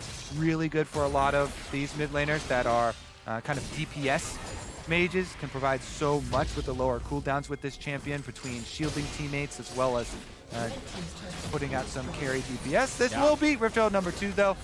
Picked up no problem. All right, and Thieves can look for the next turret to try to bully. The first one, of course, went to Team Liquid, went mostly to Whippo. I guess a half, but then he killed the turret, so, feels like mostly to him. Bot turret killed by Whippo as well, though the turret plates were mostly claimed by Hansama. It is still him getting the stun. TL going to get their second dragon here as well. So you can see the gold is in TL's lead. I still want to caveat that it is on Renekton. That is always going to be somewhat difficult to play around eventually, because Aphelios is a bigger threat, but they've been dragon stacking. Whippo is still going to be a menace for this game. It's not like the clock has suddenly run out for them. I don't want to give that impression over. Just want to caveat the gold lead a very little bit. Yeah, it's going to be interesting how mid-game plays here, too. Since Herald is still in Closer's hand, FBI being hovered right now for the possible topside play. They already completely annihilated the bottom one. He got all of the late money as well as the turret money down, so they continue to just funnel as much as they can into this Aphelios. The Team Liquid frontline is going to be very health stacking heavy, so a Nazir with the Leandries and an Aphelios actually will be able to fight kind of front to back comparatively, if you consider Ornn and Leona also throwing out the hard CC. So 100 Thieves actually feel pretty confident in their progression too, and it's going to come down to a lot of this setup, you know. The possibilities of a Jarvan, EQ, Shockwave, or Ayla finding a Thresh pick are there for Team Liquid. But if you control that vision, 100 Thieves are feeling pretty happy with the setup, even considering 2 dragons stacking in the favor of Team Liquid. And now it starts to get precarious when you get to the Soul Point dragon fight. Yeah, and it's Hextech Soul. It is the winningest Dragon Soul of League of Legends. Last I checked, like, this is one that really tends to snowball into a victory. Turns out that when you Orianna Q a minion and it still slows the enemy team, that's really good at like getting picks out of nowhere, because you can just hit a minion and it chain lightnings out and suddenly there's CC you never had access to that you could have never had access to. Jinx autos him. Yep, here you go. There's the chain lightning. Suddenly Jarvan's in range now. Isn't that great? There is a lot that comes out of this Soul. And of course it's still a long way away, but the way it's been going, Team Liquid's on pace to get it before 30 minutes. Yeah, looking good. Someday as well, even though he died once early on, he can start upgrading his own item now, and we'll be able to hand out the extra upgrades to teammates upon another level. So they continue to kind of push forward. And it looks like with the early investment here of river control, they're moving a lot of their control wards and their vision investment down to this side. They want to cut off the dragon stacking even before it gets to the Soul Point. Trying to really utilize Someday on this Ornn for the team fighting for controlling the river. And they do have the Unleashed Teleport ready for Abadaga, who on his ear, actually, even though it is a control mage and is squishy, has a decent amount of mobility, so it's often utilized to push out stuff like topside. So we move on to the next item. Seraph's Embrace done. Finalized in there for Bjergsen. Ready to have a big team fight happen. As Someday's one going to pull the trigger. Goes on to Ayla. The Lantern comes in afterwards. A flash to safety from the support. Could have been jumped on by Xin Zhao. Probably would have meant a kill as the CC would have landed into the Xin Zhao knockout. That would have meant a death. And so it is a 5-minute cooldown gone for the Team Liquid support. And I want to highlight, okay, this is a trick I haven't done yet because on our screen for the Telestrator, we don't have the timer, but it doesn't go up. I want to circle the entire timer. Yeah. But you get the point. The time that they go for this play will be plenty for both ultimates to come back up before the dragon. Yeah. It's so intelligent to go for a pick like that, to burn a flash on a squishy member that is also a frontliner and just expend your teleports. There is a lot more reasoning than just, hey, we see him, let's just spend our ultimates, 2 ultimates for a flash.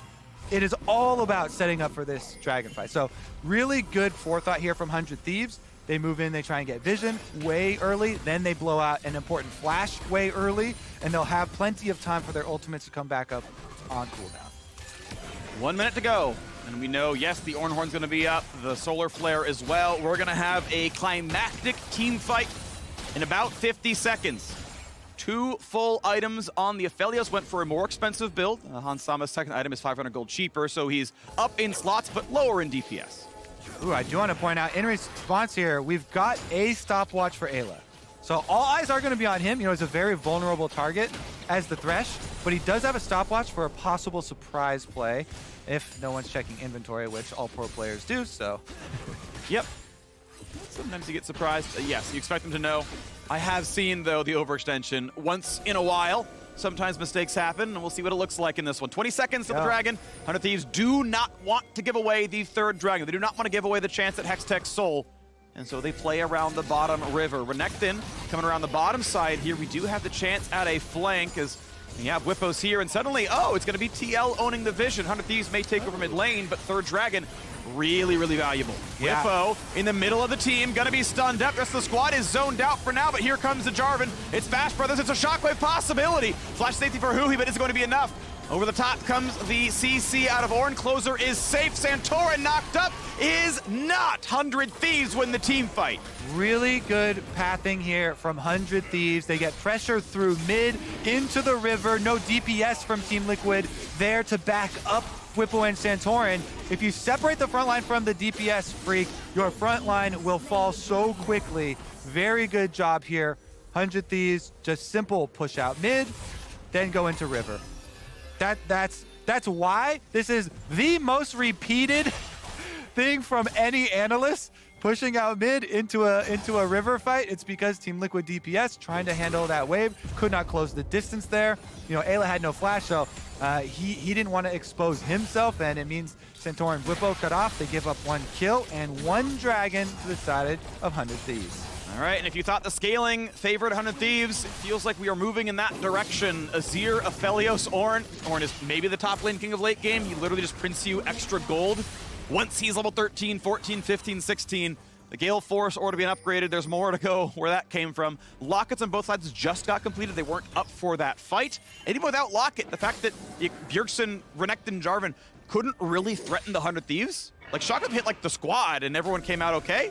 It's a little bit harder from here. Yeah, if Jinx cannot hit, you are not winning that team fight. Yeah. I don't care what spells you're hitting over there, but Hansama being sectioned off towards the mid lane from the early push from 100 Thieves, again, was just so pivotal for them. So, yeah, Bjergsen tried to go over, give some moral support there, cheering him on. Hey, sorry guys, you know, try and buy some time. Maybe they could get the lantern to save him, but not able to get the lantern because it was a really good wall headbutt from Someday.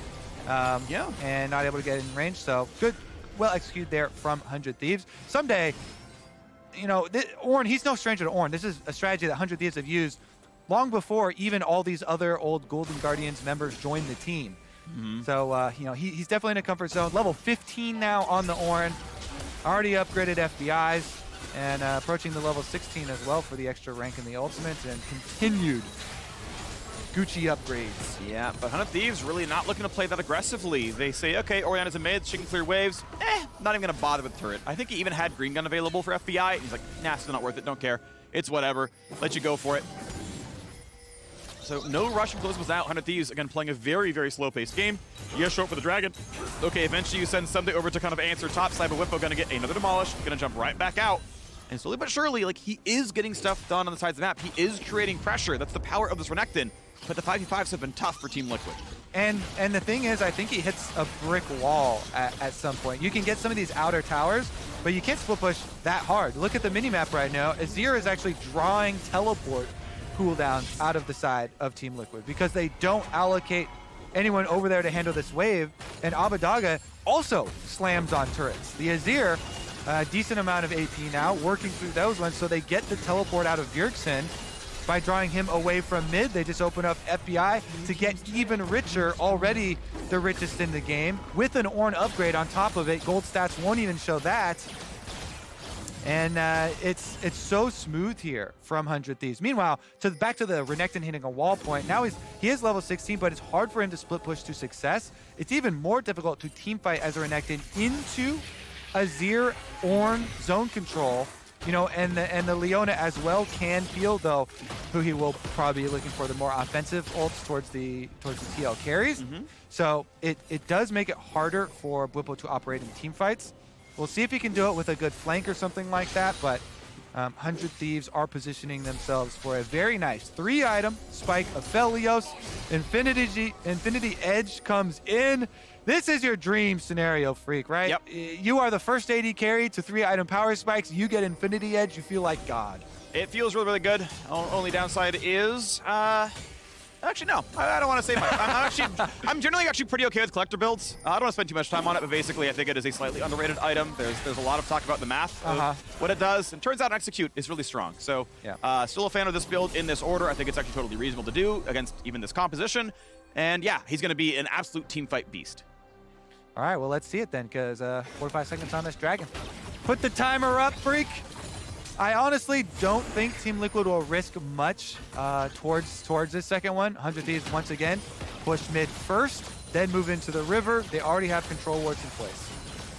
Is Whippo going to be the big threat, though, is the question. He's been doing so much for the squad. He's got among the highest CS in the game, more than anyone else on 100 Thieves. He got them the bottom scuttle. He killed almost bot lane tier 2.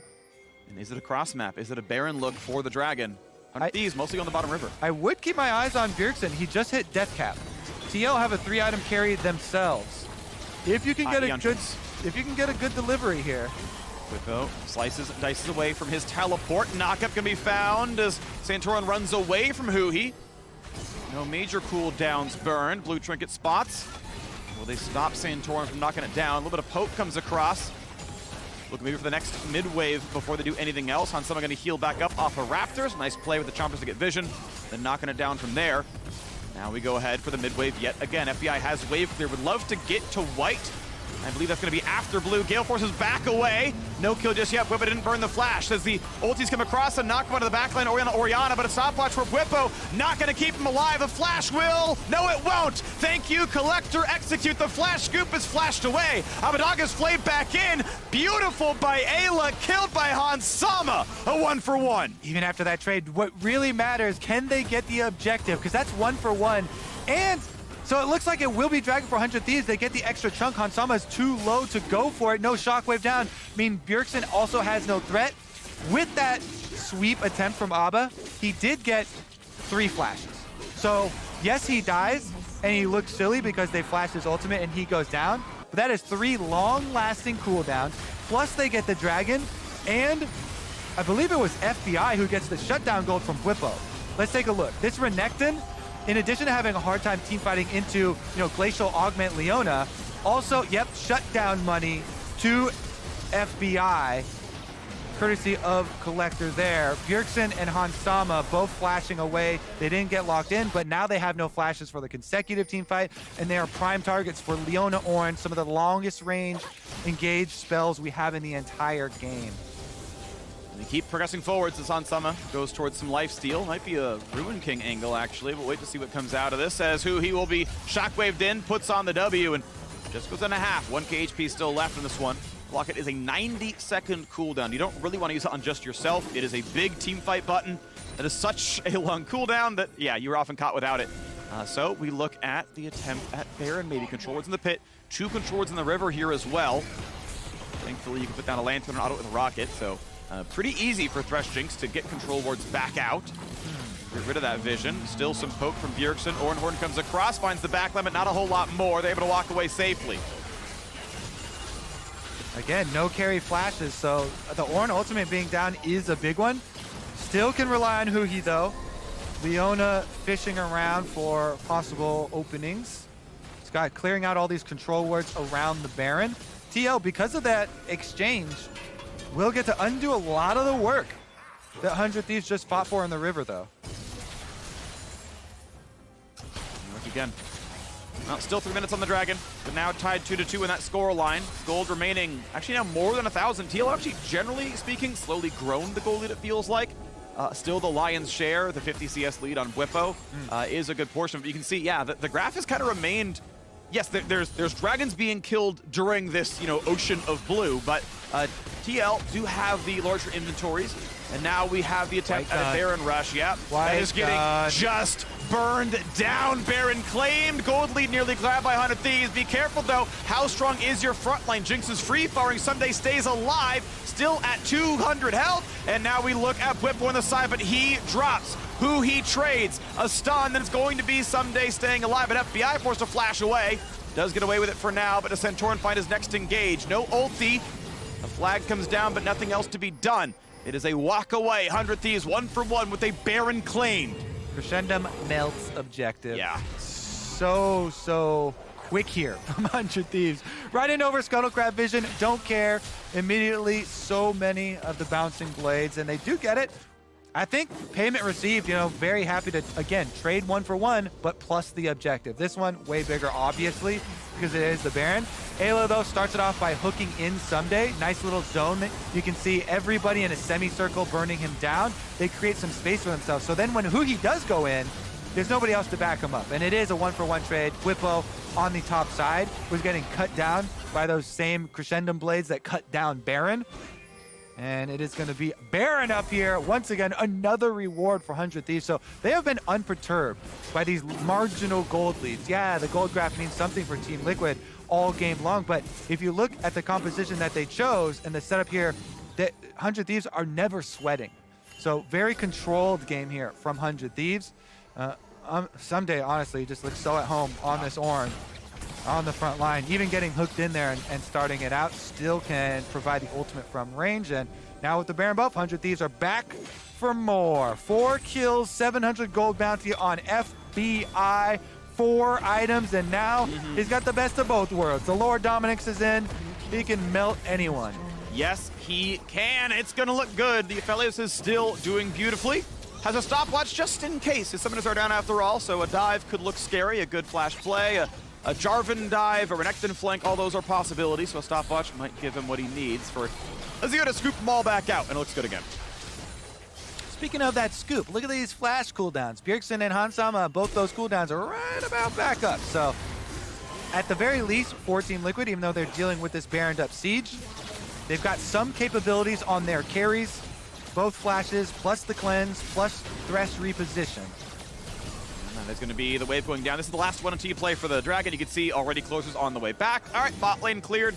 Next wave will give us some vision. There's not a whole lot TL can do about it, so just make sure they don't sneak up on us. And you can see, yeah, they're going to wait inside the jungle. There's a well-timed Scryer's Bloom. All right, yeah, we're nothing down there. We'll take a couple of resets, but keep in mind Abadaga has a teleport, so we can always join if needed. Nah, they're just going to burn it down. 3 dragons in a row go to 100 Thieves. And in their road to defend their LCS title, they are commandingly, just confidently in control of the game over lock-in champions Team Liquid. They certainly are. Looks like 100 Thieves invested in Hextech, and it's actually paying off pretty heavily for them. Again, no pressure as far as the timing either. Abadaga consistently back out to the side waves. He's got his teleport ready. He's level 18 Azir, and he went 3rd item Banshee's Veil for the extra safety. So when he's tending to side lanes, once again, he doesn't have to worry about the return possibility of the jump play with the stun. Extra spell shield completely nullifies side lane Renekton, and you just get outranged, outmaneuvered, and gives full side lane control over to the Azir. So not only does Azir have great team fighting and bring you the peel with the ultimate, but also doing so much work for 100 Thieves side lane control. They can easily set it up once again for their own neutral objective.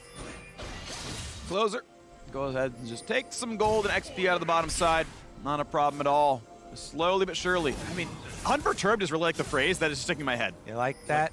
Because 100 Thieves, if the game is remotely close, I feel like just kind of wins at 4 items, right? Like they're champions, I think, pound for pound, except for maybe Jarvan Singed out. Even that one's close. I'm like, yeah, I would rather have Phelios and Jinx at 4 items. I'd rather have Azir than Orianna at 4 items. I'd rather have Orin than Renekton at 4 items, right? Like, hey, as long as we're chilling. They're also bedazzled items. They are bedazzled, right? Everybody wants a bedazzled item. Yeah. Thank you, Someday, for handing those out. AD carry, mid, and jungle, and support. So everybody's matching bling now. But that's kind of the point, is that like they really just kept control. They always made sure they played for their bottom side, right? FBI got solo turret, then solo turret, second Herald, solo turret FBI, just get him ahead, hit win the team fights. Guardian Angel now done. He's full build at 36 minutes. And they're ready to go for Dragon Soul in 3. Yeah, I mean, we've had 3 very different games today, Freak. Yeah. All unique snowflakes and great in their own way. Good. Okay, that's my stance on it. Let's take a look at the pinnacle of this game. Will crash down, 2.5 minutes on that timer. Full vision coverage by 100 Thieves. Level 18 for both their solo laners. All Ornn items have already been handed out. And they're even looking for the aggressive play ahead of time. I will say one thing though, Whippo trying to get something done there on the Renekton. Maybe he can, get a lane pushing for themselves. Baron's in 17 seconds, and you can just push up this timer. Don't even have to wait for the soul. So yeah, what's the play? Because Whippo's gonna kill bot lane tier 2, 800 more gold in the inventory. It'll flip the gold lead back to Team Liquid. Like, that's definitely gonna die with Demolish. And so now, with his Hull Breaker, by the way, he is really playing side lane, trying to get stuff done over there. Turrets die faster, he's got more stats. Okay, he's still getting stuff done. At some point, you might have to answer the inhibitor. Ornn has done so, TP up for both. But which team looks better? No level 18 Renekton or no level 18 Ornn? He's already given the items over. I think the 100 Thieves still have a frontliner in Huhi. As the wave gets cleared, Baron's getting sniped fast. Centaurin over the wall. Centaurin, does he get Vindication from Lock-in? Does he land the smite? The flag will time out, but he's still got flash if he needs it. And they just keep it aggro. 3k health right now. Whippo having a bit of a hard time against the Ornn, who he wants to find his way in, but he's still dancing on top of wards right now. Found out, puts the shield on. When's the engage coming across? Because Closer is going to lose his Guardian Angel in a second, but no, they just delete Centaurin. They win this fight on both sides of the map. FBI is unstoppable, and 100 Thieves will just not be stopped. They will not be perturbed. They will claim the Baron. 100 Thieves bounce back. Lock-in tournament, what? It's now Spring Split LCS. 100 Thieves gonna get themselves a Baron, and they'll be right back out to pushing. Honestly, I was having a fun time watching the bruisers up there in the top lane brawl, but trying to gain some ground, but it's just so hard gaining any ground versus this Ornn that has also now the Warmogs is completed. So even if you work for a good 5 minutes punching this Ornn, trying to gain some health lead, then he just backs off and regens right back to full out of combat. Items aren't the most important thing here. We got to fight right now around the bottom river. Huhi gonna run away. They've got a slow and a knockup and a ton of damage on Nabuepo. Good night. Shut down claimed. He had so much farm. 409 CS. Indeed, he was worth bonus gold as FBI lines his pockets fruitlessly because he's already full build. His GA is ready from cooldown. This is going to be Dragon Soul. You probably want to pull it out of the pit, make it hard for Jarvan. Jinxwalker comes down. Abaddon going to scoop them away to make sure they can claim this one, and they will do so. Thanks for the soul. Thanks for the team fight. Already we've double killed 2 more of your champions as Ayla and Bjergsen go down.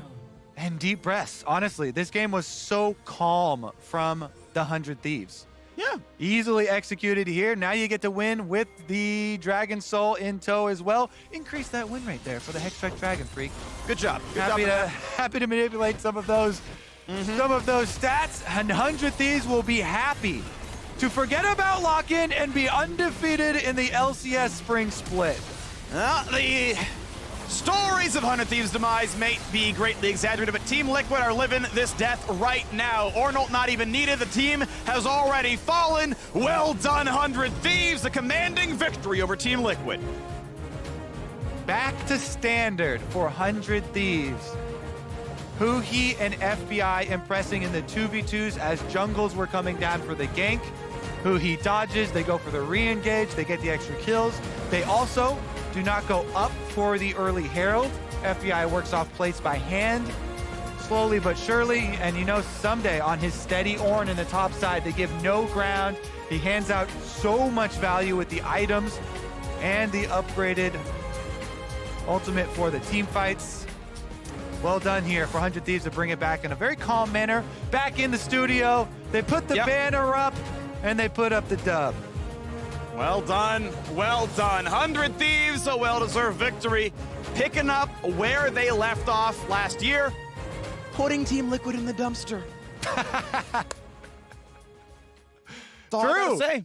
It's been such a long kind of rivalry, you know, because their first finals, when 100 Thieves were first in the LCS. 3-0 clap. Yeah, it looks like 100 Thieves have a chip on their shoulder.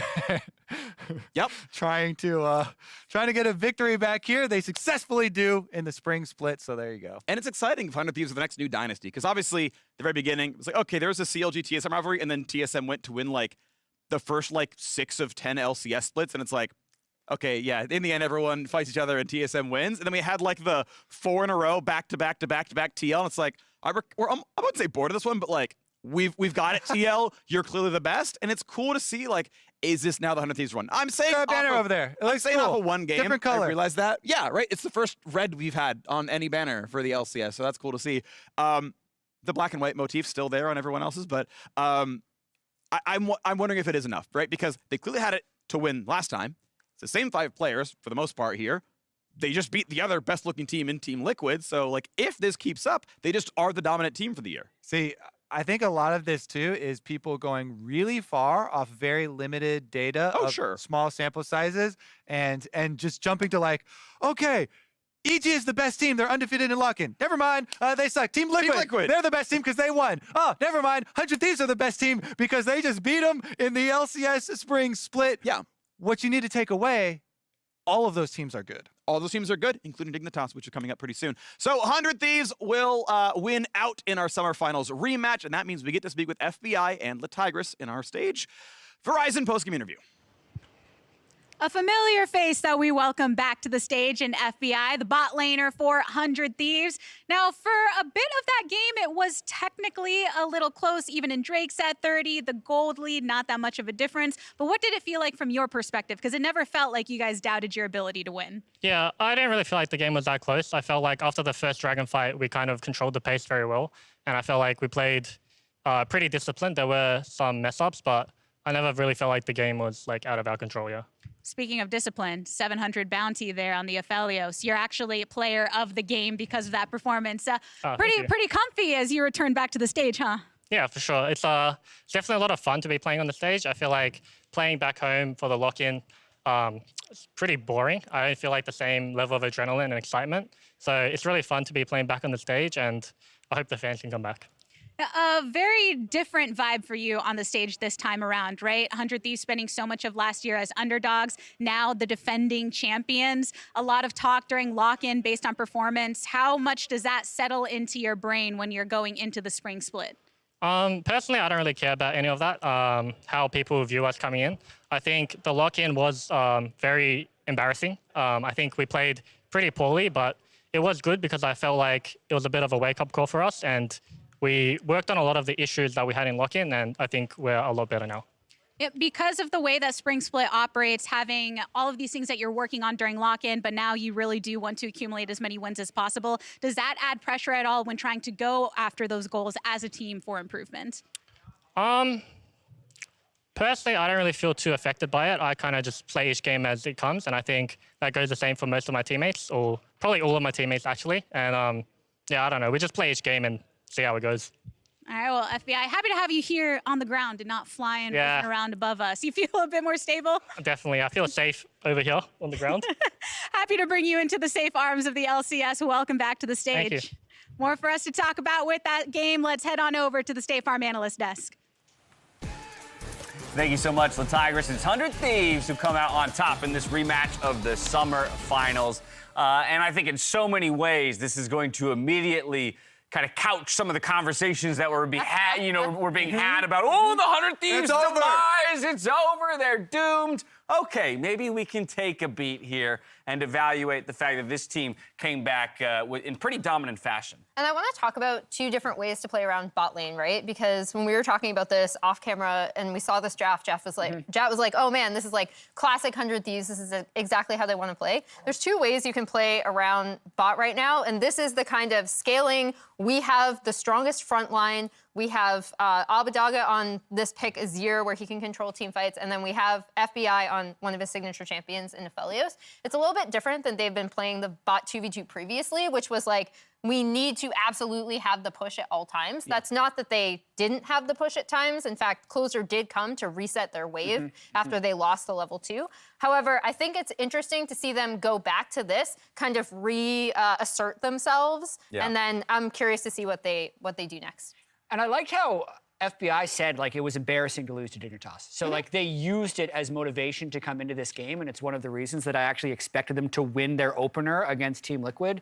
But like, for me, the way the complexion of this game happened, the Thresh is going to have push bottom, the Renekton is going to have push top. If this game gets to 30 minutes and it's even, you should see 100 Thieves win, which is exactly what they did. So well played by them. Yeah, 100%. And I mean, I felt like 100 Thieves recognized that their win condition was being able to get push mid after they had that lead and always be on the objective first, right? Be able to pull Team Liquid in towards them. This is a great early game fight. Just being able to see him flash over the wall, get the job done. FBI came in strong, following up off of the engage from Closer. They were just a really well-oiled machine this game. I was gonna say, the coordination in that way is kind of what struck me, and that's glimpses of the championship-winning 100 Thieves that we had seen before. Yeah. But to your point, Jat, scaling into the game, it was still a decently lengthy one, but it didn't feel ever like they were too much on the back foot. Yeah, I mean, I think if you look at the way TL played, they also had a really strong understanding of how they wanted to play. I think they had good side wave control. We were looking at the CS and we were like, where's this coming from? And a lot of it was just how they're controlling side waves, how they're catching side waves. You know, Bwipo on his hole breaker business. He's still going for it. He knows he's going to be in a side lane. Yeah, and I mean, what reminded me of Game 2 in Dignitas, since it was referenced in Lock-In, right? It felt like the game was doomed after the Rift Herald. There was the Rift Herald catastrophe that happened. Well, in this game, I thought they had a really good read, where they just said, okay, we have Aphelios. We'll just play towards getting plates early, so then Aphelios would get going, and we'd just play around him consistently. They did this. This was their bread and butter during the split. And so even this game, you could see blips here and there, and the goal lead sure being at times in favor of Team Liquid. Like, compositionally speaking, 100 Thieves were comfortable. Because how is Renekton going to play the game? If he plays on sides, well, he's not going to win through sides, right? He tried at some point because team fights were going to be hard. And if he tried to play through team fights, Azir, ulti is going to be obnoxious, and then Aphelios, it was just going to rip him apart. Well, we started talking about range advantage, right? Yes, for 100 Thieves, with that Azir, with that Aphelios, especially if he has the right gun. So many times around objectives like Baron, you're seeing him with the green, with the green sniper. Boom! You can't close that gap on him. Exactly, across the screen. That's it right there. Sound effects provided by Raz. But it was Abadaga who ultimately delivered the win for the squad and the Grubhub dub here on the Azir. Always nice to see the, what is it, Raz? Scoop-de-whoop, the scoop-de-whoop. He went for it earlier and got double flashed, but that was not to happen this time. And this sets up perfectly for that Aphelios ult that's about to come through from FBI. We were talking Flash about... ult. Yep, there we go. Whew. Beautiful. And I mean, he's been looking for it all game, as you mentioned, being able to find it here, where, honestly, Team Liquid were playing at a good distance, not at that moment. Well, congrats to Abadaga on that one, and we're excited to have Grubhub back again as an official delivery partner of the LCS and a sponsor of delivering the win. Now, this weekend, use the code IGNITE to to receive an exclusive Grubhub Hextech chest and key on all orders over $15. And you're entered to win a real-life Hextech chest filled with Grubhub prizes. And I, as a matter of fact... Oh, no. Have been provided with one of those chests of my very own. And I am going to be delivering it to the person who called for this Grubhub dub. But there seems to be a little bit of an argument about which one of you two it ultimately was during the game. So sorry, Jack, you're out of the running. You were not the one who picked the Abadaga play. My mic pack was literally unplugged. Well, and I screamed Grubhub delivered the win. You gotta be ready in the moment. Hey, Jack, I understand. I know that you're new. You were there. I know you're new. I know you're new to broadcasting, but if the mic's not on, people can't hear you, and it's unverifiable. So it's a lesson. It's a lesson to be learned by a broadcast amateur. I get it. I record every conversation. And so instead, I want to hear Emily's argument of why she... Yeah, do you deserve this? Was it you? I think I do. Okay, that's all I needed to hear. All right, here you go. Feel free to open up. I have no idea what's in here. Is it a snake? What do we got? What kind of prizes? Well, Dash is not in there. Ooh. Okay, a mouse. Yeah, a mouse. Nice. Okay, Skin code? No I shot. feel like I should be showing these to the camera. Yeah. It's a live unboxing. We Get ready for your QVC career. We never need to do an unboxing with Emily since I'm... There's like a big thing in the bottom. Ooh, is that a mouse pad right there? Yeah. Rip out all that Nice. Oh, it's just paper. Okay. Here you go, Jet. And it's a nice box. And it is a This beautiful box actually is really cool. That's what I want. It still smells a little bit of spray paint, but it is Fair enough. substantial. Yeah, it's beautiful. It's beautiful. Well, pretty sweet. You get to take all that home. Nice. Nice day at work. All right, thank you so much, Grubhub, for that wonderful delivery and being a great partner of Can the I say LCS. one more thing about the game? Okay, well, you say it as we go. It's going to be quick. Winning lock-in makes the first game really hard because of expectation and limited practice time. Boom. Don't overreact to TL's loss. Okay, there you have it. It's time to step away. On the other side, LS and the full Cloud9 squad take on Golden Guardians in their 2022 debut. We'll see you there. Closer, gonna put the W down. Here comes the dive, and that is a scoop backwards. Goodbye to Jinx. It's 2-4-0. Ulti's come across and knock him onto the backline. Orianna, but a stopwatch for Whippo. Not gonna keep him alive. The flash will. No, it won't. Thank you, Collector. Execute. The flash scoop is flashed away. Abadaga's flayed back in. Beautiful by Ayla. When's the engage coming across? Because Closer is gonna lose the Guardian Angel in a second, but no, they just delete Santorin. They win this fight on both sides of the map. FBI is unstoppable, and 100 Thieves will just not be stopped. They will not be perturbed. They will claim the Baron.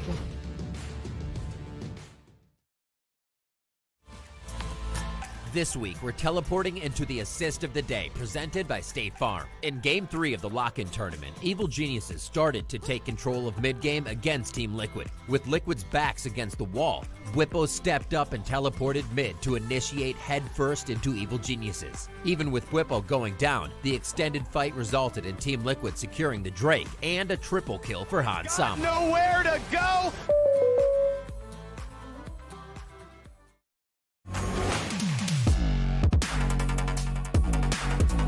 is the sort of pride that gets you in those big moments, allows you to take down giants.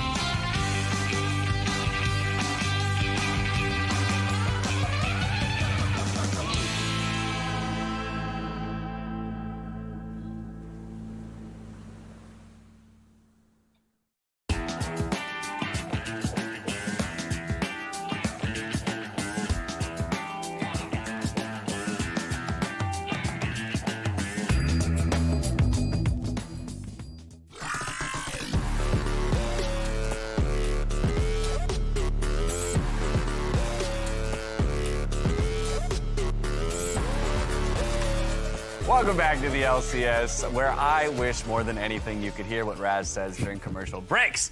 It's Cloud9, it's Golden Guardians. Just sound effects. It's, like, not, don't get any it's ideas. usually just... He's not saying massively offensive things. No, it's just noises. My goal in life is to get you guys to just crack up as the camera comes in. Mission accomplished. This next matchup, Cloud9 Golden Guardians. Raz, this was your call-out top of the day for most exciting game because it sports the official rosters of both teams as intended to play in the regular split. So let's start on the C9 side. A lot of hype around specifically Summit and, of course, Berserker coming in, but Winsome as well. There it is, Church9 being able to get to see, as you've already said, like Berserker and Winsome, the Korean bot lane for this team. A lot of hype for Berserker as a player who hasn't seen that time in Premier play, but was with T1, right? Greatly heralded as a player with strong mechanics. And Winsome, who I got to see a little bit of course, because he did play at Academy. I think it was either Academy and Amateur in Korea. And so, like, he's had some experience there, but is still going to rather green and is going to need a lot of time, I feel. But then you put your eyes to the top side of the map. Yeah, I'd love to. I really want to talk about Summit. So he can make the top lane incredibly volatile. Watching him last year, it was pretty much him and Kroko on that team, along with Roams from Effort, their support on Live Sandbox, that were making a lot of games for them. He's an insane Gnar player. I think a lot of people are going to know him for the Gnar, but he plays like a lot of carries. He really likes to kill people. He'll sometimes flip lane, but he has a lot of really strong mechanics. So if he and Blabber can coordinate well, it'll mean really good things for this team. Now, Jat, we have imports coming to the LCS all the time, and sometimes with a lot of hype around them. But I feel like Summit in particular is one of those players that, without having played a game on the LCS stage, is so quickly being talked about as the best top laner in the LCS. Yeah, I mean, he's also been so incredibly hyped by his own, like, coaching staff. I mean, we have, it's the most exciting roster, but the guy who wasn't pictured here is LS. And when you look at Twitch chat, it's just Praise Church 9 for infinity on the Twitch chat. And he even said, I actually saw a recommended YouTube video for him the other day where he said, Summit coming to the LCS is like Thor coming to Wakanda. Like, he just said that on stream. So, like, he is very outspoken on how he feels the success of this team will be. I'm glad that he stayed in the Marvel universe, though. He had to be. True. Yeah. And so I'm interested because, like, if you just look towards the playstyle, it feels very natural that you want to play through your bot side because Summit has had the experience of being weak side, top side, being able to play well around it, and then just Hulk out in team fights, right? So interested in see what how this team is going to mesh together, of course, because there are just clear language barrier issues. But if they just see the game, the same page right from the get-go, then it's just going to be easy. So jury's out, right, on how this Cloud9 will perform, but not for too long, because we'll find out soon enough. On the other side of the rift is Golden Guardians. They're making the debut of their intended lineup, which sports some familiar names like Licorice and Lost, and a returning name in Ole, one of the sweetest players to ever step on the LCS stage. Well, also, I think, like, the thing with Ole is he did take time off, and he had this massive twit longer where he was like, you know, I went back to school, I was gonna work for a company, and I realized, like, I really just want to keep playing. And so he returned. He got, I believe, top 3 in Korean Challenger just from grinding. And I'm really, really interested to see what his form is now because he just kind of took some time and discovered, like, no, I still really want to be a pro player. Yeah, and what you see on the screen is exactly what you would expect him to bring to Golden Guardians, which is the experience, right? 2 championships with Team Liquid that he was able to come out with. And a lot of it is just like, he is a vocal member on the team, right? He is the type of person that he knows, he has a vivid image of how he wants to play the game. And so, he has a chip on his shoulder, but same with a lot of these players on the team, right? Licorice coming in from FlyQuest, his experience with Cloud9 that he is facing here today, right? Chip on his shoulder. Lost, former TSM, who a lot of the fans really ragged on him for that split, right? Chip on his shoulder. So, you know, Golden Guardians are going to have players that really want to be able to perform. Well, and since we're watching footage of Licorice, I think we have to acknowledge once again what a year he had last year in switching over to Golden Guardians and how it was just a totally different look, right? Totally different look. He looked like his career was going to be over before he went to Golden Guardians last year, where he had that big resurgence. He probably hasn't cut his hair since then, which is just increasing his power. Yeah, it must be. Yeah, there it is. But overall, like, the opportunity that I think Golden Guardians has this year, with everyone kind of underrating them, they have 5 positional coaches as well as a head coach, so they have heavily invested in their coaching staff. They have a bunch of players who are actually quite experienced. When I did the math, they're the 2nd oldest starting roster in the LCS, but being old doesn't mean you can't learn. So they have so much to prove, and what a better debut than if they were able to shut down the, like, C9 hype train right off the bat. And this is all before we get to that mid lane of a Blaze Olive up against Fudge, but I'm being told that the players themselves are ready, so we're going to waste no more time and toss it over to our casters, one of whom who's been harboring a secret for far, far too long. Oh? I'm so sick of pretending to be bald for you. You agreed to this, Azael. Just be the only bald caster. It's not a big deal. It is a big deal. Do you know what they would say to me if that was true? Yeah, your puns suck. Watch your mouth. When I found you, you were nothing. A literal world champion and nothing else to show for it? What did I make us? A duo. What are we, Azael? A duo. What are we? Duo. Don't forget it. Ladies and gentlemen, welcome back to the LCS. I am Captain Flowers, joined by the man with the most luscious head of hair who knows how to hide it from every single one of our eyes, Mr. Isaac Azale Cummings Bentley. I cannot believe how convincing your bald cap is. I was going to stop wearing it, but it found out it's actually in my contract. I would get fired. Really? Yeah. You got to read what's in those, man. That's where they get you. The fine print is where they get you. Let's see how this pick and ban phase is going to go here. Golden Guardians on the blue side, Cloud9 on the red. It's Karma and Corki banned away. We are not going to have any 60% HP rockets here in this game. Thresh, Caitlyn, and TF all off the table as well. Zeri banned out. Man, this is going to be a really exciting game here. The debut of both of these rosters. Golden Guardians obviously running their Academy squad in lock-in. C9 running a mix of Academy and LCS. Not able to have all their Korean players. Not able to have their coach LS. So a lot of people are really excited. If you love them or you hate them, you're excited for the game to see how things are going to turn out on Cloud9. Exactly. You know, is his thought process about the game and the way he looks at it going to be proven or disproven over the course of the split? I think is going to be something that a lot of people are really following along with. You know, he's a known guy in the scene for really advocating towards playing late game strategies. A lot of scaling, not a big fan of a lot of these early game champions, the Lee Sins, the Nidalees, the Renekton's, the Naras, these types of things. And I'm curious to see, is that what we're going to get? And so far, I mean, two late game champions, 2 for 2. All right, over on the side of Golden Guardians, they're going to start off with the Yuumi. So this is a pick that, of course, can become a big point of frustration for a lot of people if it pops off, but can be punished early game as well. I also like the Gwen takeaway when you see Yuumi. Not only is it a strong top laner, but it can also be played jungle. And there's been a lot of Yuumi-Gwen pairings that have been really, really strong in the jungle these days. We get Sona coming out. This is really interesting here. So the aggressive Sona, this is up somewhat for debate. I know Freak is more on the side that enchanters are not a good option into Yuumi. I actually think that they are very, very strong. Sona scales well. And what you can kind of set up is what you're trying to orchestrate is have both the Aphelios and the Sona auto-attacking the Jhin, while only the Jhin can essentially return fire. Yuumi can't just play detached from her partner, and you basically she could. You can. You might not want to. It's really bad. But it ends up in a situation where as long as both of you are auto-attacking, you're winning out on these trades. It really puts Yuumi on the defensive end where you have to play it more slow, try to hit those prowling projectiles, heal up over time.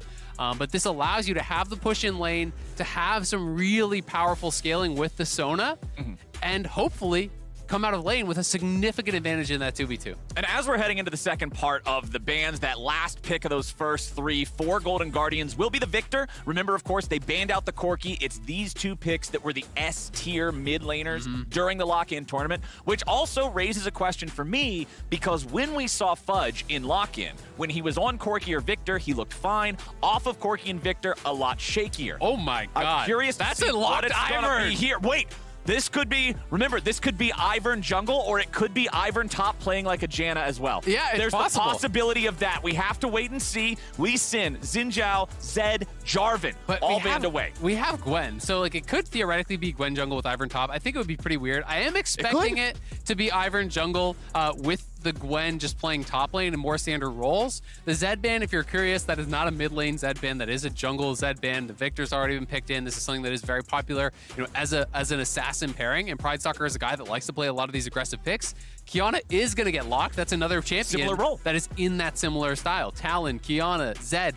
If you're an assassin jungler specialist, those are really, really threatening picks. And I'm actually so excited to see a very different look here for the first draft from LS on C9. He's here on stage with the whole squad. This is not something you would really expect.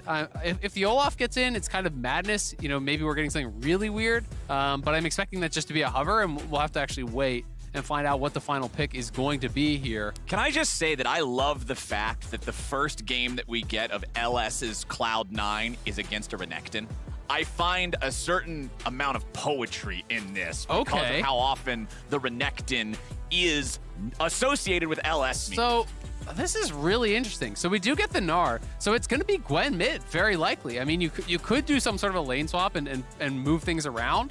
It also could theoretically be a roaming Ivern, as you talked about, because there's been a lot of different takes on this. There's been a lot of wacky attempts at finding a replication of this strategy, right? There's obviously the Janna roaming around. There's been Taric with Predator. There's been Gragas. There's been Bard. There's been all these different things. And getting this here for Fudge, might just be a bit of a roaming strategy here, moving around the map with Blabber. And plus, you and I were actually talking about this behind the scenes earlier. When you have two enchanters, with one of those enchanters being in a solo lane or roaming around from that solo lane position or whatever, you love to have a hyper carry to go along with it. And Aphelios on 6 items is the definition of a hyper carry, just can totally take over the game. Absolutely. It can be very, very threatening, but at the same time, you know, we're going to have to really watch this because I'm going to be honest, I have not seen Ivern mid played much at all. You know, I've seen it together with a Rengar in like Smurf cheese in solo queue where an Ivern and a Rengar named like his Rengar and her Ivern or whatever, just duo. Should just be duo lossless his challenger. Bush, really, that's all you are. You're just dropping the plants for the cat to jump out of. It works, but that's the only time I've ever seen it is with duoed with a Rengar in solo Q cheese. So it's not a support item Ivern, and he's not playing Smite. So it might just be a very different look here. He may literally just going to be laning here and maybe even donating some of the farm over to the Gwen, some sort of a funnel type strategy along those lines could be interesting. But there's been a lot of different looks along the same lines. You know, really the roaming Smite, Janna, that's the one that everyone kind of knows. We got to see that earlier today. But as that started getting banned, people started realizing, hey, it can work with other things. There's people that are playing lane to 6 on Gragas and Quinn and then roaming for the rest of the game, never farming again. There are people that are roaming from level 1 with Bard. There's the Predator Taric, that's a new take on it. So it is really this strategy that is somewhat abusing objective bounty mechanics by kind of like artificially lowering your gold income, but you are much more efficient because you are playing an enchanter that have cheaper items. And also just the power of having multiple enchanters on a team. You know, Ivern plus Sona, the amount of shielding that's going to go out can allow someone like Blabber or Berserker to play incredibly aggressively and really can change kind of the landscape of the game. Makes, at least to me, it makes you glad that you have a champion like Kiana for Pride Stalker that feels good about building Serpent's Fang to be able to cut some of that shielding with how much will be available on the other side. One thing worth pointing out here as we're hovering over the bot lane, the combat summoner spell power greatly favors Golden Guardians. They have heal, exhaust, and ignite, while Cloud9 only have exhaust because the cleanse is taken by Berserker because he's going to need that later on in the game versus a Renekton point and click stun versus the fact that Kiana can yeet him into the wall. There's a lot of problems later. Yep, absolutely. You know, even the Yuumi, just the root can be very problematic, you know, help to lock you down. So this is going to be really interesting. Fudge is starting Bush level 1. You know, you do have the range attack. You know, that has been changed a long time even without the Bush, but you do greatly more damage. Yes. Playing that with Airy. So just going to be trying to farm it up. And maybe this is just straight up, he's just standard laning Ivern mid, and it's kind of the new tech. Is a very interesting take. Ole is playing detached down here and is going to look to try to trade Spell Thieves as much as possible, and we'll see who can really get the advantage here in this early push. It's going to be really, really interesting to see how this lane does in fact go, because Yuumi scales incredibly well, so does Sona, but I think that it's easier for Yuumi to get value when you are paired up with a champion like the Kiana. You know, you just attach to that Kiana post lane phase, and if you've not been punished by that point, you become such a huge threat moving around the map. And in all these situations where Kiana wouldn't quite have lethal to actually threaten 100 to 0, you get that extra AD from the passive from Yuumi, you get that Prowling Projectile, the ult, the ignite, all these things coming in over top. Just put it to the point where pretty much anyone you find, you can kill. And I remember that being a conversation point back when Yuumi first came out, and a lot of AD carry players expected it to be sort of this handhold throughout the game that's always going to be there with you. They're like, well, wait a second, Yuumi hangs out with me in lane and then divorces me for a bruiser halfway through. What am I supposed to do? My support left. That's the reality of cats, man. You know, someone comes up with a treat, these cats aren't loyal. There is no absolute definition of a real support down there with that Yuumi, but it's okay. We'll see how Ole decides to play this one as it moves forward. Fudge is shoving the lane up here early on, so he'll be able to have that little bit of control down here in bottom. Looks like we've got pretty even farm between our two sides. Lost on the Jhin. This is going to be one of those champions that will also be able to play back further in the fights while still contributing with Deadly Flourish and with the Curtain Call. So even if the Yuumi is permanently attached to a Renekton or a Kiana, and Victor's going in with them, and they're all trying to burst down these valuable targets, Lost will still be able to contribute to those fights. Yep, absolutely. And so far, so good for Lost and Ole. You know, playing down there on the bottom side, they have been the ones that have a slight CS advantage. They've been pushing in, and Winsome is actually quite low on mana here. You know, Ole has been doing a pretty good job actually playing detached and trading this out very well. Fudge, if you're interested, is going for at least a couple of points in shield so far, so expected him to go for the shield max. He is going to go for that. It does help a little bit with the wave clear here. He's just putting down the W's, buffing up that auto attack, trying to push in, and utilizing that shield to then walk into the wave, try to get a pop onto a Blaze Olive, try to get a pop onto the wave, and really get that shove. And I do think that this can work fairly well in the earlier stages. I do wonder what the strategy is going to be post 6 if they start to really give farm over to Blabber or something like that. Yeah. Because I think as the laser upgrade comes through for a Blaze Olive, you know, once he hits that 100 CS mark, he starts to upgrade, he starts to get some more items in there, you're not going to be able to contest the push as an Ivern, right? You can do this in the early levels, but the wave clear of Victor is going to vastly outpace that of the Ivern, so you know, this seems like it's working totally fine thus far, and if he CS's this well, he's going to be even or even 1 CS up or 2 CS up. But my curiosity is really about what the game plan is later on. You know, how do you advance this forward? Down here in bottom, we'll see this one get shoved up here yet again. Lost almost out of mana, so we'll see the Golden Guardians bottom lane back up now with Ole. Also having most of his pool depleted. They don't want to get caught out in a bad spot. No summoner spells expended anywhere except for those TPs. You can still see the teleports available for the side of Cloud9 Summit, just now using his to get back to lane. A Blaze Olive has already TP'd back. Blabber trying to apply a little pressure here and get that wave shoved in to allow Fudge to get a recall of his own, but not like there's any real kill pressure there. Yep, just wanted to reset the wave. You know, wants to be able to push that in. There's only 3 minions there, so will eventually bounce back towards Fudge, so doesn't really have to worry about losing too much. On the top side, Summit doing Summit things. Playing Gnar was his most played last year, and Licorice could be in some trouble here. Summit's after him, man. Level 5 versus level 5. Pride Stalker's coming in, so Licorice will be safe for now. Pride Stalker gets the root.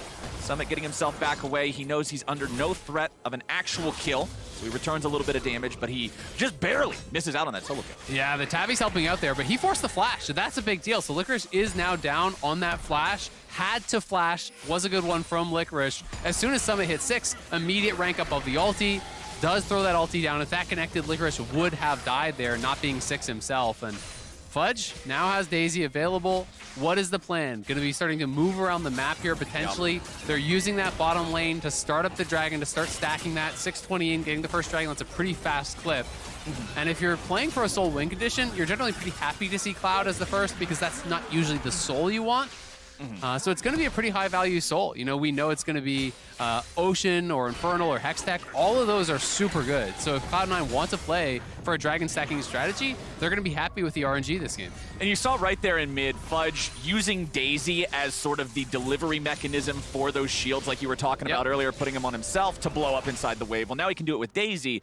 But the problem with that is, against somebody like Victor, who has a very powerful trading pattern with the E and the Q combined, Victor can guarantee that both parts of E and both parts of Q hit Daisy every time. So it's not like Daisy's going to be this permanent fixture in the lane that Fudge decides to stay there instead of. Absolutely. I mean, it's not gonna last that long, and especially as he gets more levels, this will get harder and harder, I think, to pull off. Fudge with the early Kindle Gem, I'm assuming that he's just gonna go support item first, you know, probably a Moonstone or something along those lines, and they are just going to group at every single objective, and they're gonna say, all right, time to fight.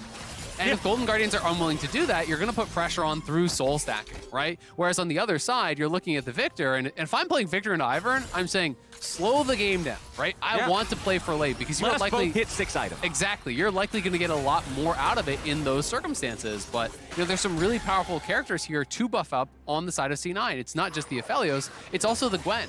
You know, the Gwen can be this dive buddy here almost alongside that Gnar, and you know, when paired up with Ivern, having that offensive shield is so powerful. You hit a root, you can get the instant dash onto them as a melee champion like Gwen, then you put the shield for the offensive damage, the shielding, but also the slow is really, really effective. Oh, flash coming out from Pride Stalker, who finds Summit just waiting. Flash for nothing. First blood, Golden Guardians. Nicely done. Pride Stalker getting so aggressive. Action in all 3 lanes, actually. Pride Stalker just lights up Summit, who didn't respect the challenging smite burn there, so he flashed away, but he already had that on him. He goes down. They're going to be taking Herald on top side, and then in the bottom lane, Flash is forced on Winsome by Ole going aggressive. Fudge is pushed back as well, so they get the kill, they get the Herald, and Golden Guardians looking strong in the early minutes. And it's not like Blabber got anything back back for that play being made by Pridestalker. Blabber was actually on the Herald, was not able to join the fight in time to save his teammate or turn anything around, and then has to concede Herald because all of a sudden you're way outnumbered and outgunned, cannot be done. So nicely done there from the Golden Guardians. Now at a 1,000 gold lead. Let's take another look at how it happened. Summit had a lot of HP here. Man. Keyword had. That was actually just beautifully done by Pridestalker. Zero hesitation at all. You know, the hop came out actually pretty quickly from Summit. That was an instant R flash there from Pridestalker. Blast cone's over, R flash, knows the range, gets the stun through, and just perfectly executed combo there. You know, weaving in the auto, getting the execute Q. It's enough damage to just zero out Summit, even with those early tabbies who might have thought that would keep him safe. And despite the fact that one of the solo laners on Cloud9 is a support champion that builds support items which have lower price points, the first completed big item in this game is the Yumu's Ghost Blade on Pridestalker, and I really like this on these lethality-based assassin junglers. It allows you so much extra mobility across the map through the movement speed. The active increases your gank power. It's just such an effective early item to take a lead and keep rolling with. It really is. I mean, it means you don't necessarily need to rush towards boots as a lot of junglers feel that they do, you know, just to be able to get out on that map. So that is going to feel really, really good. And anytime I see Kiana, Talon, these types of champions, and they have that Yuumi down in the bot lane, when that assassin starts to get ahead, I start to get really worried about how the game is going to go for you, because you can play so aggressively with a lead when you have that Yuumi strapped onto your back. So Licorice going for some nice trades up here, but really it's about the exit. When you are playing Renekton into Gnar, you can get the nice initial trade, but you know, with tier 2 boots over on the Gnar side, if he hits the hyper proc, he gets the speed up, he can chase you down with the boomerang slow and really start to win out on those trades on the back end. All right, we've got 50 seconds until our next Drake spawns. You mentioned how Cloud9 already got that first one nice and early. It's already the Cloud Drake, so you know that the soul is going to be valuable. I expect them to be invested in this second one here as well. I think so too, and my curiosity is, will Fudge be able to complete his support item before that dragon spawns? Especially if he can. That, I think, would be really, really big if he can get back to base, get a support item, get over there with a Moonstone that early. You're going to be feeling pretty damn good about your chances, but no flash on Winston. He's dead. Oh, they've already got him rooted. Pridestalker has joined the fight, and Winston has joined the dead. Golden Guardians, 2-0. Exhaust does nothing but delay the gray screen there, and now Pridestalker off to the races. Another kill. Berserker is going to get zoned out here. Golden Guardians are creating big advantages here. It has been Pridestalker that has been much more proactive, and Blabber is over here trying to just help them clear that out. Berserker dropped the ulti offensively, but the plates are going to start cracking. That's 4 plates down already. They're creating a pretty big lead, and the dragon is up now, so we'll see can Golden Guardians actually start this up, because Blaze Olive is pushing mid now too, and this is kind of that point that I'm talking about. The upgraded laser is through. Once that happens, you cannot compete with Victor's wave clear as an Ivern. It's just not going to happen. So things starting to get a lot more tricky here for C9, but a lot was spent from Golden Guardians, and because they take those plates, they delay their bases and will be a dragon going the other way. Exactly. Blabber's already ready to go. A Blaze Olive is underneath the turret, and Fudge is a bit stuck, so it's not like he can do a whole lot to contribute to this, but they have bottom lane control, and that's enough. Of course, the shield from Ivern will be enough to keep him alive there. A Blaze Olive having no ulti means there's not enough burst to get through that one. Yeah. So, I mean, honestly, this has been a pretty fun early game to watch so far. Cloud9 with the dragon control. Awesome plays coming out of Pridestalker to keep Golden Guardians in a good spot with a 2,000 gold lead 12.5 minutes in. Yeah, the item completions are coming through now. So Nashor's is done. Gale Force is done. The Moonstone is through, so that's kind of what I expected. Those first round of items coming out here for Cloud9. But the problem is, on the other side, you have 2 kills on the Kiana. You farmed a lot of plates on the bot side. You farmed 2 plates solo by a Blaze Olive. So, you know, gold is going to be in the advantage of a lot of these carries. You can see Pridestalker is 1,400 ahead of where Blabber is, who has just been power farming the whole game. Yeah. You know, he wants to really be this big threat as well. You know, he has more sustained damage, has a lot of scaling, obviously, and can be a threat here with that Sona and with the Ivern behind him.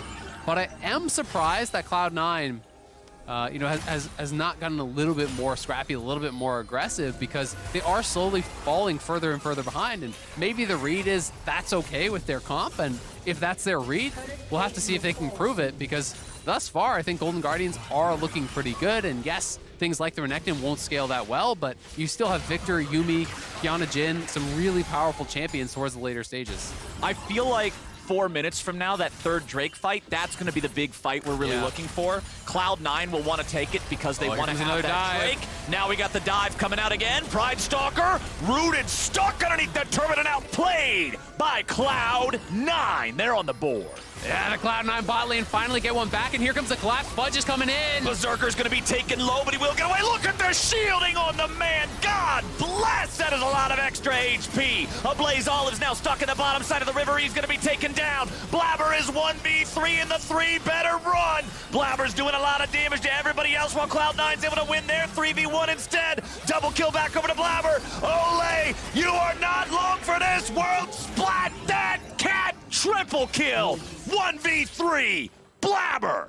It's an ace for Cloud9 in a 4v5. Summit isn't even there. And welcome to the world of enchanters, Licorice. We have got to see that replay one more time because Licorice got completely stuffed on the flank. He got onto a low HP Berserker, but Sona was there, Ivern was there, and we're gonna see it one more time in the Rocket Flip the Switch replay. Pride Stalker had been preying on them. The beautiful ulti that was on the QE was stunned as he came in, went some beautiful timing on that, and then the route to follow up from Berserker, he goes in aggressive. Now track Berserker in this fight. You're gonna see the TP arrive here from Licorice. He gets over onto him, and you think, all right, Berserker is dead for sure, right? The empowered stun goes through, Sona heal. The Iron shield comes back up. You don't have another stun to actually break this shield, and he just cannot get enough to knock him down. So frustrating there for Licorice.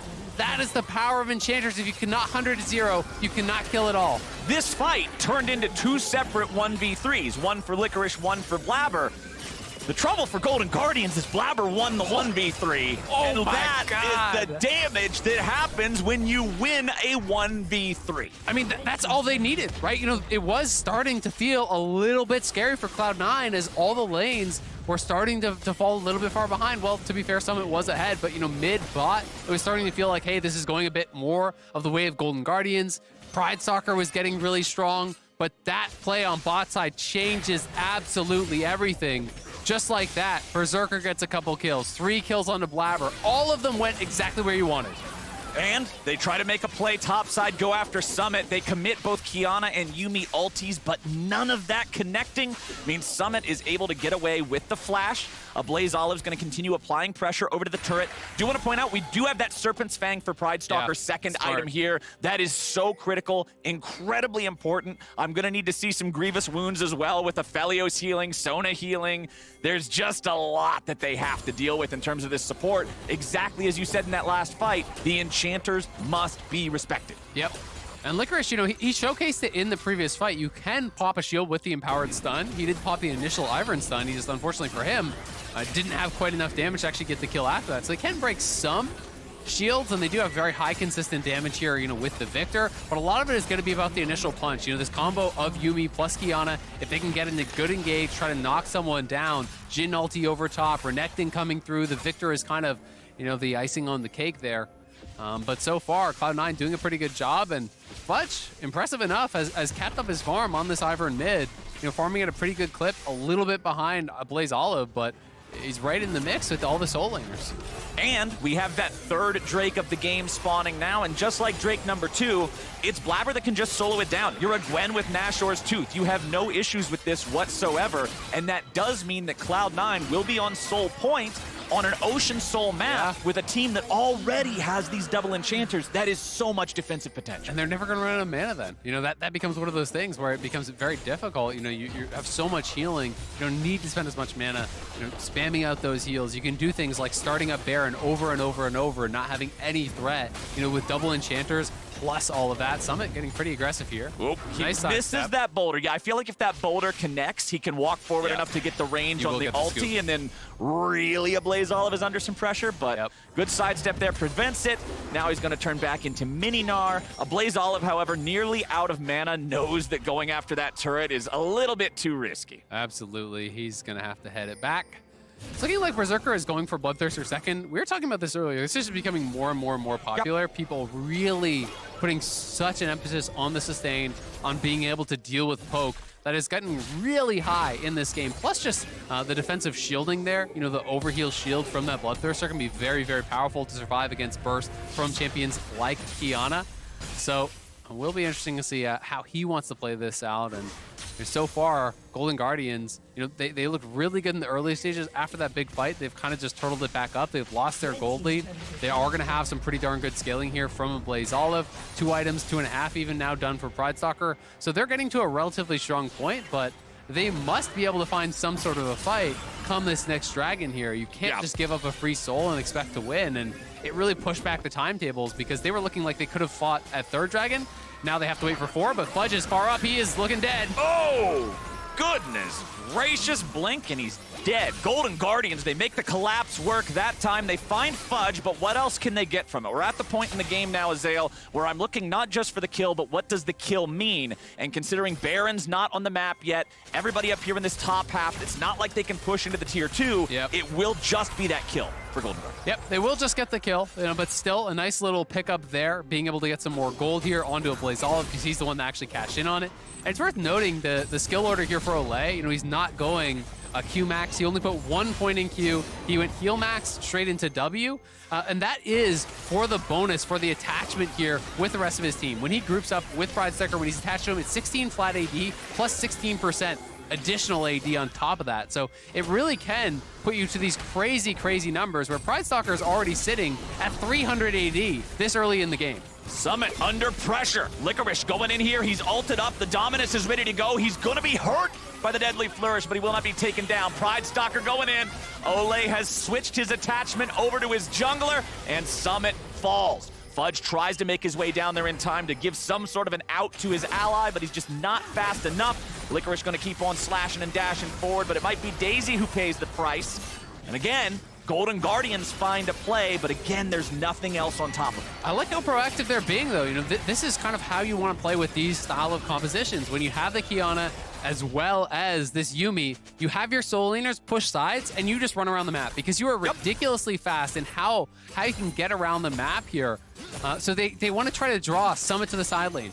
First play, they draw Fudge to the top lane. He's answering the Victor push. All of a sudden, Kiana, Yuumi, they show up. That's a kill there. Now, you're drawing Summit to the bot lane to answer the push of Licorice. Then, you show up there. You get a kill there. And yes, it's not resulting in the big objectives afterwards, but that is still gold in the pockets of the Golden Guardians, and they're showing the power of this duo. They're showing the aggression and the proactivity that you really want to see. And this is something that's so exciting for me to see from this debut. A lot of new pieces being added in to this Golden Guardian teams, and they are looking proactive. They are looking aggressive. It's been fun. And I want to go back to what you were talking about earlier with the Yuumi being attached to Kiana and how it gives you that opportunity to say, hey, if I find you, you're dead. And I think that's so much more relevant even considering there are 2 enchanters. Every little bit of this damage, every little bit of 300 gold worth of stats, 300 gold here, 300 gold there. Blabber's now stuck in the middle. Pridestalker getting back away. Blabber's going to get shielded up. Licorice goes into the Dominus. Blabber's still moving forward, looking to find a little bit more. The man's full HP. This is why every little bit matters. If you miss it by an inch, you miss it by a mile against this comp. Licorice continues the retreat. Daisy's going to take most of the damage there. Olay ulti just prevents anybody from chasing further. Cloud9 has ran Golden Guardians away. Dragon spawns in 20 seconds. Lost might get jumped on. Blabber over the wall, forcing flashes. And it's Cloud9 still hanging on A-OK. Fudge going to be taken low. Chaos Storm is out. Fudge is just fine. It's the TP is available for Licorice here, though, so can he get back in? They're looking for a pick onto Summit, but Summit even forced a flash, so Fudge flashes. Summit flashes. They're going for the chase here. They want to kill the Gnar before the Dragon. They're going after him. Summit does C9's on Dragon, the though. Gnar ready to go. C9, they're going after the Drake. They're saying, give us the soul. Summit by time. If you're dead, you're dead. It won't matter that much. Shot's not going to find it. The Dragon goes over to C9. Summit even gets away.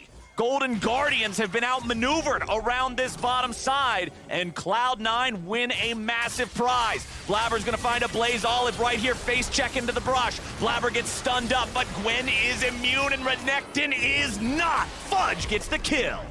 Cloud9 get it all, and now pings onto the Baron here. You've got the Ocean Soul, you've got double Enchanter. They can just go straight up there with that 3-man squad. They have the Ivern and the Gnar just kind of distracting right now, but Blabber, Winsome, and Berserker are going to be able to kill that in a hurry, especially if he is on White Gun, and of course he is, because Glenn is Nephelios. Yep.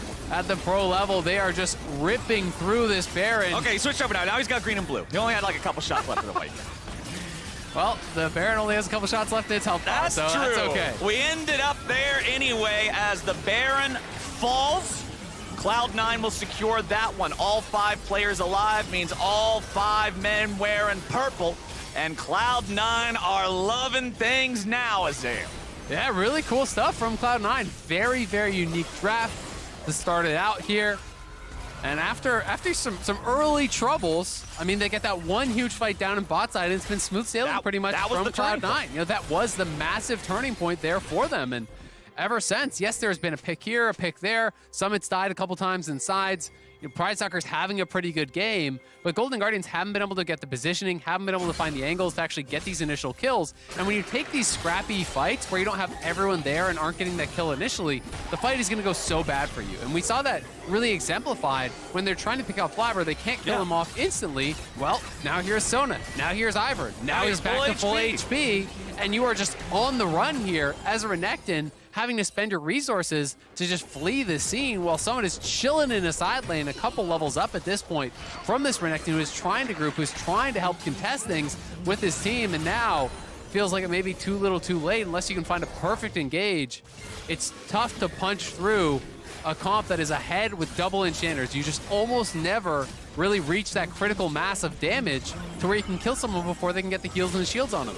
Man, you're talking about mass. Well, the Church of LS is having a great time denouncing the evils of Renekton here in this one, because Licorice and the Golden Guardians are now stuck inside their base. Cloud9 applying the pressure. They'll have Baron for another 90 seconds or so, and they want to see how much they can get. Pride Stalker going back over to mid while the dive happens. Bottom, a Blaze Olive, already dead. Blabber fears no man, fears no turret, fears nothing at all when you got 2 different enchanters backing you up. Over here in mid, it's Summit 1v2. Way out of the 1v2. Ole, get over here. He's going back in, and they're going all the way, and Golden Guardians are going home. Cloud9. They'll take that Baron buff all the way to the Nexus and take Golden Guardians down. Well, that's the way to do it. Entering the LCS in emphatic fashion here. Cloud9, new coach, new roster, new look. A resounding success here in game number 1 against Golden Guardians. This was such a fun game to watch. 2 very different kinds of strategies. Golden Guardians giving as good as they took in the early stages, but Cloud9 showcasing the power of their composition, dominant in that one team fight around the dragon, stacking those early dragons with their pressure on the bottom side. And you know, once it came to the later stages, it didn't feel like Golden Guardians had an answer to this Sona Ivern comp. They were just really pushing through so incredibly well in the team fights. Berserker and Blabber were really enough damage that they didn't need anything else. Summit is just pushing sides, and their 4-man squad was unstoppable. That one fight was so much because it was so close. Yeah. Imagine the world where there's 100 more damage there for Licorice, and then he does kill the Aphelios. Now you've got a Sona and an Ivern both running from you. Yep. Now you've got a different look to the fight. Now things don't swing so dramatically toward Cloud9's favor. But Cloud9 got the fight they needed. Get a 4v5 ace, it's going to be a rough time. Huge props to Blabber for the 1v3, for navigating that and being able to make that happen. And then just the whole team being ready to go, right? Like, Blabber knows he can go in because he knows these supports have his back. They know that they can fight. Oh, we start off with our jungler getting chunked to 20%. Who cares? Chase him. You're back to full HP in 1 second. It does not matter. Absolutely. I mean, that was such a fun game, man. And I love that, you know, first game, the LS is here, that he's drafting. This is a very different style of comp, you know? I was curious, you know, is he really going to commit to a really different style of drafting, of trying to play the game? Ivern mid against Victor. Yeah. I think it's pretty clear they're going for something a little bit different. The Sona bot, the Ivern mid, 2 first for this season in the LCS. Both working out really, really well. Also got to give some credit over to the Golden Guardian side. Yeah, of Pride course. Stalker in his debut, his pairing with Ole looked really nice. You know, I like the aggressive play there. The ulti flash, the initial kill onto Summon, I think is a play that not a lot of of junglers would have gone for, knowing the exact amount of damage that he had there, getting the kill on Summit, moving around the map, finding a number of kills in that squad, showed some promising things for the Golden Guardians, but today, it's all about Cloud9. Yeah, I was happy to see that early game from Golden Guardians. Up until that fateful fight with the 2 1v3s, things were looking pretty solid for them. They had over a 2,000 gold 2 lead. plates mid. Yeah. 2 kills on their jungler. But they knew they had to really a fight that was going to work for them when Cloud9 had that support power, when they were able to use the Sona and the Ivern and everything together. And now I'm so excited that we get to see these full rosters too. Yeah. That's the thing. Like, these are 2 of those teams that we did not have the roster for during lock-in, right? Yeah. Like, yes, Cloud9 did have 2 of their starters, but then 3 subs, and then Golden Guardians was running Academy. Now this is the funnest part for me. I love this. I love getting to see the full rosters. Church is in session. But for now, we're joining the Tigress and Blabber for our Verizon post-game interview. Many hands put together in prayer prior to this game and throughout. I am joined by Blabber after this victory for Cloud9. What a way to debut this roster and the strategy behind it. Lots of enchanters heavy within this composition. I wanted to ask you your thought process on this because it looked like you weren't even worried about the lead that Golden Guardians was establishing, because as soon as you get into a team fight, we just saw how heavy that shielding and healing can be. Yeah, so their jungler actually picked a champ that could build Serpent's Fang, which is actually pretty good for Star champs, but honestly, I don't think their comp can ever win versus ours if the game goes a little bit longer and we're not inting, right? So I think we had a bit of inting this game for fun, but I think the game went pretty well. What did you think about Pride Stalker's performance overall? Because it did look like Golden Guardians were trying to be very proactive compared to their prior level of play. I think he played pretty well this game. I mean, he was matching me in farming really well, and he was able to kill both top and bot. I think the pick he got on Gnar top while I was doing Herald was smart, and obviously didn't expect that. So I think they definitely had some good plays early, but after I got 3 kills bottom, I think they couldn't win. Yeah, really, really very strong on that Gwen there. In fact, you did get player of the game because of that performance. It's so great to see you and the rest of the team coming together. So many eyes have been waiting with bated breath to see what would happen. So what is it like now finally having everyone here to get everybody on the same page? It feels really good. I mean, we've only been scrimming for 3 days together with this team, so I definitely think we're going to get a lot better as it keeps going. I think this is my first time ever playing with non-English speaking teammates. So it's definitely not been easy at the beginning, I would say. I think communication is always a difficult part. So I think as the split goes on, it'll get a lot better. I know that in a few interviews prior, you have talked about the fact that you were focused so much on building that synergy with Fudge in his role swap. Do you feel that is still a focus, or are you having to think of so many things because of communication and the like as well? I think we just have to communicate differently. A lot of times when you have to talk in shorter sentences, you have to kind of make statements instead of asking questions because it gets confusing sometimes. But I've definitely been trying to focus on working with Fudge, as you can see by us low-key funneling today with Ivern, Gwen. And yeah, I mean, it feels good to have 2 enchanters when you're the carry. Yeah, you felt that through and through, right? Did you feel like here on the stage you got the buff of finally being back at the studio as well as everyone around you supporting? Yeah, I mean, I do think I'm a player that plays better on stage than in scrims. I think in scrims I do int a bit. So I definitely like getting back on stage and being able to play again. We call it limit testing. Yeah, limit testing. Yeah. Blabber, thank you so much for stopping by for the interview. Thank you very much. What a game. What a many of games we have had so far today in the LCS. Let's head on over to the State Farm analyst desk. Thank you so much, the Tigress. I may not have been a believer before this, but after that game, take me to church, baby. Let's go! Oh, yeah. Church 9 has arrived. What a game. What a draft. I had this huge smile on my face the whole time because I know no matter what happens, there's going to be this large vindicated population. And how is there this much energy in game 1 when Cloud9 plays Golden Guardians? Take another top 4 team beating Golden Guardians in the first game, but the style in which they did it. Dragon stacking, 4 minutes, double enchanters, Ivern mid. Sign me up for more. One thing I really want to bring up about this draft is we talked about how, like, oh, is this system going to work for, like, Blabber specifically and the way that he plays? And you saw him say this is kind of a low-key funnel composition for the Gwen, right? Like, they flexed it into the jungle. It's actually something I saw Tamwon Kia do, I think, a week ago. And then on the other side, I actually think that Golden Guardians got what they wanted too, right? Like, with this Jhin Yuumi composition, the Yuumi is actually more for Pride Stalker's Kiana, and he's known for playing these really aggressive junglers. And here we see him make a play onto Summit, as in, you know, he's going to be the carry for this team. So I thought it was a really interesting dynamic, even though the two compositions are so different. They're both focused around these two junglers, Blabber and Pride Stalker. Super cool to see, and Pride Stalker even getting, you know, massive props from Blabber himself in that interview for his performance out there on the stage. I think more than anything, though, Raz, when I take a look at this dichotomy that we've set up, it's that as much as we've talked about the hype around these C9 players coming in, there's as much hype around LS coming in as a coach. And for being a person who is so vocal about the way he thinks the game should be played, for him to come in day one as a coach, have his team play that way, I think is important. It's a put up or shut up moment. And in this time, and in this moment, they put up. Yeah, and a lot of the times, especially with very little practice, you just default to going with comfort, right?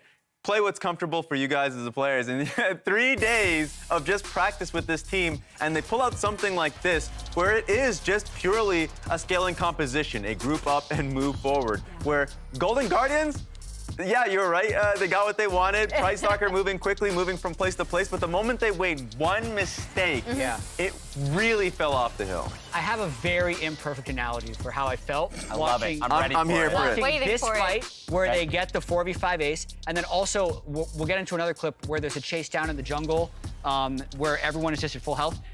I'm a very defensive ping pong player. Right? Okay. I am good at returning the ball. Yeah. Gotcha. I am just hoping the other person gets frustrated and tries to smash it.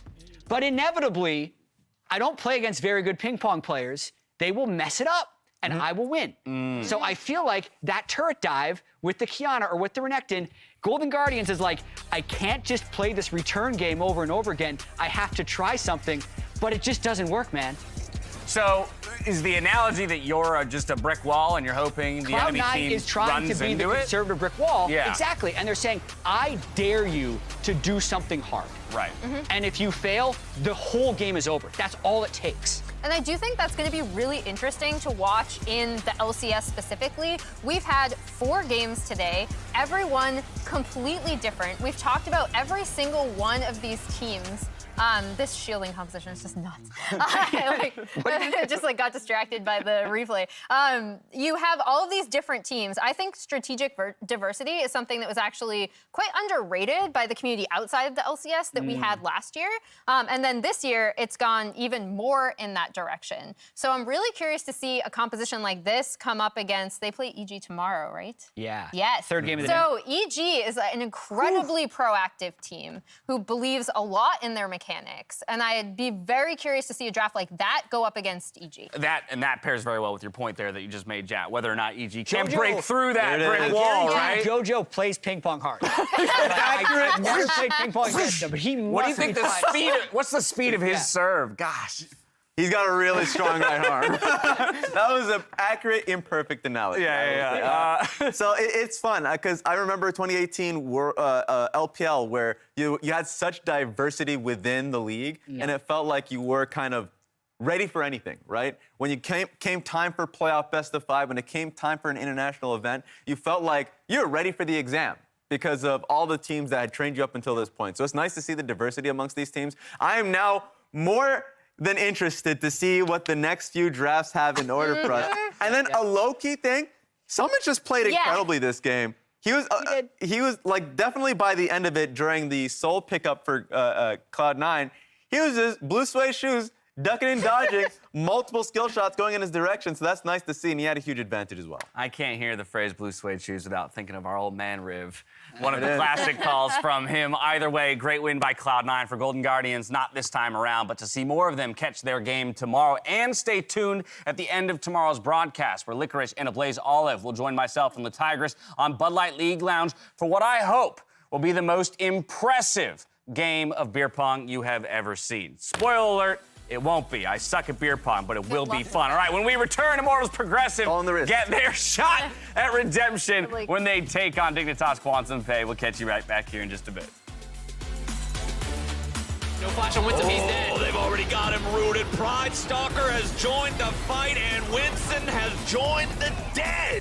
Ablaze Olive's now stuck in the bottom side of the river. He's going to be taken down. Blabber is 1v3 in the 3. Better run. Blabber's doing a lot of damage to everybody else while Cloud9's able to win their 3v1 instead. Double kill back over to Blabber. Olay, you are not long for this. World splat that cat. Triple kill.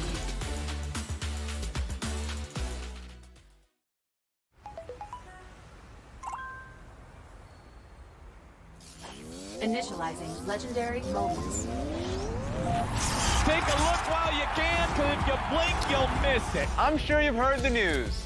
Gold, gold, and more gold. Here comes the big play. Oh, that's perfect timing. You can see this one coming. They get what they need. They got the mids. They got the support. They got the top. Are they going to give you some fun League of Legends? Yes, sir. Yeah. Welcome to the LCS. FTX, official cryptocurrency exchange partner of the LCS. Sequence complete.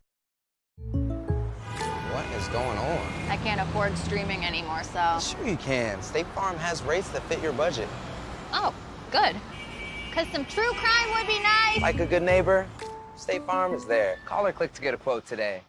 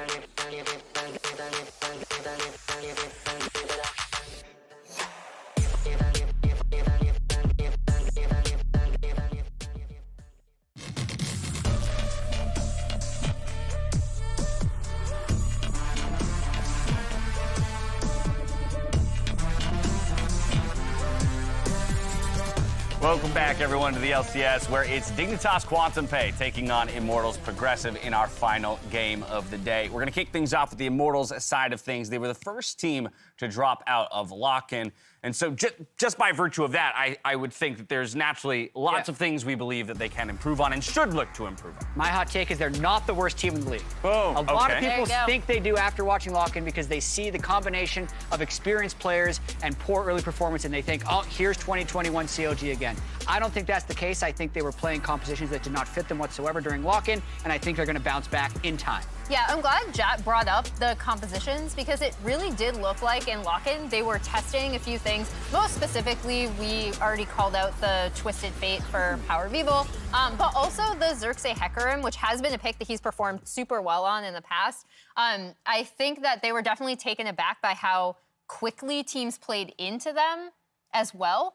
And I think there are a lot of small things that are pretty easy for this team to adjust, especially with the amount of veteran players on the team. Yeah, and just watching even just some of the replays, but the games themselves, like they had the right ideas oftentimes, and the execution was just awful. And I would rather a team like have the right idea and just perfect it, review the execution on dives on turrets and all these things, and so you're just better the next time rather than not seeing the angle. So I'm struggling with this team. I think we need to see a little bit more. I think for me, it is just based off the mid and jungle. So it's this guy in front of you, as you said, that the team should rally around, and we should see off his control mage performances. And I think that's fair, right? Because being the first team out of lock-in, we have the least amount of knowledge around what this team has now done since then and now. But Jat, to your point about maybe, jumping too quick on the 10th place gun, well, you got a guy like this on your squad. At least history speaks pretty well to your prospects. Look at that upward trajectory. 9, 7, 7, 3, 4, 3, 2, 1, -1. That's the next. No.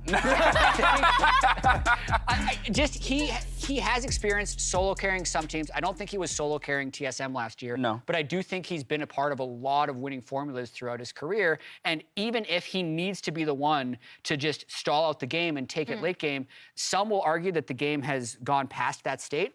I don't necessarily think it has, and if he's just willing to commit to playing control mages strongly, if he can communicate with Xerxes, get on the same page about how to control vision and let him farm up, I think they're going to win a lot of games. They have a very clear way of how they want to play the game. I mean, like, one of our strongest control mages in LCS history and Power of Evil, Xerxes, a smart, methodical jungler who's had a strong year this year past, and I feel like it's just being able to play through them consistently is their way into this split, right? The big question for me is just always going to be laning phase. Bot lane with Wild Turtle and Destiny, I think we need to see more consistency between them if I'm making a comparison to last split where they had Raze and Destiny. I just want to be able to see this bot lane, even if they're on weak side consistently, to be able to come out of the lanes not incredibly behind. I'm glad you both mentioned Xerxes because he's the player I'm looking at who's going to be going up against River from Dignitas, right? And so Xerxes is a jungler who I actually rated super highly last year. Going up against River, what we've seen from both of them is that River had surprisingly strong communication with his lanes. He knew exactly where he needed to be, especially in the early game, to make plays happen. And all of Dignitas moved with him, which was almost like the more surprising part, right? Since he'd only had, I believe, 2 practices with them before coming onto stage. Xerxes spent a lot more time, again, somewhat because of the Hecarim picks and stuff, and champion choices, farming up as they go and playing more to a slower style. So I'm very curious to see how the two match up together today.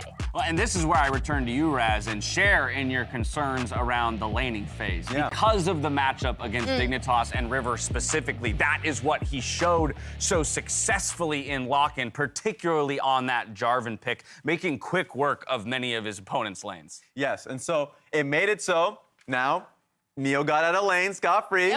Blue, who actually consistently had good lanes in lock-in, but was criticized in preseason coming into this team by me and much of the community. And so, like, now I'm looking at Dignitas, how far can they go? That's the question. And so I'm interested to see if the consistency is there from Blue and, of course, from River, because he's looking incredibly good. I remember in lock-in, a lot of people were hailing his vision. Mark specifically went through in segments about how smart he is just playing around enemy vision, let alone his own. So it makes it really exciting to see this new Dignitas come to play.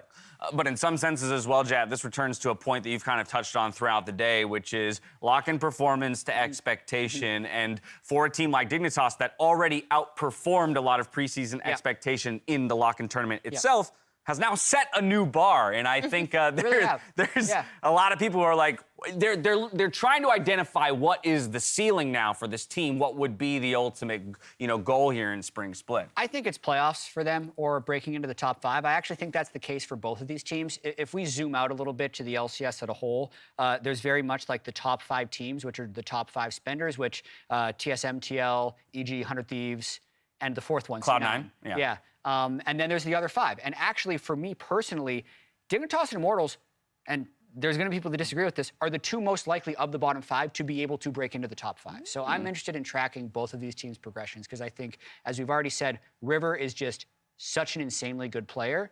And then I want to see if Immortals is able to pull back the classic style of League of Legends and get wins. Yeah. I was just about to say, because before lock-in even happened, I thought that Immortals was going to be the team that punched into the top 5, being able to have, as I already mentioned, that mid-juggle synergy. And then I had a lot of faith, of course, in the bot lane.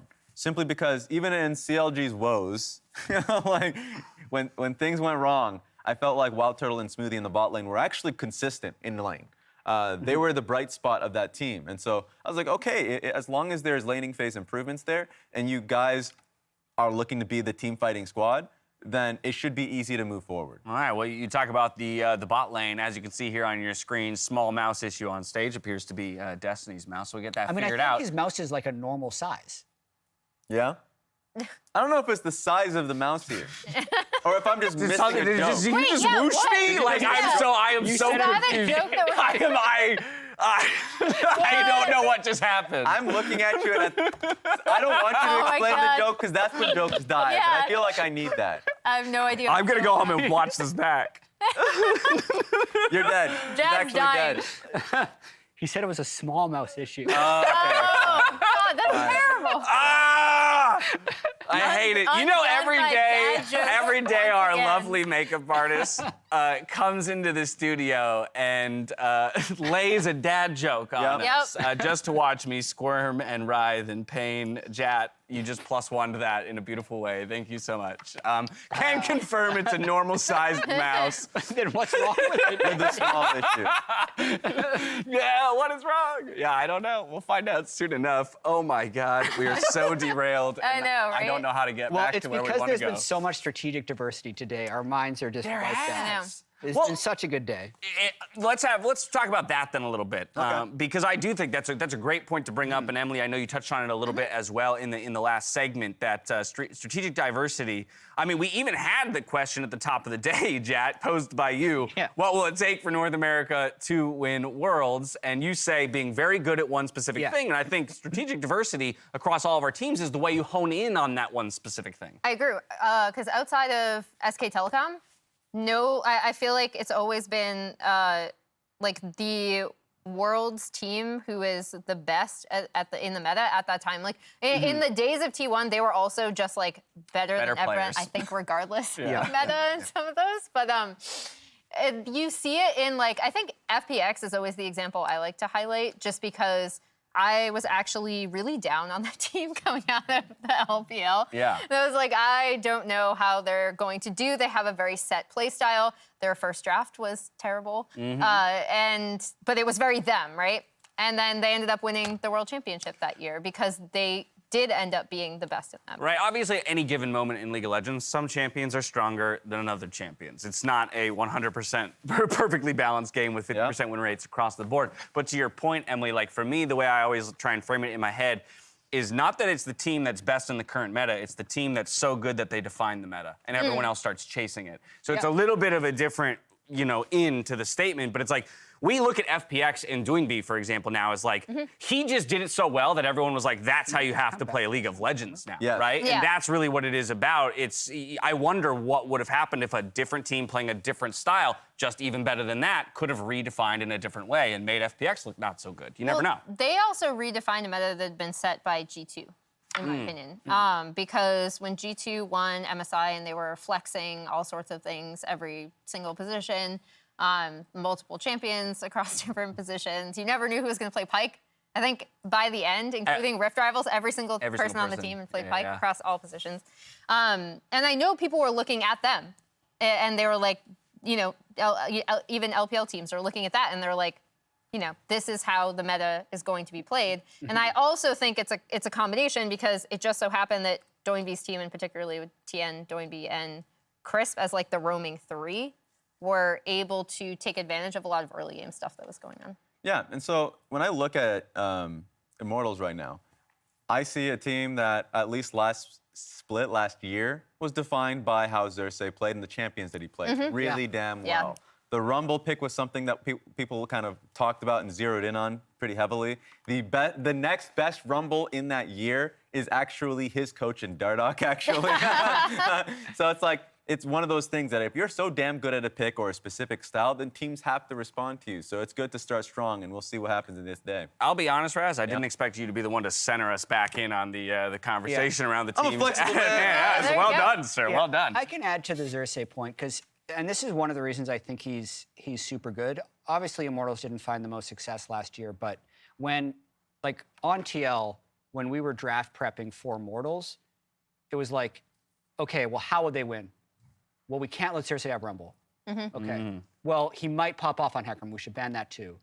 And it's like, and then because of that, you would end up letting like OP champions through Immortals. For other roles. And it's not like Xerxes inted if he wasn't on those picks, which actually just makes him good. Yeah. Definition of a good player. There's a difference between like target bans to attack a small champion pool and target bans to attack a great player. And I think those were actually target bans to attack a great player. Now, you can add that to Power of Evil because the same conversation has happened to him throughout the years, where even going into playoffs, he says like, okay, I learned 5 or 6 champions because you can't target ban me out. Sometimes you actually can, but with these two on the team, the hope is that that becomes dynamic enough that they get strong champion select. I'm going to jump in here because I'm being told the mouse issue is fixed, and we're ready to jump into champion select. So one more time, we're back over to Flowers and Azael for the call. The mice are working. Let's go. Azael, you ready? I'm ready. So I got pent-up energy, man. When you think the game's about to start, and then you got to sit there and wait for 10 minutes. Calm down a little bit, you know. The mouse doesn't work. You're kicking your feet. Are we there yet? Yeah, exactly. Just stand here and kick this stuff, and then somebody yells at you, don't kick that Flowers, stuff. Are they going to pick Ivern yet? Yeah. But we're ready to go. Dignitas just tweeted something about no more church. It's time for the party bus. So hopefully we got Dignitas ready to go. We got a sign. That's how you know there's more than just us two in the studio. I feel like I haven't someone seen a is sign holding in a sign. ages. Yeah, this is a relic from the past. I'm happy to have these. But now that guy's having fun. Yes! Party hard! Let's go! All right, we got a sign, and that's a sign for us to start this draft. I like that segue. I saw what you did there. I saw what you did there. Let's go ahead and see how they do it. It's Jace banned away first against Immortals. They don't want Revenge playing that one into the top side, and I expect we'll see a lot of the usual culprits here in the ban. Yeah. Gonna be interested to see if Zeri gets banned out again, or if we're gonna see Janna banned out and Zeri instant ban there on red side. So that question is answered. When it was left up, it was picked, and it did do very, very well. So, gonna be excited to see what Immortals will show us. You know, there's kind of some differing schools of thought here. Obviously, they did not perform well in lock-in. People thought, hey, you have a group of veterans. They're gonna be at their best right off the gate because they have experience and they should be able to, you know, gel and have played on lots of teams. And you know, didn't work out for them. They went 0-4. They did not have the performance that they wanted. And so now they have to kind of reprove themselves, right? They're coming in here with low expectations because people are pretty low on them after lock-in, but there's other people like on the side of Jad, and I think Mark was of a similar kind of school of thought, talking about, well, you know, it just was a couple of bad games, right? This is not a team that should be underrated in that way. Whereas Dignitas, I think, gained a lot of hype. They were kind of on the other end of the spectrum here. You know, being able to take down 100 Thieves, being able to have, you know, these big wins in lock-in, got people really excited about them, got people really excited about River in particular, who was playing so incredibly well. Dignitas was the most exciting team in lock-in to me. And I am being 100% serious about that. Like, everybody, there was a lot of hype around EG and their young rookies and the fact that they made it to finals. But EG was also a team that people were expecting to be a very good team. Dignitas was a team that a lot of people were saying, yeah, they're not going to be one of the stars. They're going to be aiming for middle of the Expectation pack. versus reality was kind of like the biggest gap. Yeah, it was so different because they knocked out the reigning champions. They had a better series against the people who would become champions than their opponent in the finals did. Spoiler alert, if you didn't watch it, you kind of don't need to. So that's just... Sorry, dude. Sorry, not fired. Anyway, that just means that Dignitas is exciting, and I'm looking forward to seeing if they can keep this up now that we're in the regular season. Absolutely. The bans are done. It's going to be Jace, Gwen, Thresh, Zeri, Renekton, and Corki Karma, all banned out. Smell and Ezreal. Caitlyn is there up. It is. Caitlyn is drafted. Karma, Ezreal's the answer. Yeah, as soon as you see Karma, you're kind of like, all right, well, where's Ezreal? Where's Ezreal? Get Where's over her here, buddy. Get on in there. So they have the bot lane to answer. But Caitlyn, very, very strong. Lux is available if they want to go for that really kind of classic lane. Of course, you can go for engage supports as well and look for, the engage, the CC, and the trap. Look more for those kind of kill lanes. But Lux, very, very powerful as far as the trading does go. Other options are available. Some of the enchanters are not seen as much. I've been kind of surprised, I'm going to be honest, that we haven't seen really any Nami. I feel like Nami lanes very effectively, with champions like the Kate. I do think that the Kate Lux combo is so incredibly strong because if you hit the binding, you have the double ult that can come through, you hit the the 90 caliber net to be able to get your headshot proc. You have such a strong kill combo there. But it is, I think, a lot more difficult to lane into things like the Karma and the Ezreal, who have so much poke, who have so much push, can be pretty tough in the early stages. River gonna get his J4. Yep. That was all of Dignitas's wins in Lock-In, was him playing J4. They actually only won with him playing Jarvan. I do think he performed well on other champions, but this was really what people were saying, wow, you gotta watch this guy play when he got on this champion, because even when things went poorly in the early game, he didn't do the kind of default, all right, well, first gank didn't work, time to farm.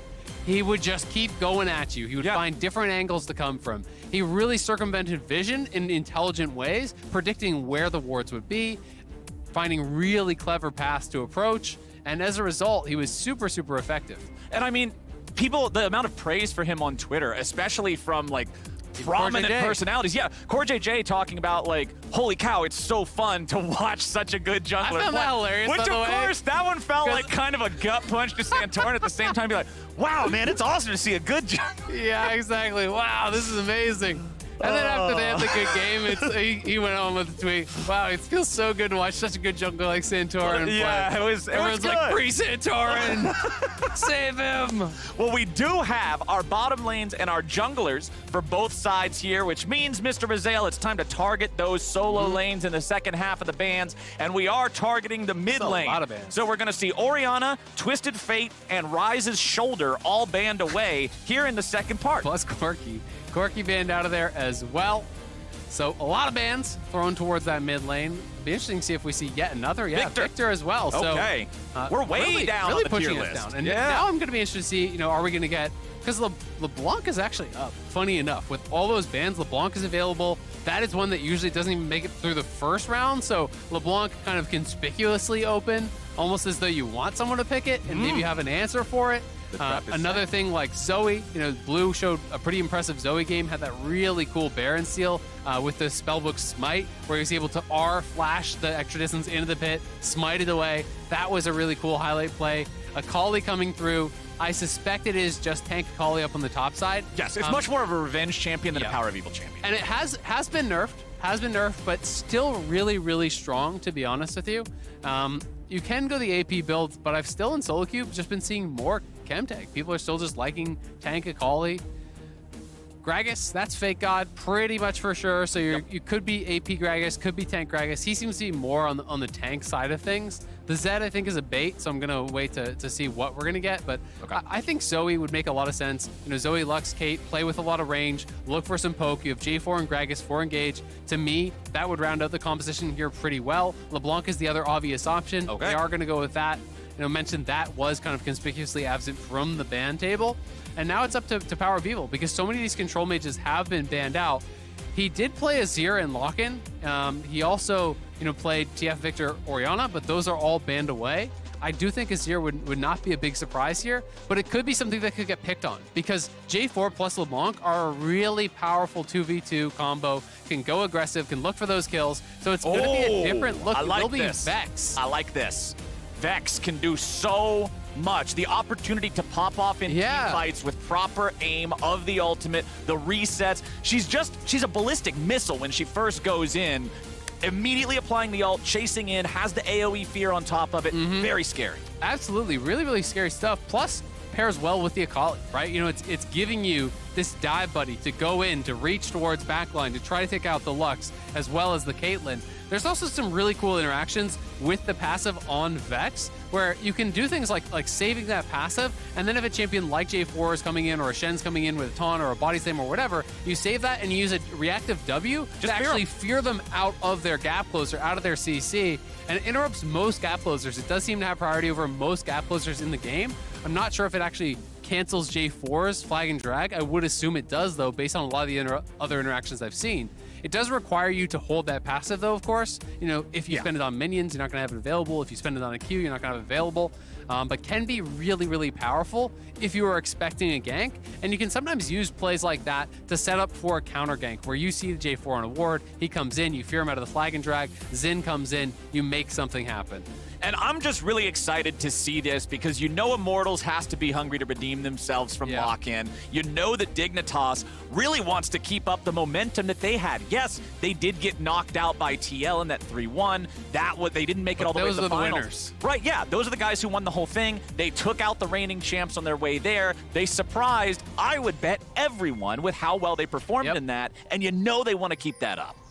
It's going to be really, really exciting to watch. Vex, we've seen a little bit. You know, Palafox played it, but we haven't been seeing it a lot. So it is pretty interesting, you know, and it's another champion that I could see actually kind of fitting the bill here. They're not going to go for it. We got a sweeper sweeping everything away, so that means we're not going to get the... I was hoping for like the opposite of the Earth level one, where everybody just runs into each other in a meat grinder in top lane. I wanted the bottom lane meat grinder, but we didn't get it. Yeah, I think the reason is, I mean, and Dignitas is being smart. They only had 3-man bot, so they expected the ward. They go bot to actually ward that out. Immortals, if they had all 5, you know, maybe you both actually do just walk into each other and something happens, but because Blue and River were not there, Blue is mid lane watching there, River actually went and got a deep ward as soon as they saw them. So, you know, that was kind of the response. Was just this one deep ward that they actually are going to see them kind of walking in right over in this area. All right, so River looks like he'll be starting here on the top side. Same can be said for Xerxes, so our junglers will be pathing towards that bottom side of the map. We'll be keeping an eye on the Akali, seeing exactly if Revenge is going to keep going with the tank build or if he just goes for something more traditional AP, start off with a Rift Maker, get more damage from there. Of course, Caitlyn and Lux are both good targets for an assassin, but being tanky against something like a LeBlanc, having the Jarvan and the Gragas going after you to juggle you around. Gragas can knock Akali out of her smoke as well, which is her survival mechanism in those fights. So I'm interested to see how it'll play it. To me, one of the biggest things is that it's just so much more forgiving, right? You still have high enough damage that people cannot walk through you to actually team fight. They cannot ignore the Akali. And you're tanky enough that if you get hit by 1 CC, you're not just instantly dead. So you can often play the fights, and even if you're not zeroing out the Caitlyn and the Lux, you dive in, you ult towards the Caitlyn and Lux, they have to back up, you drop the Shroud, and you kind of just camp in the Shroud, and it acts as this kind of just zoning tool where they cannot walk past you. They have got to respect it. If they walk through, you kill them, and if they don't, well, guess what? You're zoning out the carries while the rest of your team is winning the team fight. Yeah. Now, top side, Fake God here with the Gragas. This is another big playmaking champion. I always enjoy seeing Gragas in games, just because the champion has a lot of skill expression in terms of the barrel placement, being able to combo your ultimate, making sure that you've got those angles. Exactly. There's a lot of different ways that you can express mastery over the champion. Here back in mid lane, though, Blue getting a nice little bit of the root there onto Power of Evil, who just barely doesn't make it out of the range. And both of these guys will have so much ability to impact these fights as the game goes on. The burst potential of both mid laners in this game, absolutely huge. We've been in this Victor Corki meta where it's a lot about the poke. Of course, Victor has some burst. We've seen Corki rockets do 60% of your health. But this is more about like, hey, I caught you out of position, snap, you're dead. Yep, absolutely. Another thing we haven't really touched on is how Vex actually works against champions with dash. So you actually get the Gloom passive proc anytime they use a dash. So if the LeBlanc jumps in, you can get that bonus damage on your auto attack and sometimes really win trades. So it makes it more difficult for someone like LeBlanc to really play it aggressively in those cases. And Dignitas using that bot 2v2, pushing up here to try to secure that bottom scuttle for River. Will be now interesting to see if River wants to go straight up into the jungle. It looks like, yeah, he's pinging that he wants to go for the Zen, so he's going to try to just invade here. Xerxes does have full HP. River tried to poke him with the Dragon Strike, but not a whole lot there. One thing I also want to point out, up against Caitlyn Lux, Wild Turtle does not have a cleanse. That means if he gets caught with a binding, Caitlyn can then place a trap underneath it. You're going to get chain CC'd, you're going to get stunned, you're going to get hit with everything. So positioning in this lane will be key for Immortals. I just like how aggressive River is actually willing to play this, right? You know, even once he's spotted, he's still staying around, harassing Xerxes, making Destiny come over. You know, they drop the sweeper, they actually spot him over the wall, so then they have to retreat again resetting that aggro on the Gromp. And he's back doing his Krugs at pretty much the same time. So he's just kind of in the face of his enemies, you know, really kind of taxing your mental, taxing your ability to actually speed clear how you want to do it. He's such a fun jungler to watch. Aggressive jungling is so fun to see because it makes you think about the real, like, ceiling of the role. Exactly.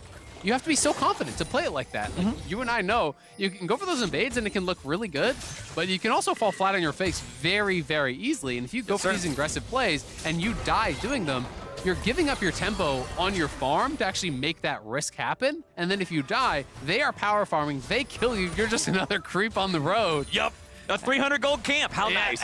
Feels good for the enemy jungler. It can look real, real bad. So it takes a lot of skill, takes a lot of confidence to be able to do it. River does end up going back to base. He grabs his pickaxe. He's up towards topside to claim his second scuttle. So it is the nerf scuttles, but it's still a lot of gold. And he's going to be there to cycle his camps right on spot. So Gromp is back up. Wolves are back up. He can clear top towards bot with that scuttle being mixed in.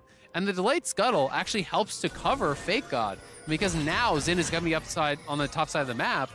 And this is one of those times where Fake God has to play it a little bit more carefully, but it's giving him additional safety. Fake God has also been the first of our solo laners to use his teleport to get back to lane. We can see Blue and Power of Evil both running low on their mana bars, so they'll be looking to have those recalls and teleport back themselves here very shortly.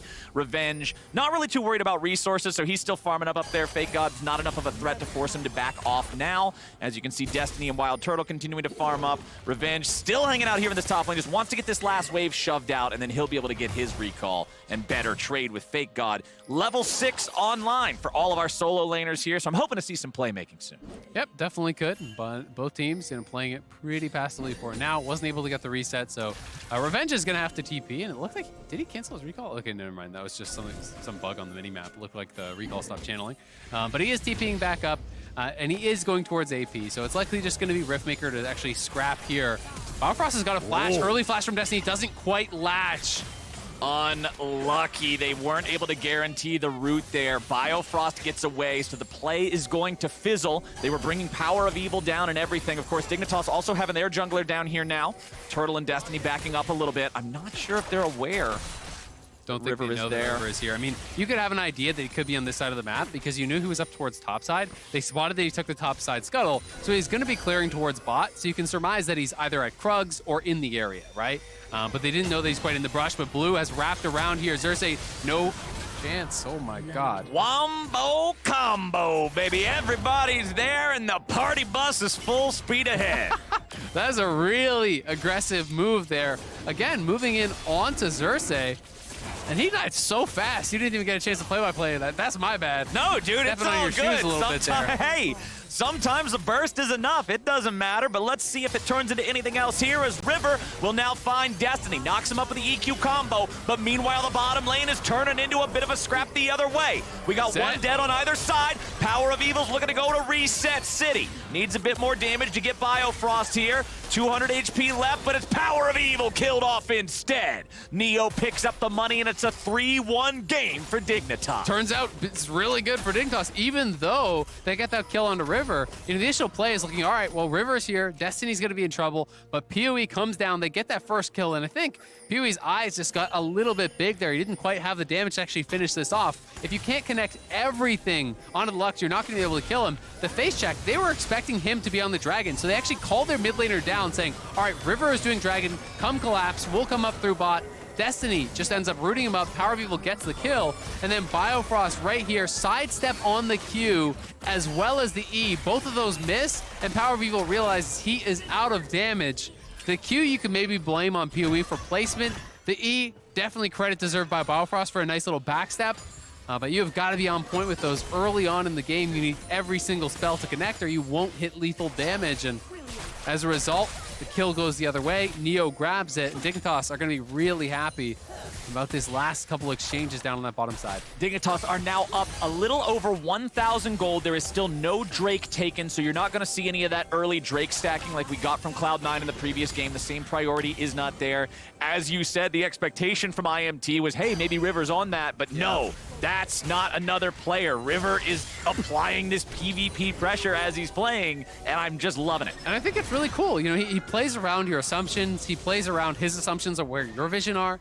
And it's one of those things that when you play against people who really kind of break the norm in that way, it gets in your head because you really start to doubt yourself on where he could be.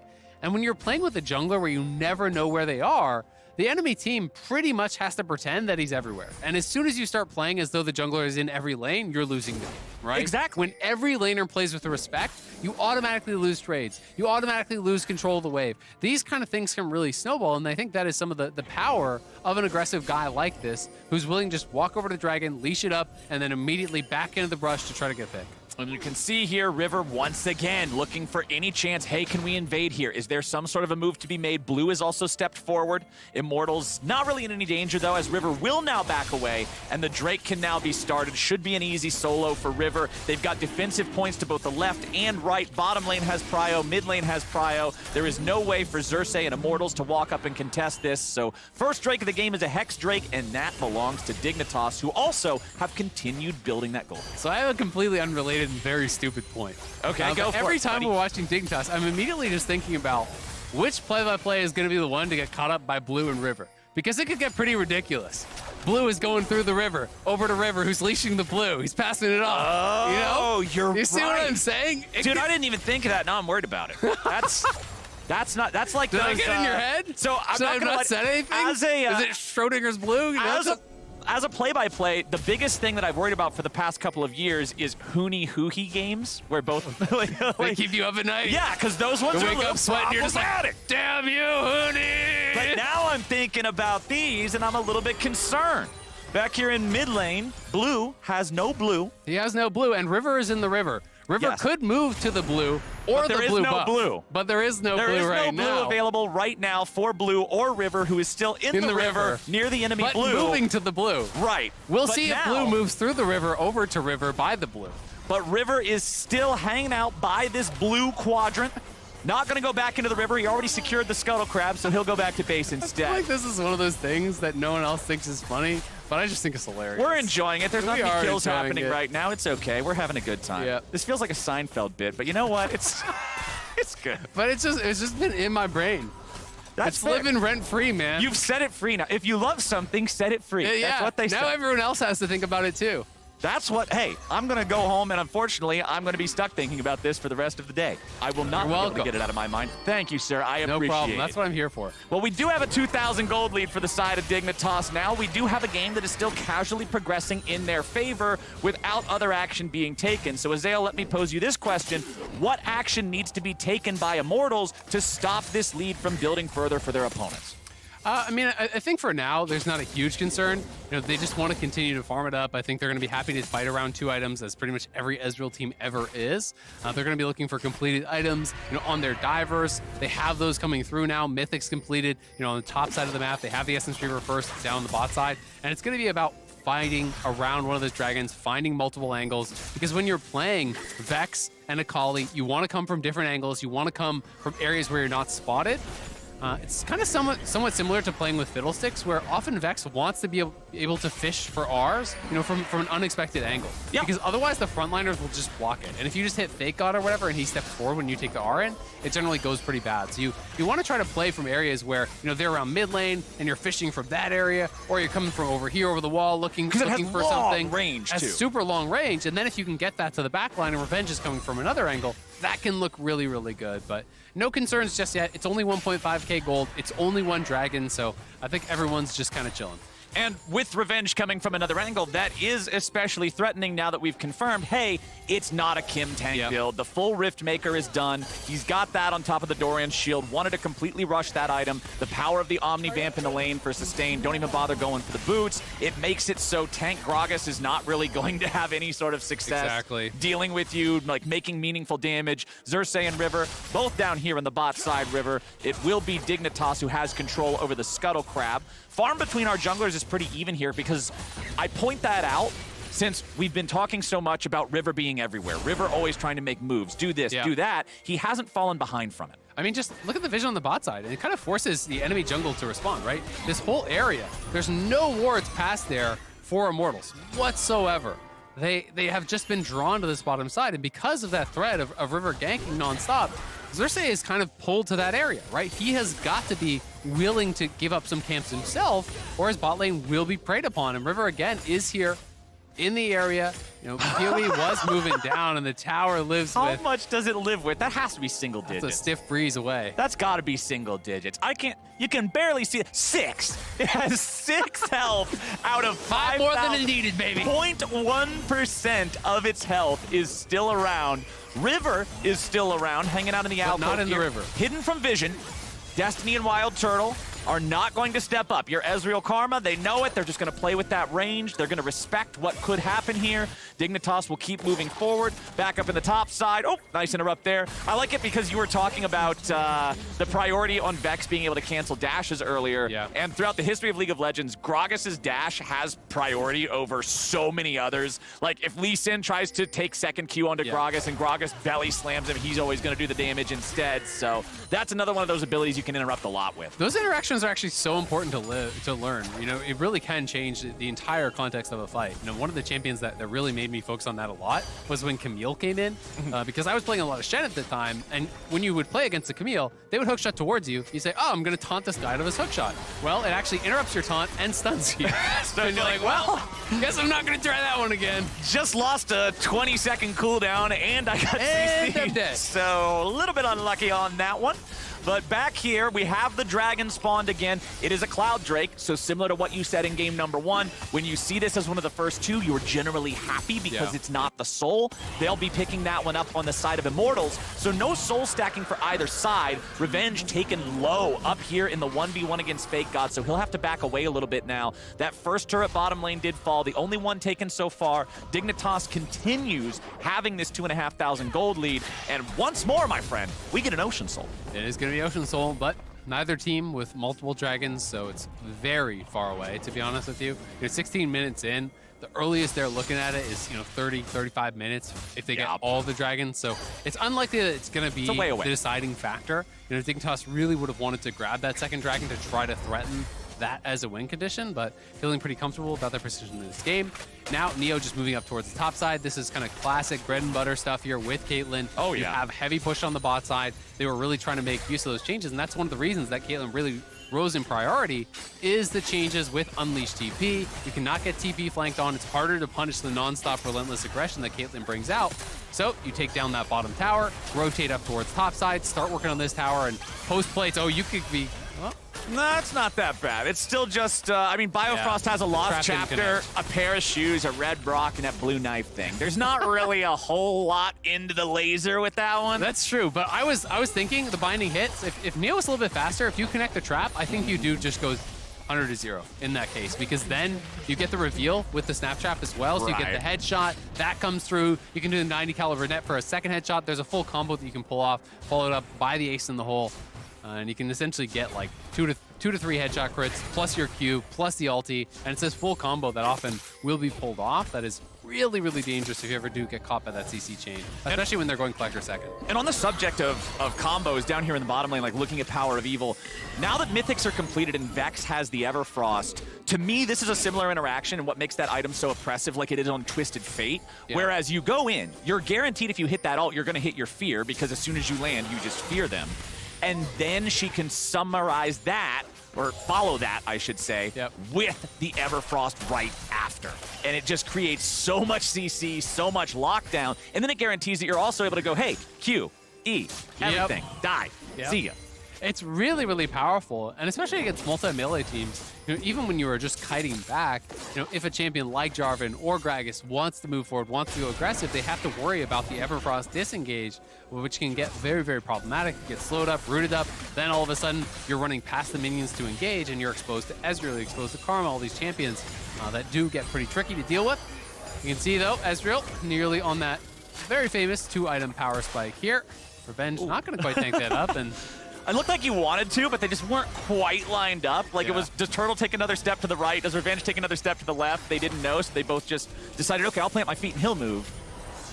And then the bullet finds its way onto Avril. Sometimes those happen. Sometimes those. My favorite ones are when somebody's about to die. Oh, maybe somebody is about to die. Nope, not quite. Blue was able to return his position. When you're playing with your buddy and they're standing directly in front of you, and you're like, oh, they got it, and they flash out of it, and you die. Yeah, that's what I do that to my friends all the time. Especially if you're playing like a tank-style champion where it's obvious that you should take it. Yeah. You just walk in front of them, give them the thumbs up, and then flash it at the last second. Thumbs up is truly... I only play in full 5-mans. It's not actually griefing. I am not report-worthy. Yeah, just, if you do it too many times, then you have to start putting the quotation marks on friends. They stop being friends, and they start being friends. Right. Yeah. If you're doing it a lot, you got to make sure you're doing it with different groups of friends and not just the same guy over and over again, otherwise he'll hate you. But we do have the mid lane under pressure from Dignitas here. Power of Evil going in. There's the combo, there's the root, but it is not enough. Xerxes can't get in there to follow up in time, and Power of Evil is already down. Rivers managed to find a Cataclysm onto 2, but now he's going to be isolated near the rest of the enemy team. 1-for-1, mid laner for jungle. It's Immortals, now with better health bars, controlling the mid lane. Yeah, they're going to be able to get vision on this bottom side, so it looks like they want to be the ones to start up this next dragon, potentially. A lot of cooldown spent. Neo did survive, but it was both summoners plus the Gale Force used to actually get out of there. We'll see on this reset who's going to be first to the area. River will be available when that Ocean Dragon does spawn, but he's not going to be there to actually sweep out vision, and that's where it does get a little bit scary. Thankfully, Blue stayed healthy. He's on the map and is moving around trying to clear out some of these wards. We can see this one more time. Blue goes in aggressive, and as he actually jumps back, it's Power of Evil coming over, looking for the engage, and that's what I was talking about from this pit. It's about finding these good angles, coming over the wall, not straight on where the Gragas can block it. He connects onto Neo, doesn't quite have the 100-0 damage, as Xerxes was not there just to follow up. It's a bit unfortunate because Turtle actually spent his ult prior to the engage. If Turtle had his ulti for that fight, I think you just landed on the Everfrosted Caitlyn and he's just dead. Well, now we might have another play. Xerxes with the flash, knowing that the Gragas ulti was going to follow. He protects himself from that angle.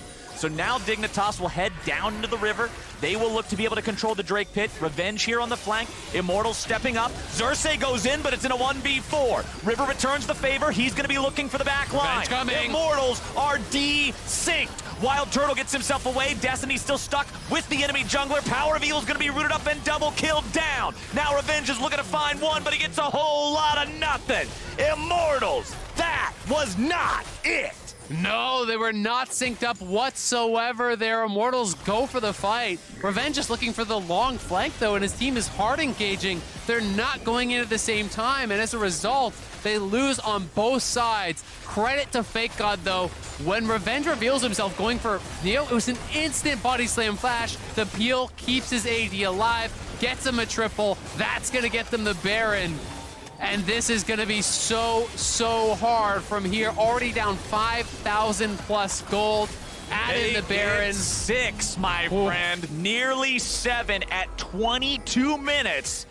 Holy moly, let's take a look one more time. Yeah, so this is the decent thing we're talking about. Revenge is going out the bottom of your screen. Cersei's already going in. Revenge is trying to come a long way around here, and that is fine if your team is playing it slow. Then Power of Evil is going in. Your jungler's already dead. It's like a bad Kung Fu movie where people are going one at a time. Xerxes goes in and dies. Then Power of Evil goes in to try to follow it up. But his jungler's already dead, so he just goes into a 1v4. Then you can see the pressure is really kind of hitting where it felt like Revenge says, okay, well, I need to get something here. I need to bail us out of this fight.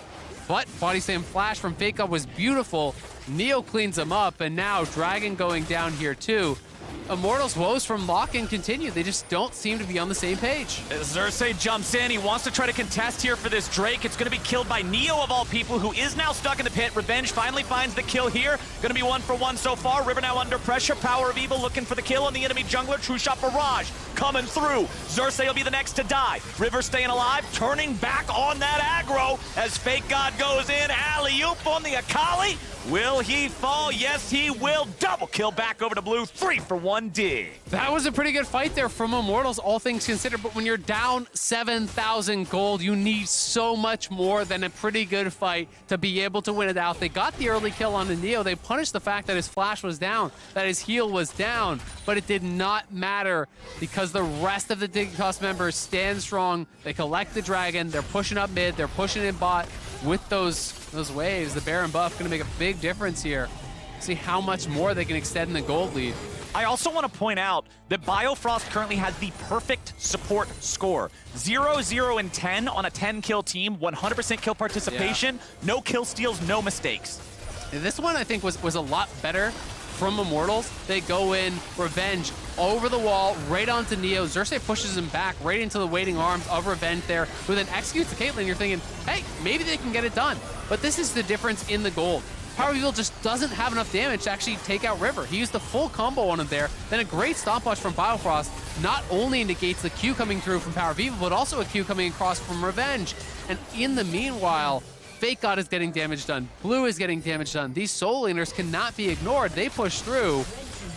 And it's going to get so much harder because the Maw is now completed. Neo already had the Hexdrinker, but now has the Maw. He knows the only true threat to him is magic damage. It's about the Akali and the Vex diving in the back line.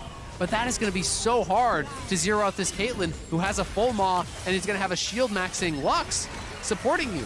Well, we have 10 seconds left on Baron, and Dignitas want to get their mileage out of it. They will push onto the tier 3 turret here in the bottom lane. They will crack that wide open. Inhibitor now under pressure, and Immortals are not in a position to protect this. They're saying we can handle one lane full of super minions. We can't handle a team fight here. Let them have it. Yep, you see Revenge, as you said, pushing over there. They get an objective bounty. That's something. That gives them a little bit of hope to kind of claw their way back in, but 7.5K is so rough, and Power of Evil swinging a miss on the ultimate. That barely did not connect. Those, though. You got to go fishing at this point. Absolutely. Try to find anything you can. A 7,000 gold lead.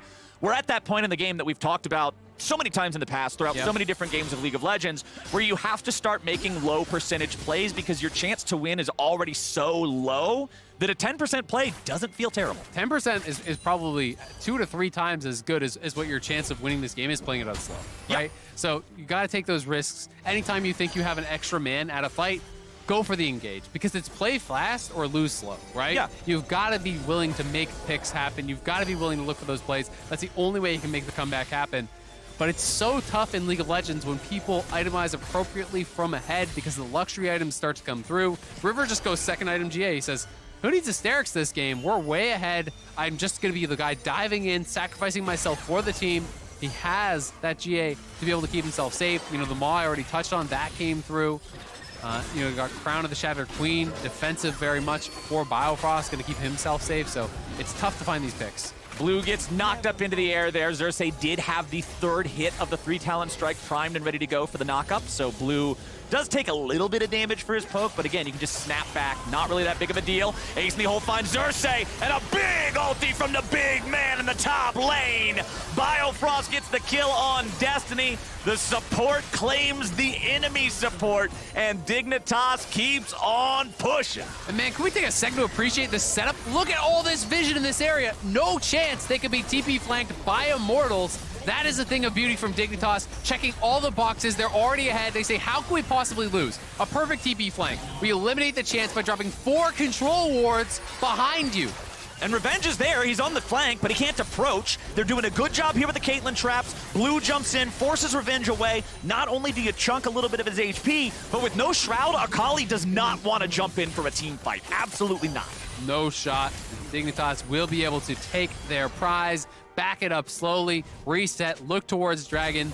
Love the vision play here. That really is one of the only chances Immortals would have had. And they just eliminate every opportunity their opponents have here. So this is just smart play from the side of Dignitas, and River flexing on him a little bit there. I love the fact that they have both of these side inhibitors now as both neutral objectives are spawning. Yeah. So if Immortals want to contest Dragon, hey, you got Super Minions top side. Immortals want to contest Baron, hey, you got Super Minions bot side. The moral of the story is, hey, you got super minions. And that is a problem for the boys in green. Immortals have their work cut out for them. Dignitas feeling great about the current state of the game. Blue gonna jump in there, has a Banshee's Veil, so can take a little bit of poke, not too worried about it. They just wait for the waves. Yeah. You don't have to do anything. Wait for the waves. Wait for those to be pushed in. Once someone responds, then at Dignitas, you know, all right, we're up a man. Now we move forward. Vex shows they're gonna look for a fight. Here we go. River finding the dunk onto Destiny, but now he gets right back out. Revenge is coming up from behind, but they're not really worried about that. They'd rather go forward. Xerxes going to be the target. He loses the Crescent Guard, and now Immortals are trying to find a way to continue the fight. River's going to lose Guardian Angel. Revenge trying to get away. Biofrost finds him with the ulti. Blue looking to clean this up a little bit. Where's the mop? Where's the bucket? Destiny manages to get away from the root on the chains. Dignitas 5-man strong, pushing down mid. Immortals have to retreat. Yes, they only lost one, but the rest are injured. They have to regroup. They have to fall back. Dignitas takes the opportunity to make this a 3-inhibitor game. Even if you can't end it here, the pressure of 2 super minions in every lane is immense. It absolutely is, and it was a great fear from Power of Evil to actually peel that LeBlanc off of his Karma, or Destiny would have gone down as well. So now they push him in, they take the triple inhib. That bottom lane inhibitor probably is going to be respawning here pretty soon. Yeah, it looks like only 40 seconds remaining, so that'll be back relatively soon. But still, you have no vision on the map. The dragon is absolutely gone. They can move over towards Baron after this.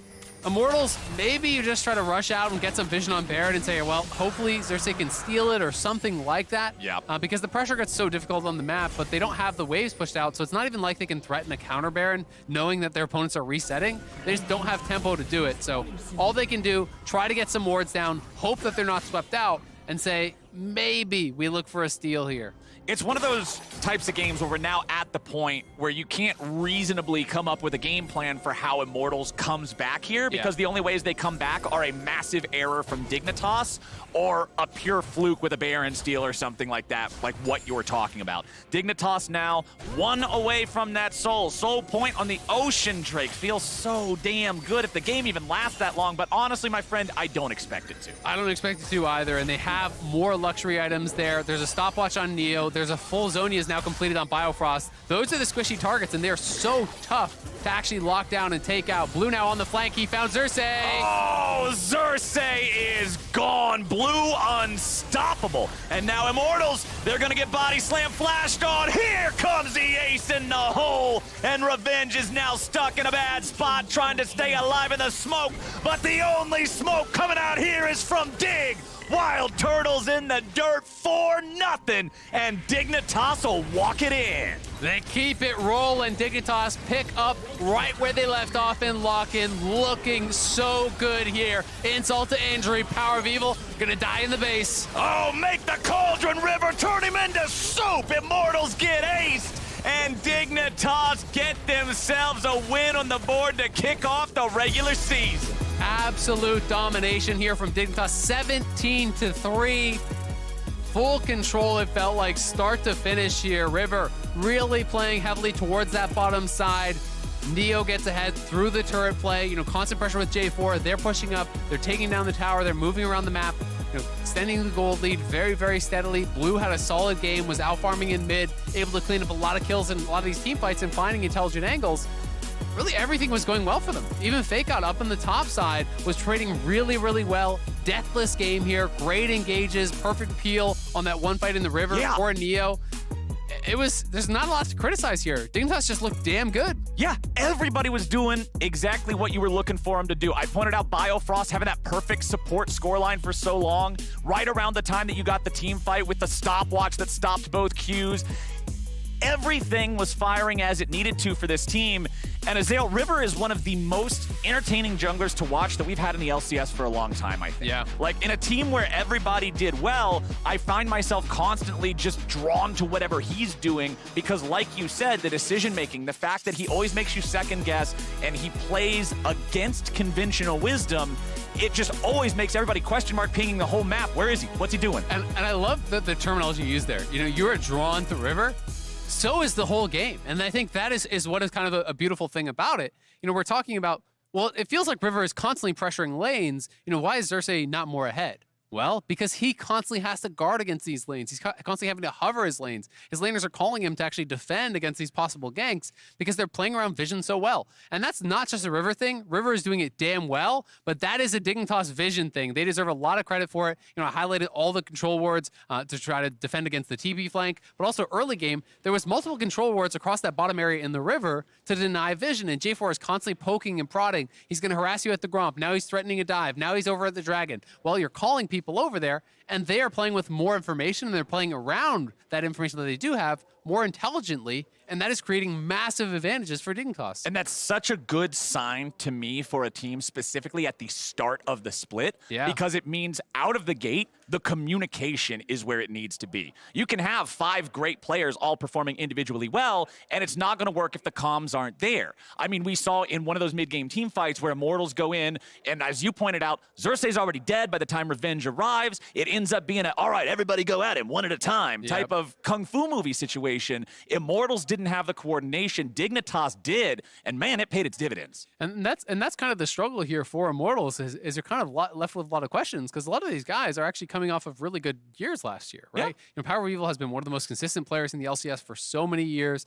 Xerxes is really highly respected as a jungler. I think Turtle actually had a really solid year. Yes, CLG did not have a good year, but individually I think he played well. Revenge and Destiny were kind of strong parts on Immortals already. So you're thinking they have a pretty strong recipe for success here, but for whatever reason, they are not gelling. They do not look like they're on the same page in any of the 5 now games that they have lost in a row. Right. And they have got to change something up quick. I mean, in this one, it felt like Dignitas came in with the idea that, well, we just kind of locked down Power of Evil's champion pool. There was all these bans poured into control mages. From Immortal's side as well, he gets put down on the Vex, and Blue has another good game. It's Blue that people thought was going to be getting destroyed by top LCS mid laners like Power of Evil. People had him ranked as 10 out of 10. This guy's a joke. He comes in, he has completely disproven that. Blue has been playing really, really well. He's healthy, he's motivated, and he's looking really strong on Dignitas against some of the best competition in the league. Well, Dig stomp their first game here in the regular season, and now we're joining the Tigress on stage with Biofrost for our Verizon post-game interview. What a way to close out the day with a very clean Dignitas win. And I am joined by support player in Biofrost. We talked a little bit during lock-in, but this is your official time stepping onto the stage after so long. What was it like getting to play in this context? I mean, it feels great to be back on stage. I'm sad that there's no fans here because it really makes a difference when you hear the crowd cheer. But hopefully that'll happen soon. I mean, it's been about, I think, 2 years now almost since I played on stage. It feels great. And we do feel for all of the fans that we hope to be here and are so happy about everyone that's been cheering at home. They had a lot to cheer about when it comes to Dignitas fans because it was clean play all the way through, a 9K gold lead by the end. How did your performance compare to your expectations coming into it with such dominance here? Honestly, I think most people don't really have any expectations for Dignitas. That's kind of good for us because we get to go in with the underdog mentality. For sure, we're just taking it one game at a time. I think every team goes through like a honeymoon phase, so we're careful to hopefully like stay on track for like some decent improvement throughout the year and not have like a huge spike and then just kind of come crashing down. It's been good. I feel confidence in my teammates and in myself. I'm just glad that we're back on stage. It feels great. I do understand the tempered approach to fan sentiment, but there are a lot of people coming on to the Dig train after the lock-in performance thus far. And one of the reasons is the fact that, yes, a lot of hype around River coming through, but the team in total looks like you're on the same page. You're establishing vision across the entire map. How much of a focus is that for you and everyone to have that macro so on point? Yeah, I mean, it's always a huge discussion point during reviews, and we always try to find some way to improve. I'm sure all teams are. Maybe we're doing it a little bit better right now. I don't know. I think Dig has some decent amount of fans after the lock-in tournament because we played so aggressively, and we don't want to lose that. We don't want to just be a team that kind of just chills and AFKs. We definitely want to make plays and be proactive, kind of die trying. If we mess up, so be it, but at least we tried, right? Yeah, I have to appreciate keeping that hunger all the way through and level-headed in terms of competition. But when it comes to Spring Split, what do you see as success for you and the rest of Dignitas? Success. I mean, obviously I want to win the split, right? I think every team has those sort of aspirations. For us, first step is honestly just making it to playoffs. Luckily, it's top 8, so probably we'll make it. And then from there, take it one step at a time. My goal for the end of the year is definitely to make Worlds. I think it would be really hyped to make it back after it's been a while. Also, my last Worlds appearance was a 0-6, so would be nice to get a win. Well, stepping onto the stage in the fashion that you just did today is definitely a start towards that path. Thank you so much for joining me for the interview. Thank you. And congratulations again to Dignitas and all the fans out there that have been cheering them on. That does it for our gameplay today. So let's continue to talk things out in the Bud Light Breakdown. Let's go! Yo, now he said it's a bummer to not have fans in the audience, but by my count, Dignitas had more fans than any other team in the audience today for the LCS. So they had signs and everything. They get the win. The Dignitas hype keeps on rolling after their lock-in performance. But hey, Biofrost, I'm going to hold you to that. They said that as a team, they want to be aggressive, that they don't want to be a team that just sits and scales. They want to look for plays, and hey, they're willing to die in the process of learning, and so that's what I'm going to start looking at for the rest of the split, Emily. I feel like they at least delivered in this game, so far, right? I think whenever you have a Caitlyn Lux game, we've talked about how it goes into the Ezreal Karma, and they actually don't automatically get the push in that lane. These invades from River to make sure he's covering that bot side actually were so huge. So it's not only the first blood and keeping Xerxes down, but it's also that does eventually win them the lane, right? Then what do you do with the Caitlyn? You rotate her top side and take a turret. I know I've been so annoying about this, but the way teams play Caitlyn sometimes tilts me because you can't sit back and always rely on team fights. You want to be chewing through turrets, and Dignitas recognized that, and they played it well. For the record, I don't find you annoying, but also you can be annoying when you're right. So,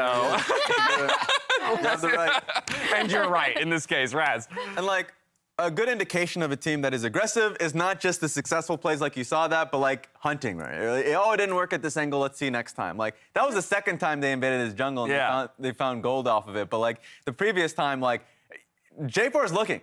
River is constantly looking for moments like these, and so it's fun to see a team like this. Blue as a player is always one that wants to move first, and so it makes it so Dignitas is a fun team. They're exciting to watch, and boom, if it isn't surprising already, this guy. Closest player of the game vote of the day. Man, the camera angle was messing me. I was trying to point. Yeah, that's all right. You'll get it. There you go. Again, I know. First day on broadcast. Happens to all of us. Guy on Dignitas. Jad, this immediately makes me think, though, about the conversation you're having actually about Xerxes before the game in terms of being just a stellar player who at times you've, in your experience coaching, looked to target out. Yeah. This guy is quickly making a case for taking Jarvan off the table every single time you go up against him. I would do that for the foreseeable future. Okay. Against River. I know TL did that in their series, and that's the last team that's actually beaten Dignitas because they've taken down 100 Thieves with 2 Jarvan games, and they just obliterated the Mortals. Let's be completely honest. That was that was the most one-sided game of the day. Probably. The C9 game was faster, and you can make an argument, but this one felt more hopeless for longer. Yeah, absolutely. So again, Dignitas steamrolling their way into the beginning of this split. Again, on the heels of this guy here, River, our player of the game. Let's see, though, who joined River today in our POG leaderboard. That's right, we'll be tracking the POGs all split all year long in actuality. So the first 5 players to snag the honors are Danny, Takui, FBI, Blabber, and River. Why is Tukoi the only player who's smiling? So serious. We got 2 junglers. We're serious. 2 AD carries and 1 mid lane. It's a decent spread. Supports and top laners need to get in there. Support. Yeah. Change that. After one day. We'll see. More Janna Smite, maybe we'll get it. Yeah, God. I don't know if Smite Janna will ever. Can you ever give it to the I'm not Janna sure. Smite? I don't know. I mean, Kumo did know to target the bot lane. That's exactly. See, he did. He played his role player there in that situation. Well, as we pull up our standings, we did today manage to break our 10-way tie for first, and we now find ourselves in 2 dreaded ties for first and last. Yep, we have 5 undefeated teams, 4 more than the LEC. To steal Cortej's joke from the start of the day where he said we had 10 undefeated teams, but still going. Still going, still going. So yeah, 5 teams that have just put themselves right out in front of the pack. The classic Ricky Bobby. The classic Ricky Bobby. Won't be the case for very long, as of course those standings will begin to shuffle and things will play out. Predictions, though, that's what I want to take a look at. Yeah, good one. Let's get them up on the board. It was And then I EGs said across the Immortals. board. All of you going for I was that going to win, CLG and then I said call. Immortals because I was trying to be too spicy, man. Well, because you called the 100 Thieves. The 100 Thieves one I was proud of. Yeah. Oh, and then but I you threw evened it it away. up. I threw it away. We're tied. Yeah, so 3 correct for all of my analysts here today. Yeah, but the 2 and FlyQuest 4. one, I Not guess bad. none of us had faith in FlyQuest. That was the closest game of the day, though, I think. It was. That was a fun game, to say the least. And yeah, CLG had opportunities, without a doubt, and it got messy. But 3-2, hey, that's positive on day 1. I know there have been splits even where it feels like hitting 500, batting 500 is pretty good there. True. It when gets comes to embarrassing when you start having like the 8-ball or something go up against the rest. Like when random number generation starts beating analysts. We used to do a bit of that. The coin, the darts, we can bring some of that back and see how You y'all just got fare. a dog? I did just get a Have her dog. choose the That would names. take me 7 hours to get her to choose any one thing at this point in time. Well, from the very inception of the LCS, we've come out of day 1s, and we've always looked to have kind of the most absurd, hottest takes, biggest overreactions. It's always a great way to kind of just set the tone for this split. This year, I'd like to do something different. It's the humble 10th anniversary of the LCS, and so I want to go for reasonable reactions. Reasonable reactions. Perfectly reasonable reactions to day number 1. Raz, what do you got for me? You got anything off the top of your head?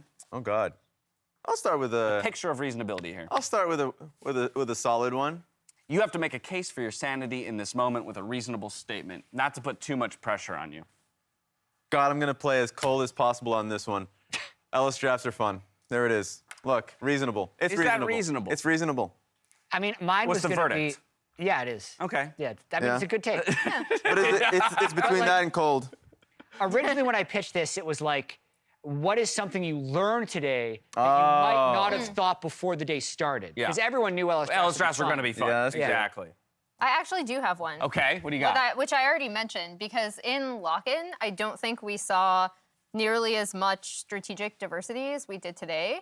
So today, I learned that, the LCS is continuing, and we're going to have a lot of really interesting teams to watch just by virtue of the fact that they all are looking at the game right now very differently. Raz, if you're wondering why she got the Grubhub box earlier. Oh no, you can't do that. It's a pretty good example. That makes no of why. sense. Where's the box now, though?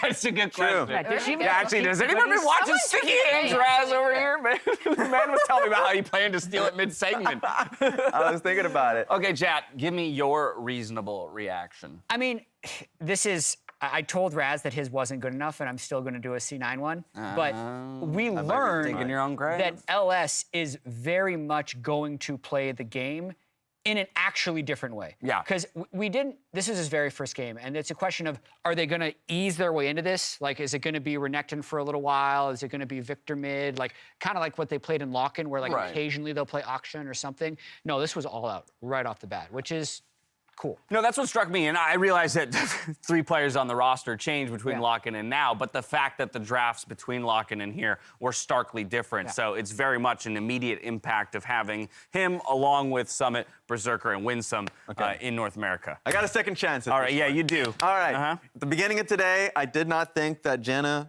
would work. Janna top Smite could work in a competitive environment.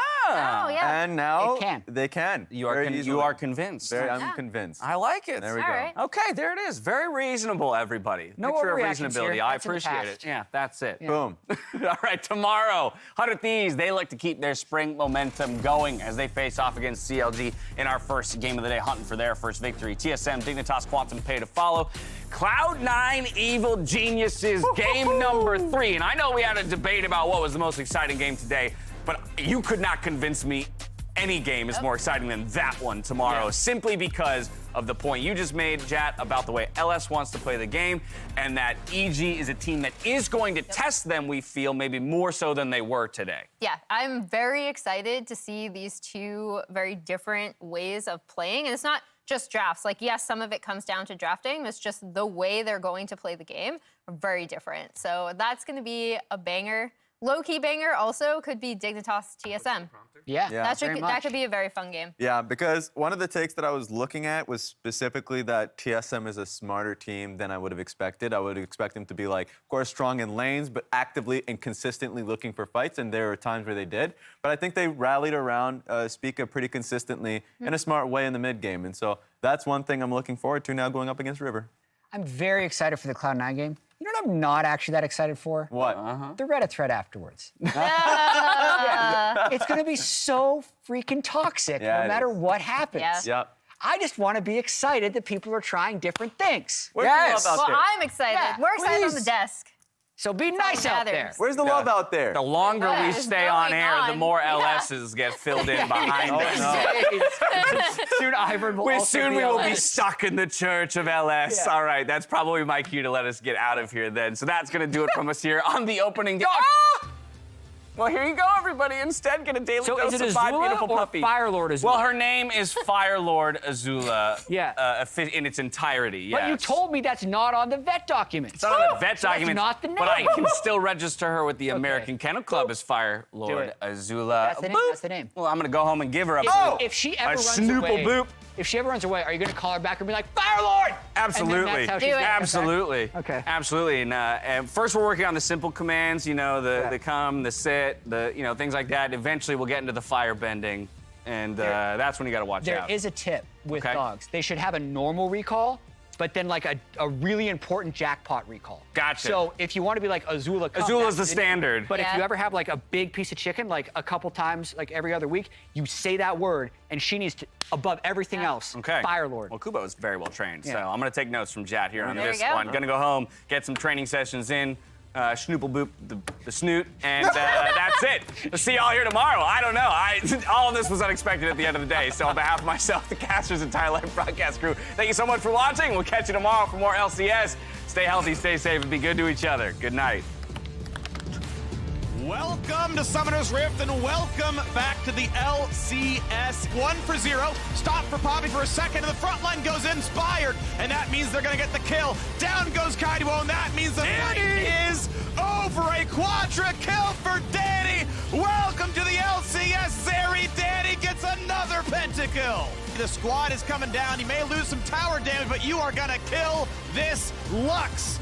Jose Diodo finds a second one, but guess what? In the bottom side, Jose Diodo had to get down there. He's on to the Nexus. They might win the fight. Tukui gonna make it happen, and that's gonna be the game. FlyQuest wins the engage coming across, because Closer is gonna lose the Guardian Angel in a second, but no, they just delete Santorin. They win the fight on both sides of the map. FBI is unstoppable.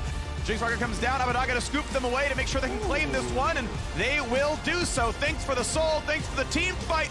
Ablaze Olive's now stuck in the bottom side of the river. He's going to be taken down. Blabber is 1v3 in the 3. Better run. Blabber's doing a lot of damage to everybody else while Cloud9's able to win their 3v1 instead. Double kill back over to Blabber. Ole, you are not long for this. World Splat that cat triple kill. Over here in mid, it's Summit 1v2. Way out of the 1v2. Ole, get over here. He's going back in, and they're going all the way, and Golden Guardians are going home. Cloud9. Xerxes goes in, but it's in a 1v4. River returns the favor. He's going to be looking for the back line. Immortals are desynced. Wild Turtle gets himself away. Destiny's still stuck with the enemy jungler. Power of Evil's going to be rooted up and double killed down. Now Revenge is looking to find one, but he gets a whole lot of nothing. Blue now on the flank. He found Xerxes. Oh, Xerxes is gone. Blue unstoppable. And now Immortals, they're going to get body slam flashed on. Here comes the ace in the hole. And Revenge is now stuck in a bad spot trying to stay alive in the smoke. But the only smoke coming out here is from Dig. Wild Turtles in the dirt for nothing. And Dignitas will walk it in.